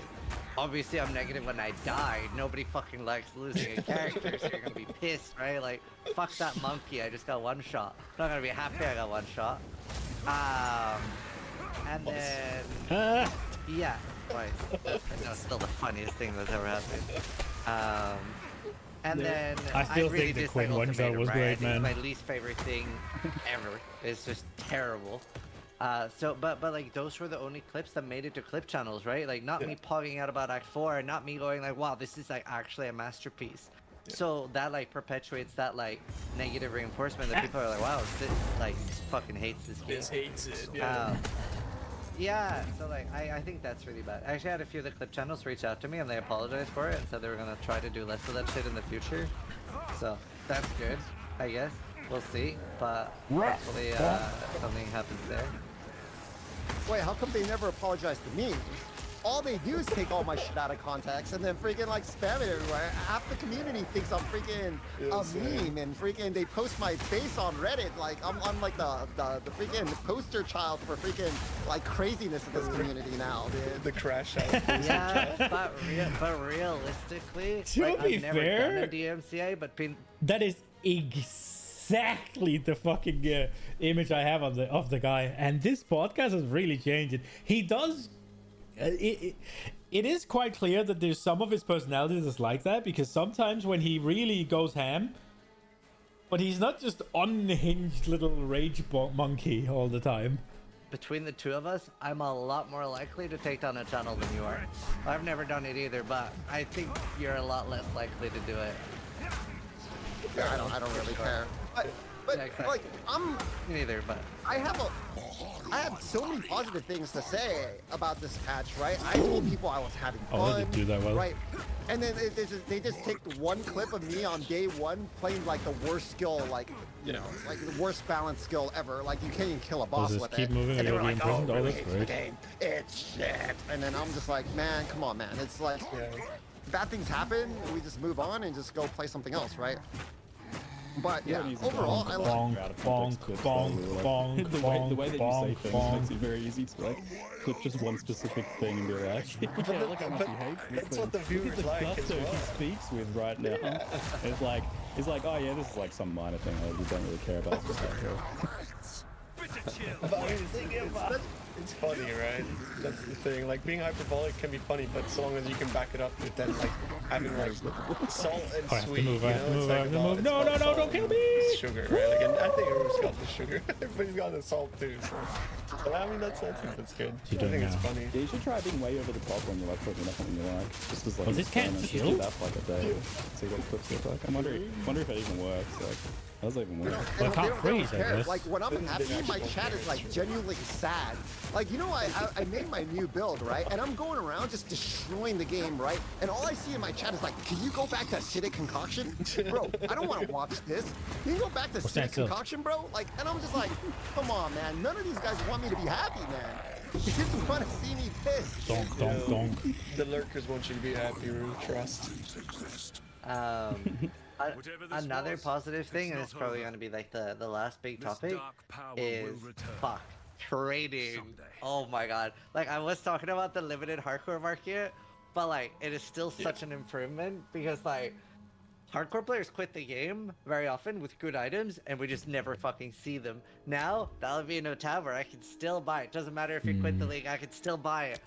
And I'm so excited. I'm so excited for this to come to PoE1. It must be such a boon for you guys on softcore, because I imagine it's paradise for you guys. It's so good. I'll let Tuna take it for the start. Go ahead. I'm gonna play a tiny bit of devil's advocate, but again, like, don't take it out of context. I think the training system is one of the best things that's ever happened to Path of Exile 1 and 2. Like, if it goes into PoE 1. But there is somewhat of a trend happening where gear is completely worthless. So, Bonk Boy, I did finish the challenge. I completed all the acts and all the interludes without dying, but then I tried to push my ascendancy a little early, and I got one shot by something. I still don't know what it is. I have to look at the clip, but yeah, Bonk Boy is dead. So I was kind of wondering what I was gonna do today, if I was gonna do endgame or if I was gonna do a new character, and I decided I was gonna try the monk because I really want to fuck around with this here, hollow palm technique.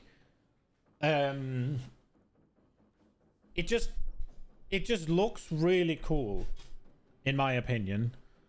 So I wanted to try it, and maybe a little bit of weapon swapping to it or something. We'll see. But yeah, idea is we try this and see what happens. I think it'll be cool.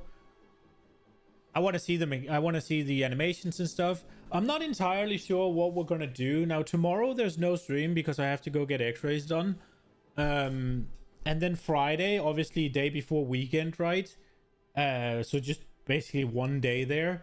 I did buy the Mega Bonk because a lot of people are saying it's really good. I looked at it a little bit more after Jester recommended it yesterday, and the graphics, immediately I was like, they look so bad that I'm not sure I can get over it. I was looking at it a bit. I can absolutely get over it. I'm not sure if it's a stream game for me. It is definitely something that I can get addicted to, but yeah, we gotta figure out if I'm gonna play the PoE 2 endgame a bit, or if we're just gonna say, okay, we tried it, we were here, we did stuff, or what's gonna happen. I'm not entirely certain what I want to do, so I just picked something that was a little bit safe. I didn't know that the patch came out today. That also obviously influenced my decision, right? Because I didn't want to do endgame without the patch. The patch happened to come out today, so yeah, we could have easily played the Bonk Boy even though he died, which is why I did it not on hardcore, because I still have the character, right? But he is just quote unquote dead, so he's no longer eligible to run the challenge with. But I did finish the campaign, which is what the challenge was initially. Then I wanted to see how far I could push it, like how hardcore viable my playstyle is, and it turns out not very. Because I'm like, fuck it, let's go. Whatever, we'll try. Yeah, we could go. And that is not a good thing to do on hardcore. Oh, I should activate it. Thunderous demise. How can I advise you? Bonk Boy never forgotten. Yeah. Thank you. We'll see. I mean, if I do decide that I'm gonna play endgame, we're gonna be seeing a lot more of Bonk Boy, because it's actually kind of an enjoyable build.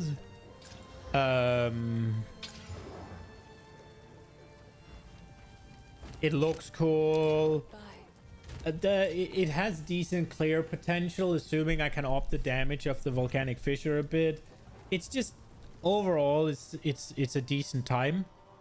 So yeah, if I am gonna end game, then it's not it's between that and the lightning arrow for me to progress on. And if we are going to do it, then we're going to progress on a character, get it up to where we'll get some really good items and we can start actually making some meaningful currency and getting some of the omens and shit.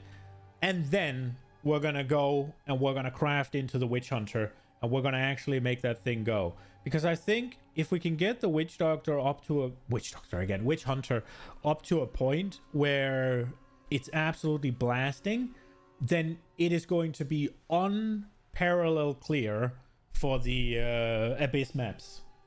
If I can get up to the point where the lightning spears actually meaningfully one-shot something, everything's gonna explode with the Witch Hunter Ascendancy.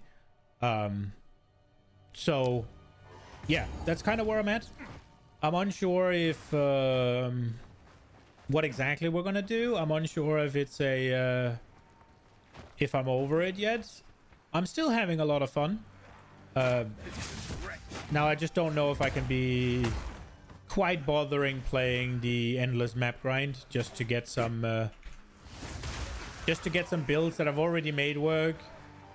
I would like to do some end game, but I'll be honest, I'm not entirely sure I can be bothered putting in the time requirement, the time investment. I could ease up on the SSF requirements. I guess that is a way to make it go faster. Just go buy some gear, fix the characters that way. I do have a divine to spend. Given the state of the league, a divine should be able to get me a pretty decent character. In comparison to what I have right now, that is. So that is an option. I'm not entirely sure.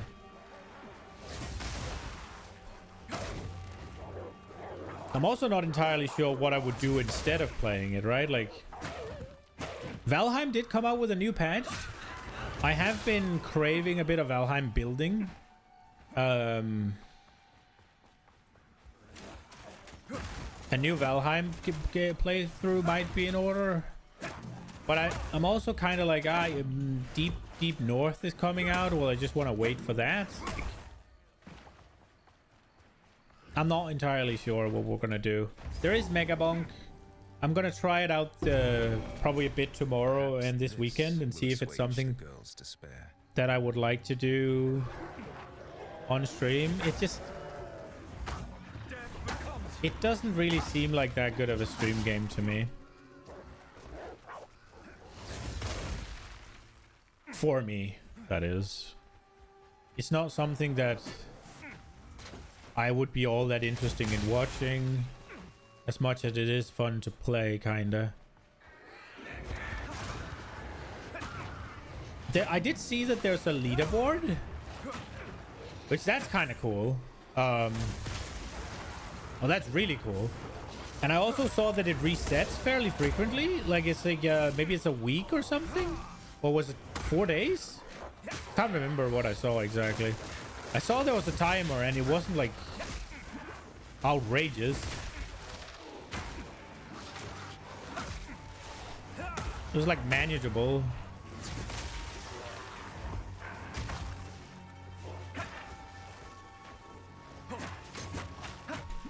That's gonna kill me. Why are they not fucking dying?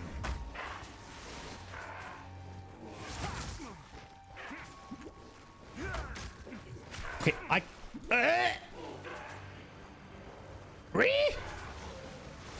gonna bonk it.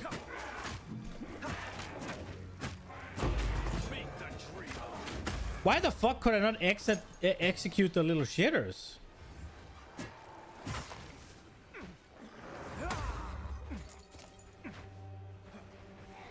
Bro.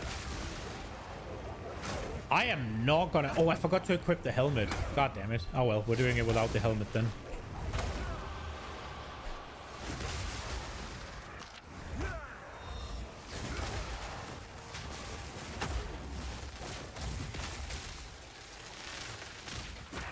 I'm gonna be honest. I do not think this build is gonna make it very far.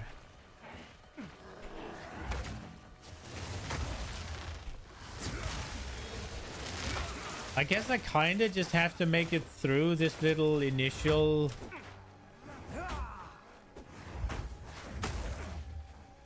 Like where it's kind of shit. And I don't really have many options.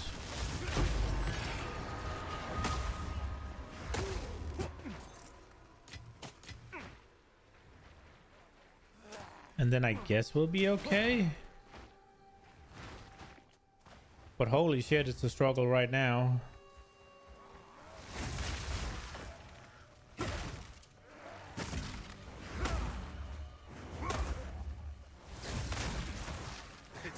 Wretch.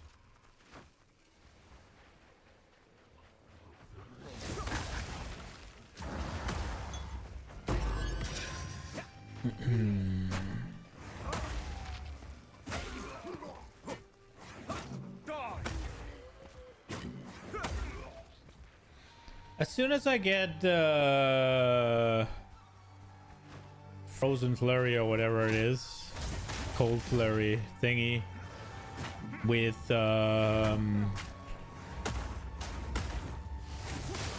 Herald of Ice, it's gonna be a lot better, a lot smoother. Am I gonna bomb rush for this? I think I am, right? Just because it's cool. It's also one of those things where the only issue with going for this early is that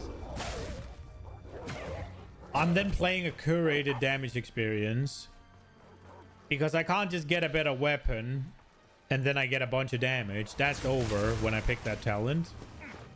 It also means that I can't be like, oh, I have a bad weapon right now, so I do no damage. But given that this is my 5th-ish character, then I'm much more likely to be on the I have a really good weapon side of things.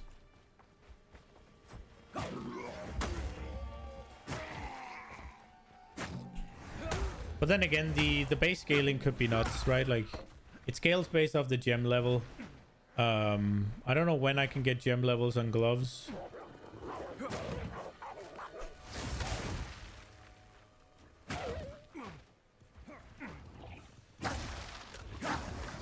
But then whenever I can get that, that should be huge.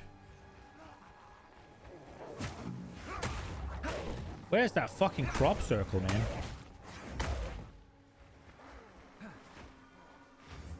But yeah, I'll have to figure out what would be cool to do. Or rather, what I'm excited to do, right? Because everything would be cool. Mega Bonk is cool. PoE endgame builds are cool. Valheim's cool. It's one of those things where I'm kind of spoiled for choice and I'm just not quite sure which one to make. Everything would be fun. There it is. Oh no, I'm not good at being surrounded, actually. This is danger. Oh, and a mana donut? So we have to stay here?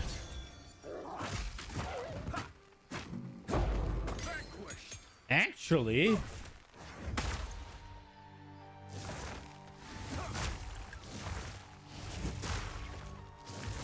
this is kind of nasty. Let's try that. Oh. For such a big AoE, the fact that I missed that is crazy.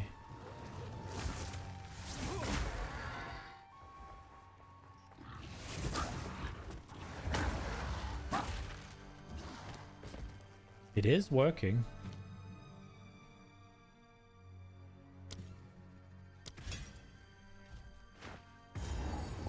This is the way forward. Have we done everything? We found the loot. We haven't found the blacksmith's chest. So no, we haven't done everything yet.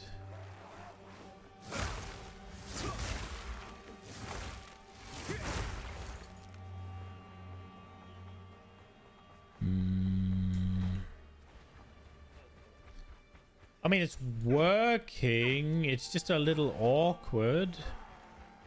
But is that a problem?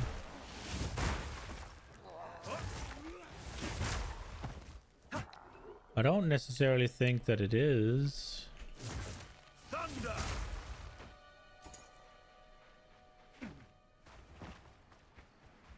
We found a 1-2 that works.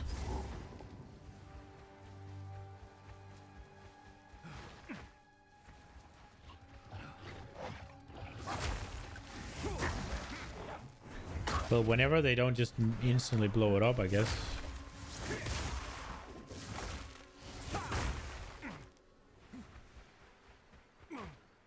Why is it kind of bad when they instantly blow it up? Does it gain damage when it sticks for longer? What's happening with it? Look at that!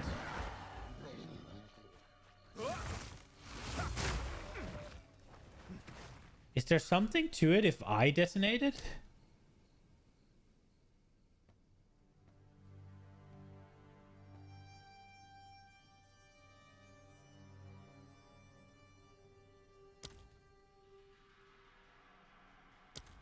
It doesn't say anything.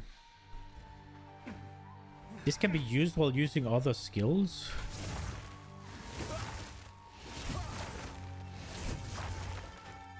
So you can cancel stuff out of it, like, oh no, no.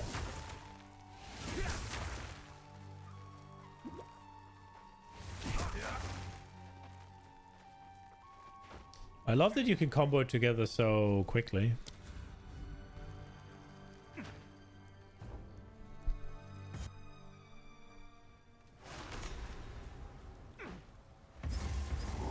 What is this madness? I fear I am too late.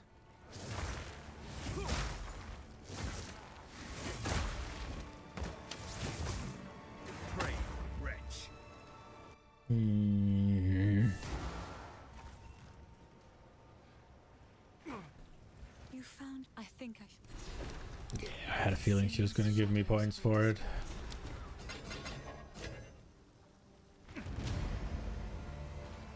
You must infiltrate the map.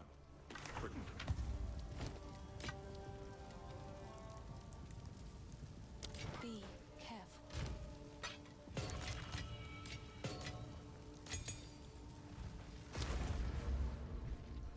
See, 2 points. Okay, is there anything I want out of my duels here? Evasion rating, attack speed with bows, accuracy rating. Why is this one in here? This one's ass.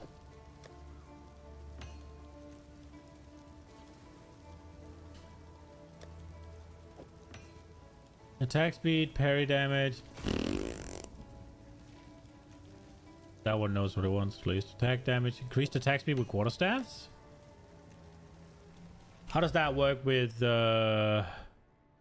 can attack as though using a quarterstaff while both of your hands close and empty. Unarmed attacks that would use quarterstaff damage gain. I wonder if this works because it says quarterstaff attack speed. Is that then attack speed while you have a quarterstaff, or is that attack speed with quarterstaff skills? Interdasting. What do we get? Damage while you have an active charm. It's not dead, but it's not good either. What do we get? Charm get... Whatever. 2 good things is better than most, I guess.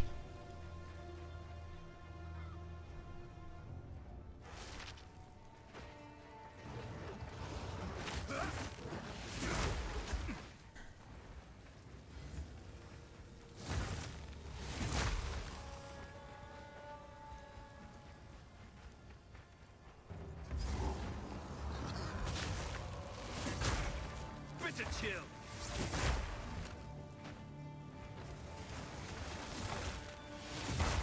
How much single target damage does it do? An insta frozen, huh? So I can do... Oh, I didn't have it bound.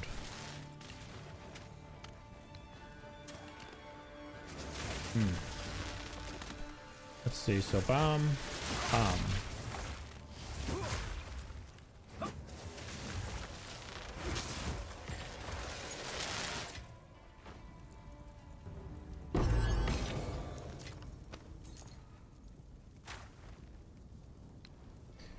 Maybe I do this.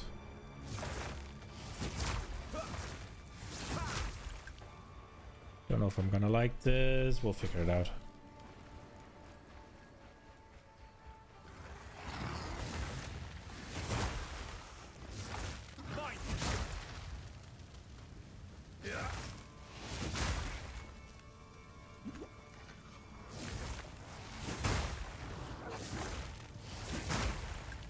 Well,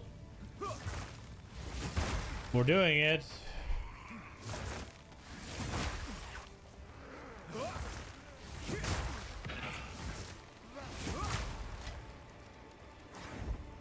Oh, hello.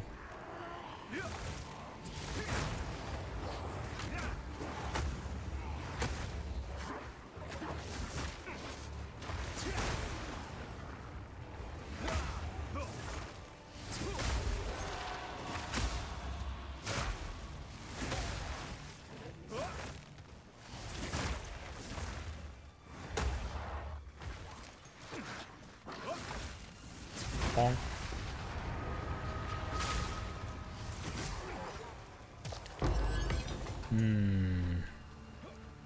Guess we can look at the quarterstaff, see if it get any better.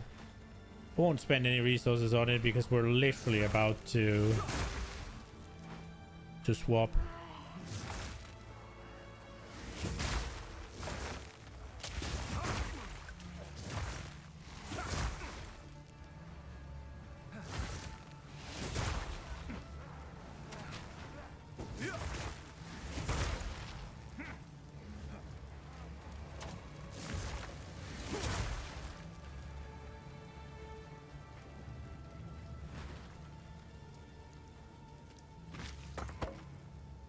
Jesus.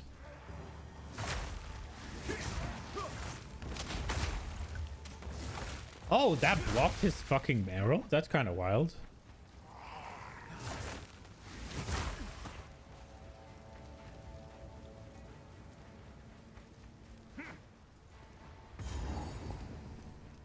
Okay, let's see how this goes. Don't do this. Stop. Just wait. Surely we can. Great Wolf, take you, bastard! Ogham deserves one last execution.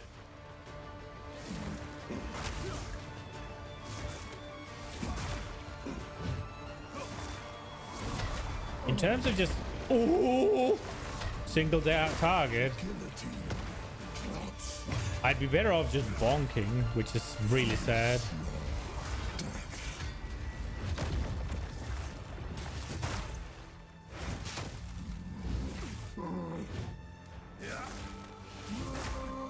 Like, he would have been dead already if I'd just been auto-attacking.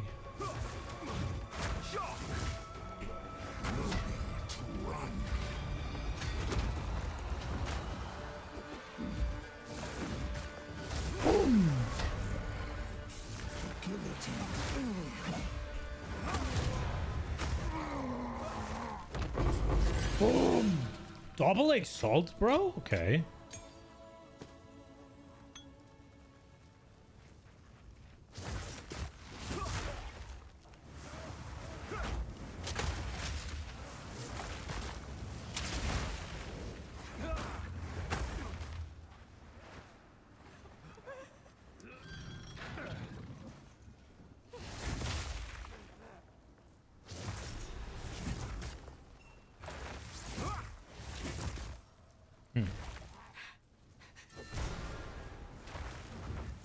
Okay. Well, we did actually almost die. I will say our single target is a problem. Dude, why does none of the fucking audio play?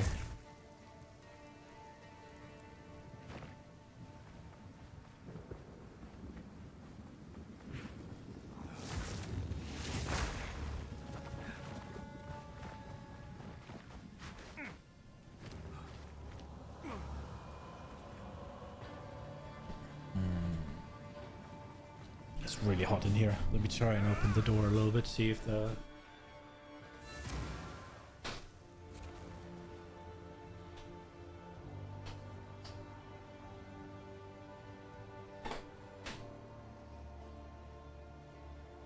See if the IRL bonking has stopped. They're putting down like massive fucking concrete pillars outside. So it's just dunk, dunk, dunk, dunk. All day, every day. This is not unlikely to give me an upgrade, I guess. Attack speed? Do we have a baby essence? Abrasion, we do not. mean, no way it's an upgrade.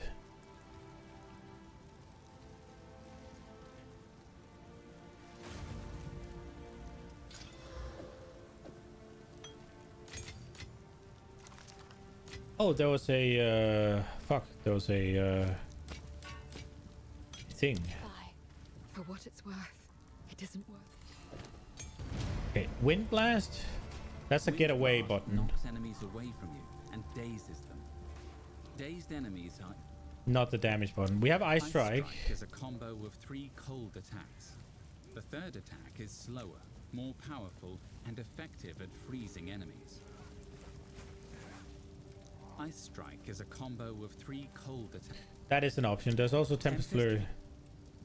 Tempest Flurry is a combo of 4 lightning attacks. The third attack strikes 3 times, and the fourth calls down a powerful bolt that has a... Tempest Flurry is a combo of 4 lightning attacks. The third attack strikes 3 times, and the fourth calls down a powerful bolt that has a high chance to shock enemies. Shocked enemies take more damage. Tempest Flurry is a combo of 4 lightning attacks.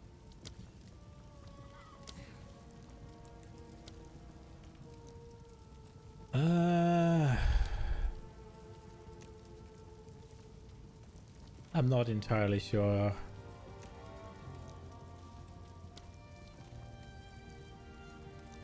Probably strike here, but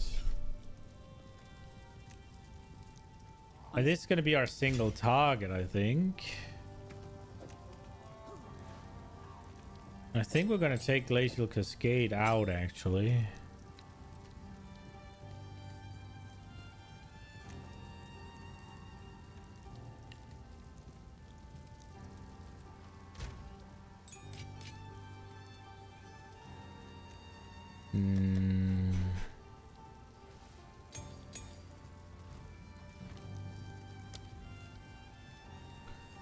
Crescendo final strike can be pulled twice in succession or 20% more arm. I think we're gonna do this. I think Crescendo is really good, but I'm also thinking we'll put magnified area on this.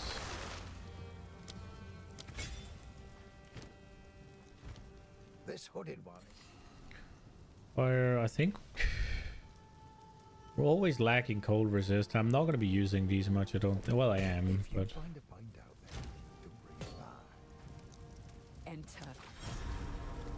enter the manor. Kill the wolf boy. Okay.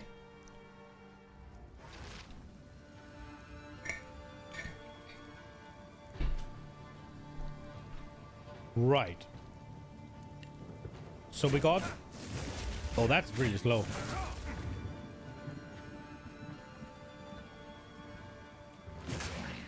You're mine.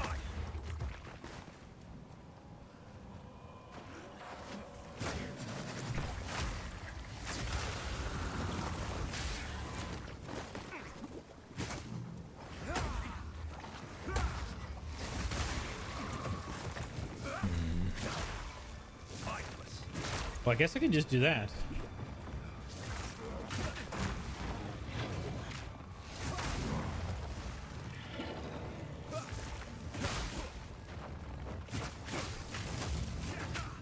Oi!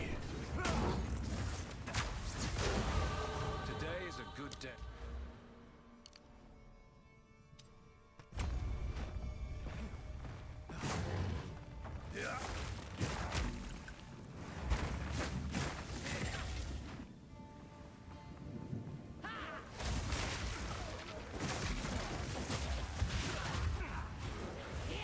I think I'm gonna die here.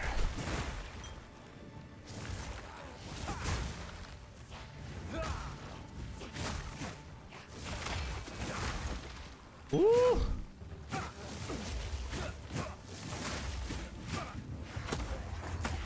I'm level 15. I guess I haven't had any gear upgrades for a while.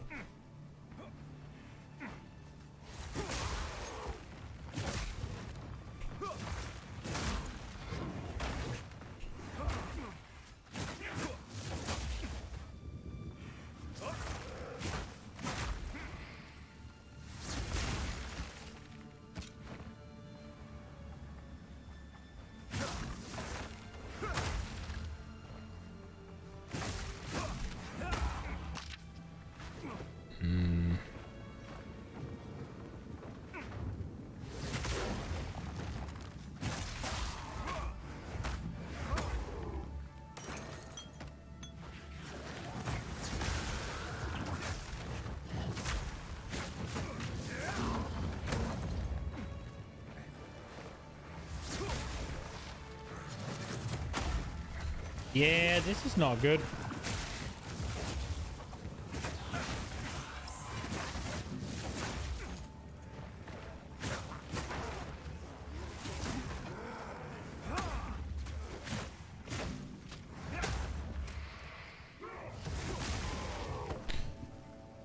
Ooh, I don't even think we're gonna make it past Act 2 at this point, if we're even gonna make it there.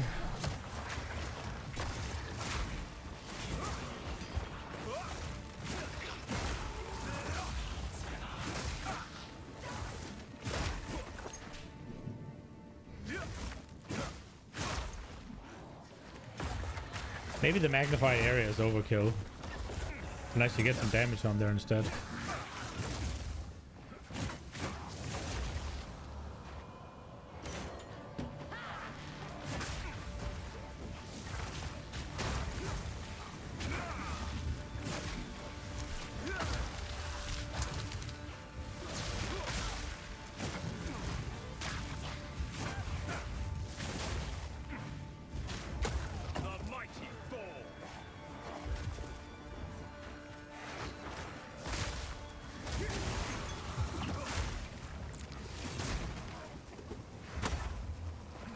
By decree of the Count of Ogham, effective immediately, all crimes are now punishable by hanging until death. That's a Criminals wild will have their law. bodies thrown into the pit.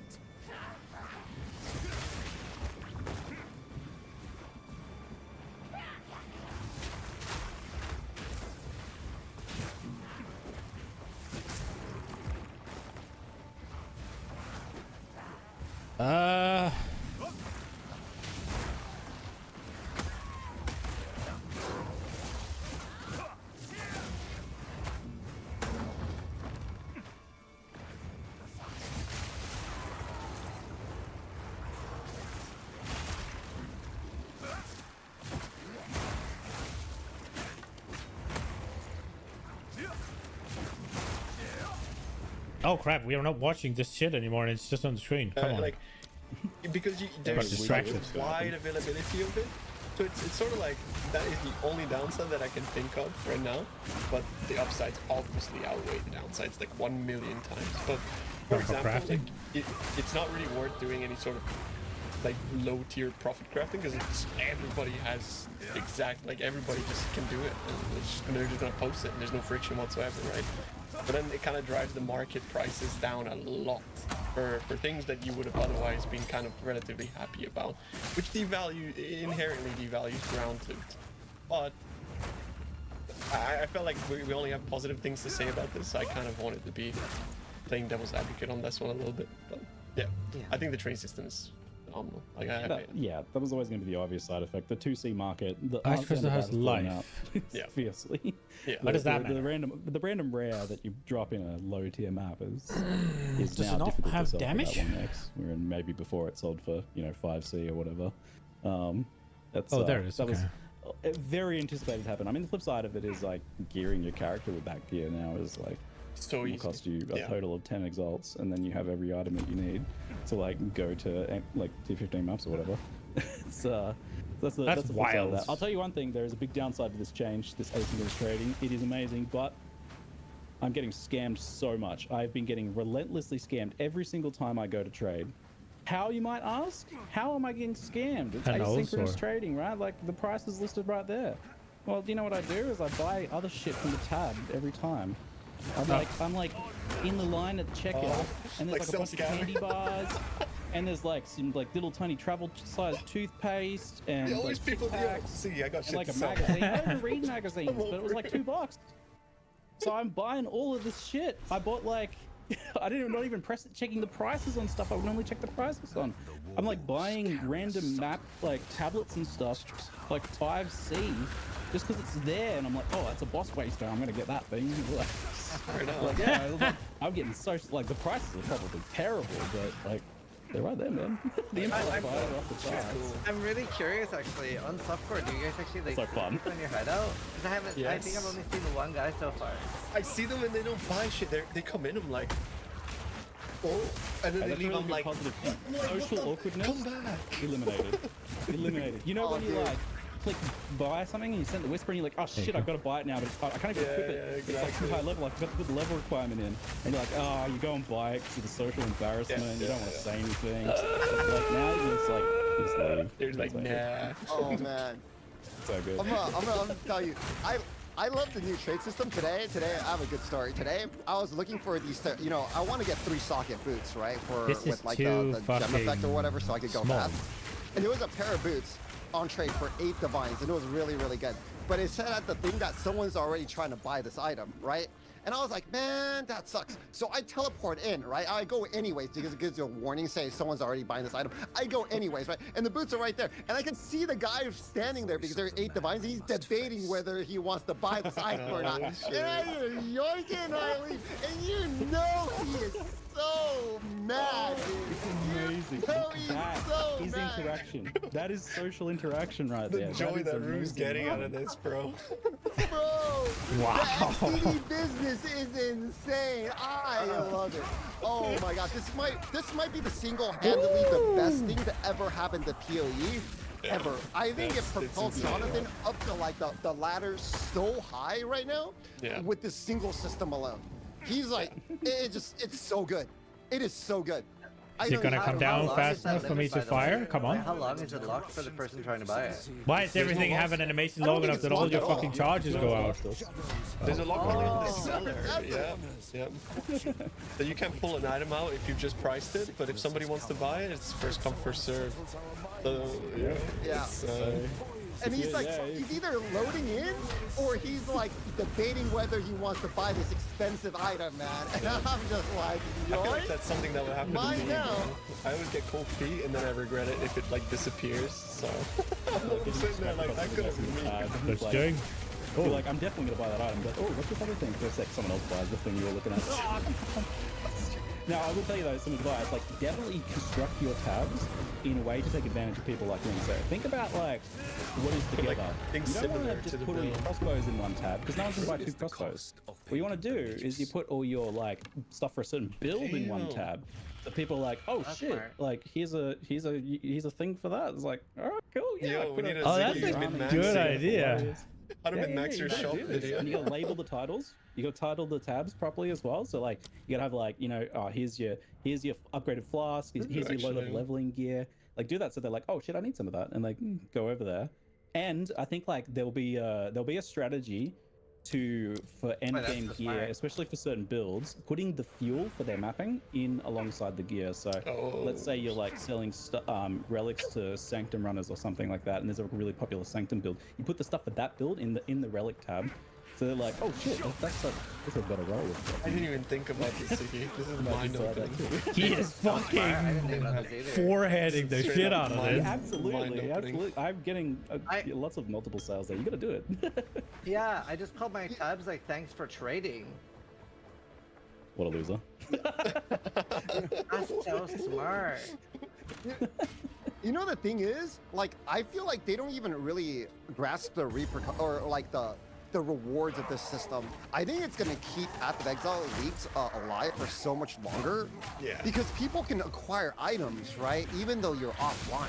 Even late league. Late league usually the problem is like, you can't find anything, right? Like in PoE1 as well. You just can't find anything late league. I agree with that, bro. Yeah, man. It's gonna like let those people late league play builds they want to play still, and it's gonna keep the league alive, I feel like. I think it's the best thing that ever happened to the game. So with the crafting, it is really good. Here's what you gotta do. You gotta craft like one item of every slot for a specific build. So you take like top meta builds and craft one item of every slot and lay them out like that in the inventory and title it as that build. Someone gets like they search just one specific item, they gotta buy that other stuff, 100%. Saves them all the searching, right? Amazing. You gotta do it. So fun. I love the idea of like boutique stores arising out of this. I do like that. I have been browsing stuff and it's so fun, and I have seen a few other things, like especially when browsing for like jewels, I've just been looking through and I'm like, oh, this is a really good deal. So like, yeah, I'm definitely gonna do that now. That's so smart. Yeah, that's cool. Another positive, he fucking big brained the shit out of it. What Ruth said is that even like usually you don't have much reason to ever come back to a league, but you could technically like put all your shit for sale, go on holiday, come back, and it's like, wow, I got half a mirror. You know, it's like, because like lately, that's a big thing. Like you can literally make like a mirror while offline. Like, you your shit up, go away, and come back, and you're loaded. And it's like, well, now I have a reason to start playing again. I think it's cool. The greatest, and the way they implemented it is so good too. I wish, however, like control click takes you to that screen instead of the currency trade window. Part of the stash. It should be part of the stash. They should do that because like you use the currency window a lot less. But yeah, the way it's implemented, it's great. I love everything about it. It's nothing but positives. Kudos to GGG. They deserve like all the praise in the world for making the system this good. Massively. This is bad. Now, I want to show something on my screen. Fuck. So you guys actually have to like just. I knew it was bad. God damn it. Well, that didn't take long. Holy shit. Okay, we didn't even make it out of fucking Act 1.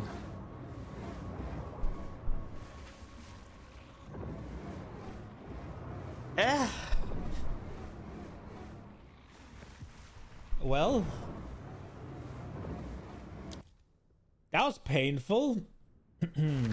Right. Okay. But what now then? Is there anything else I'm kind of excited about trying, maybe?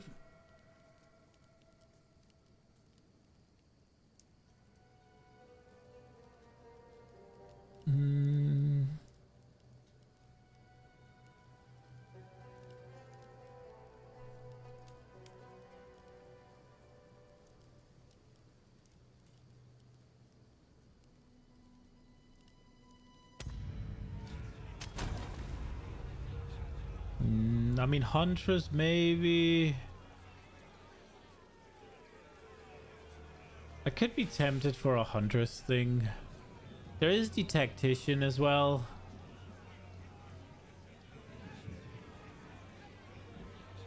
Tactician is an option, but I don't really want to play crossbows again. For leveling, that is.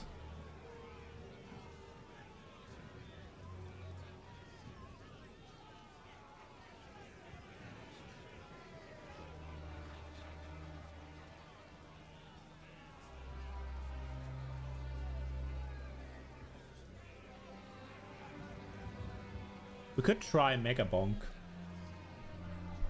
That is an option. Should we do that? Maybe.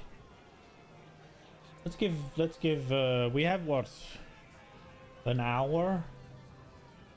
We could give Mega Bonk a little try.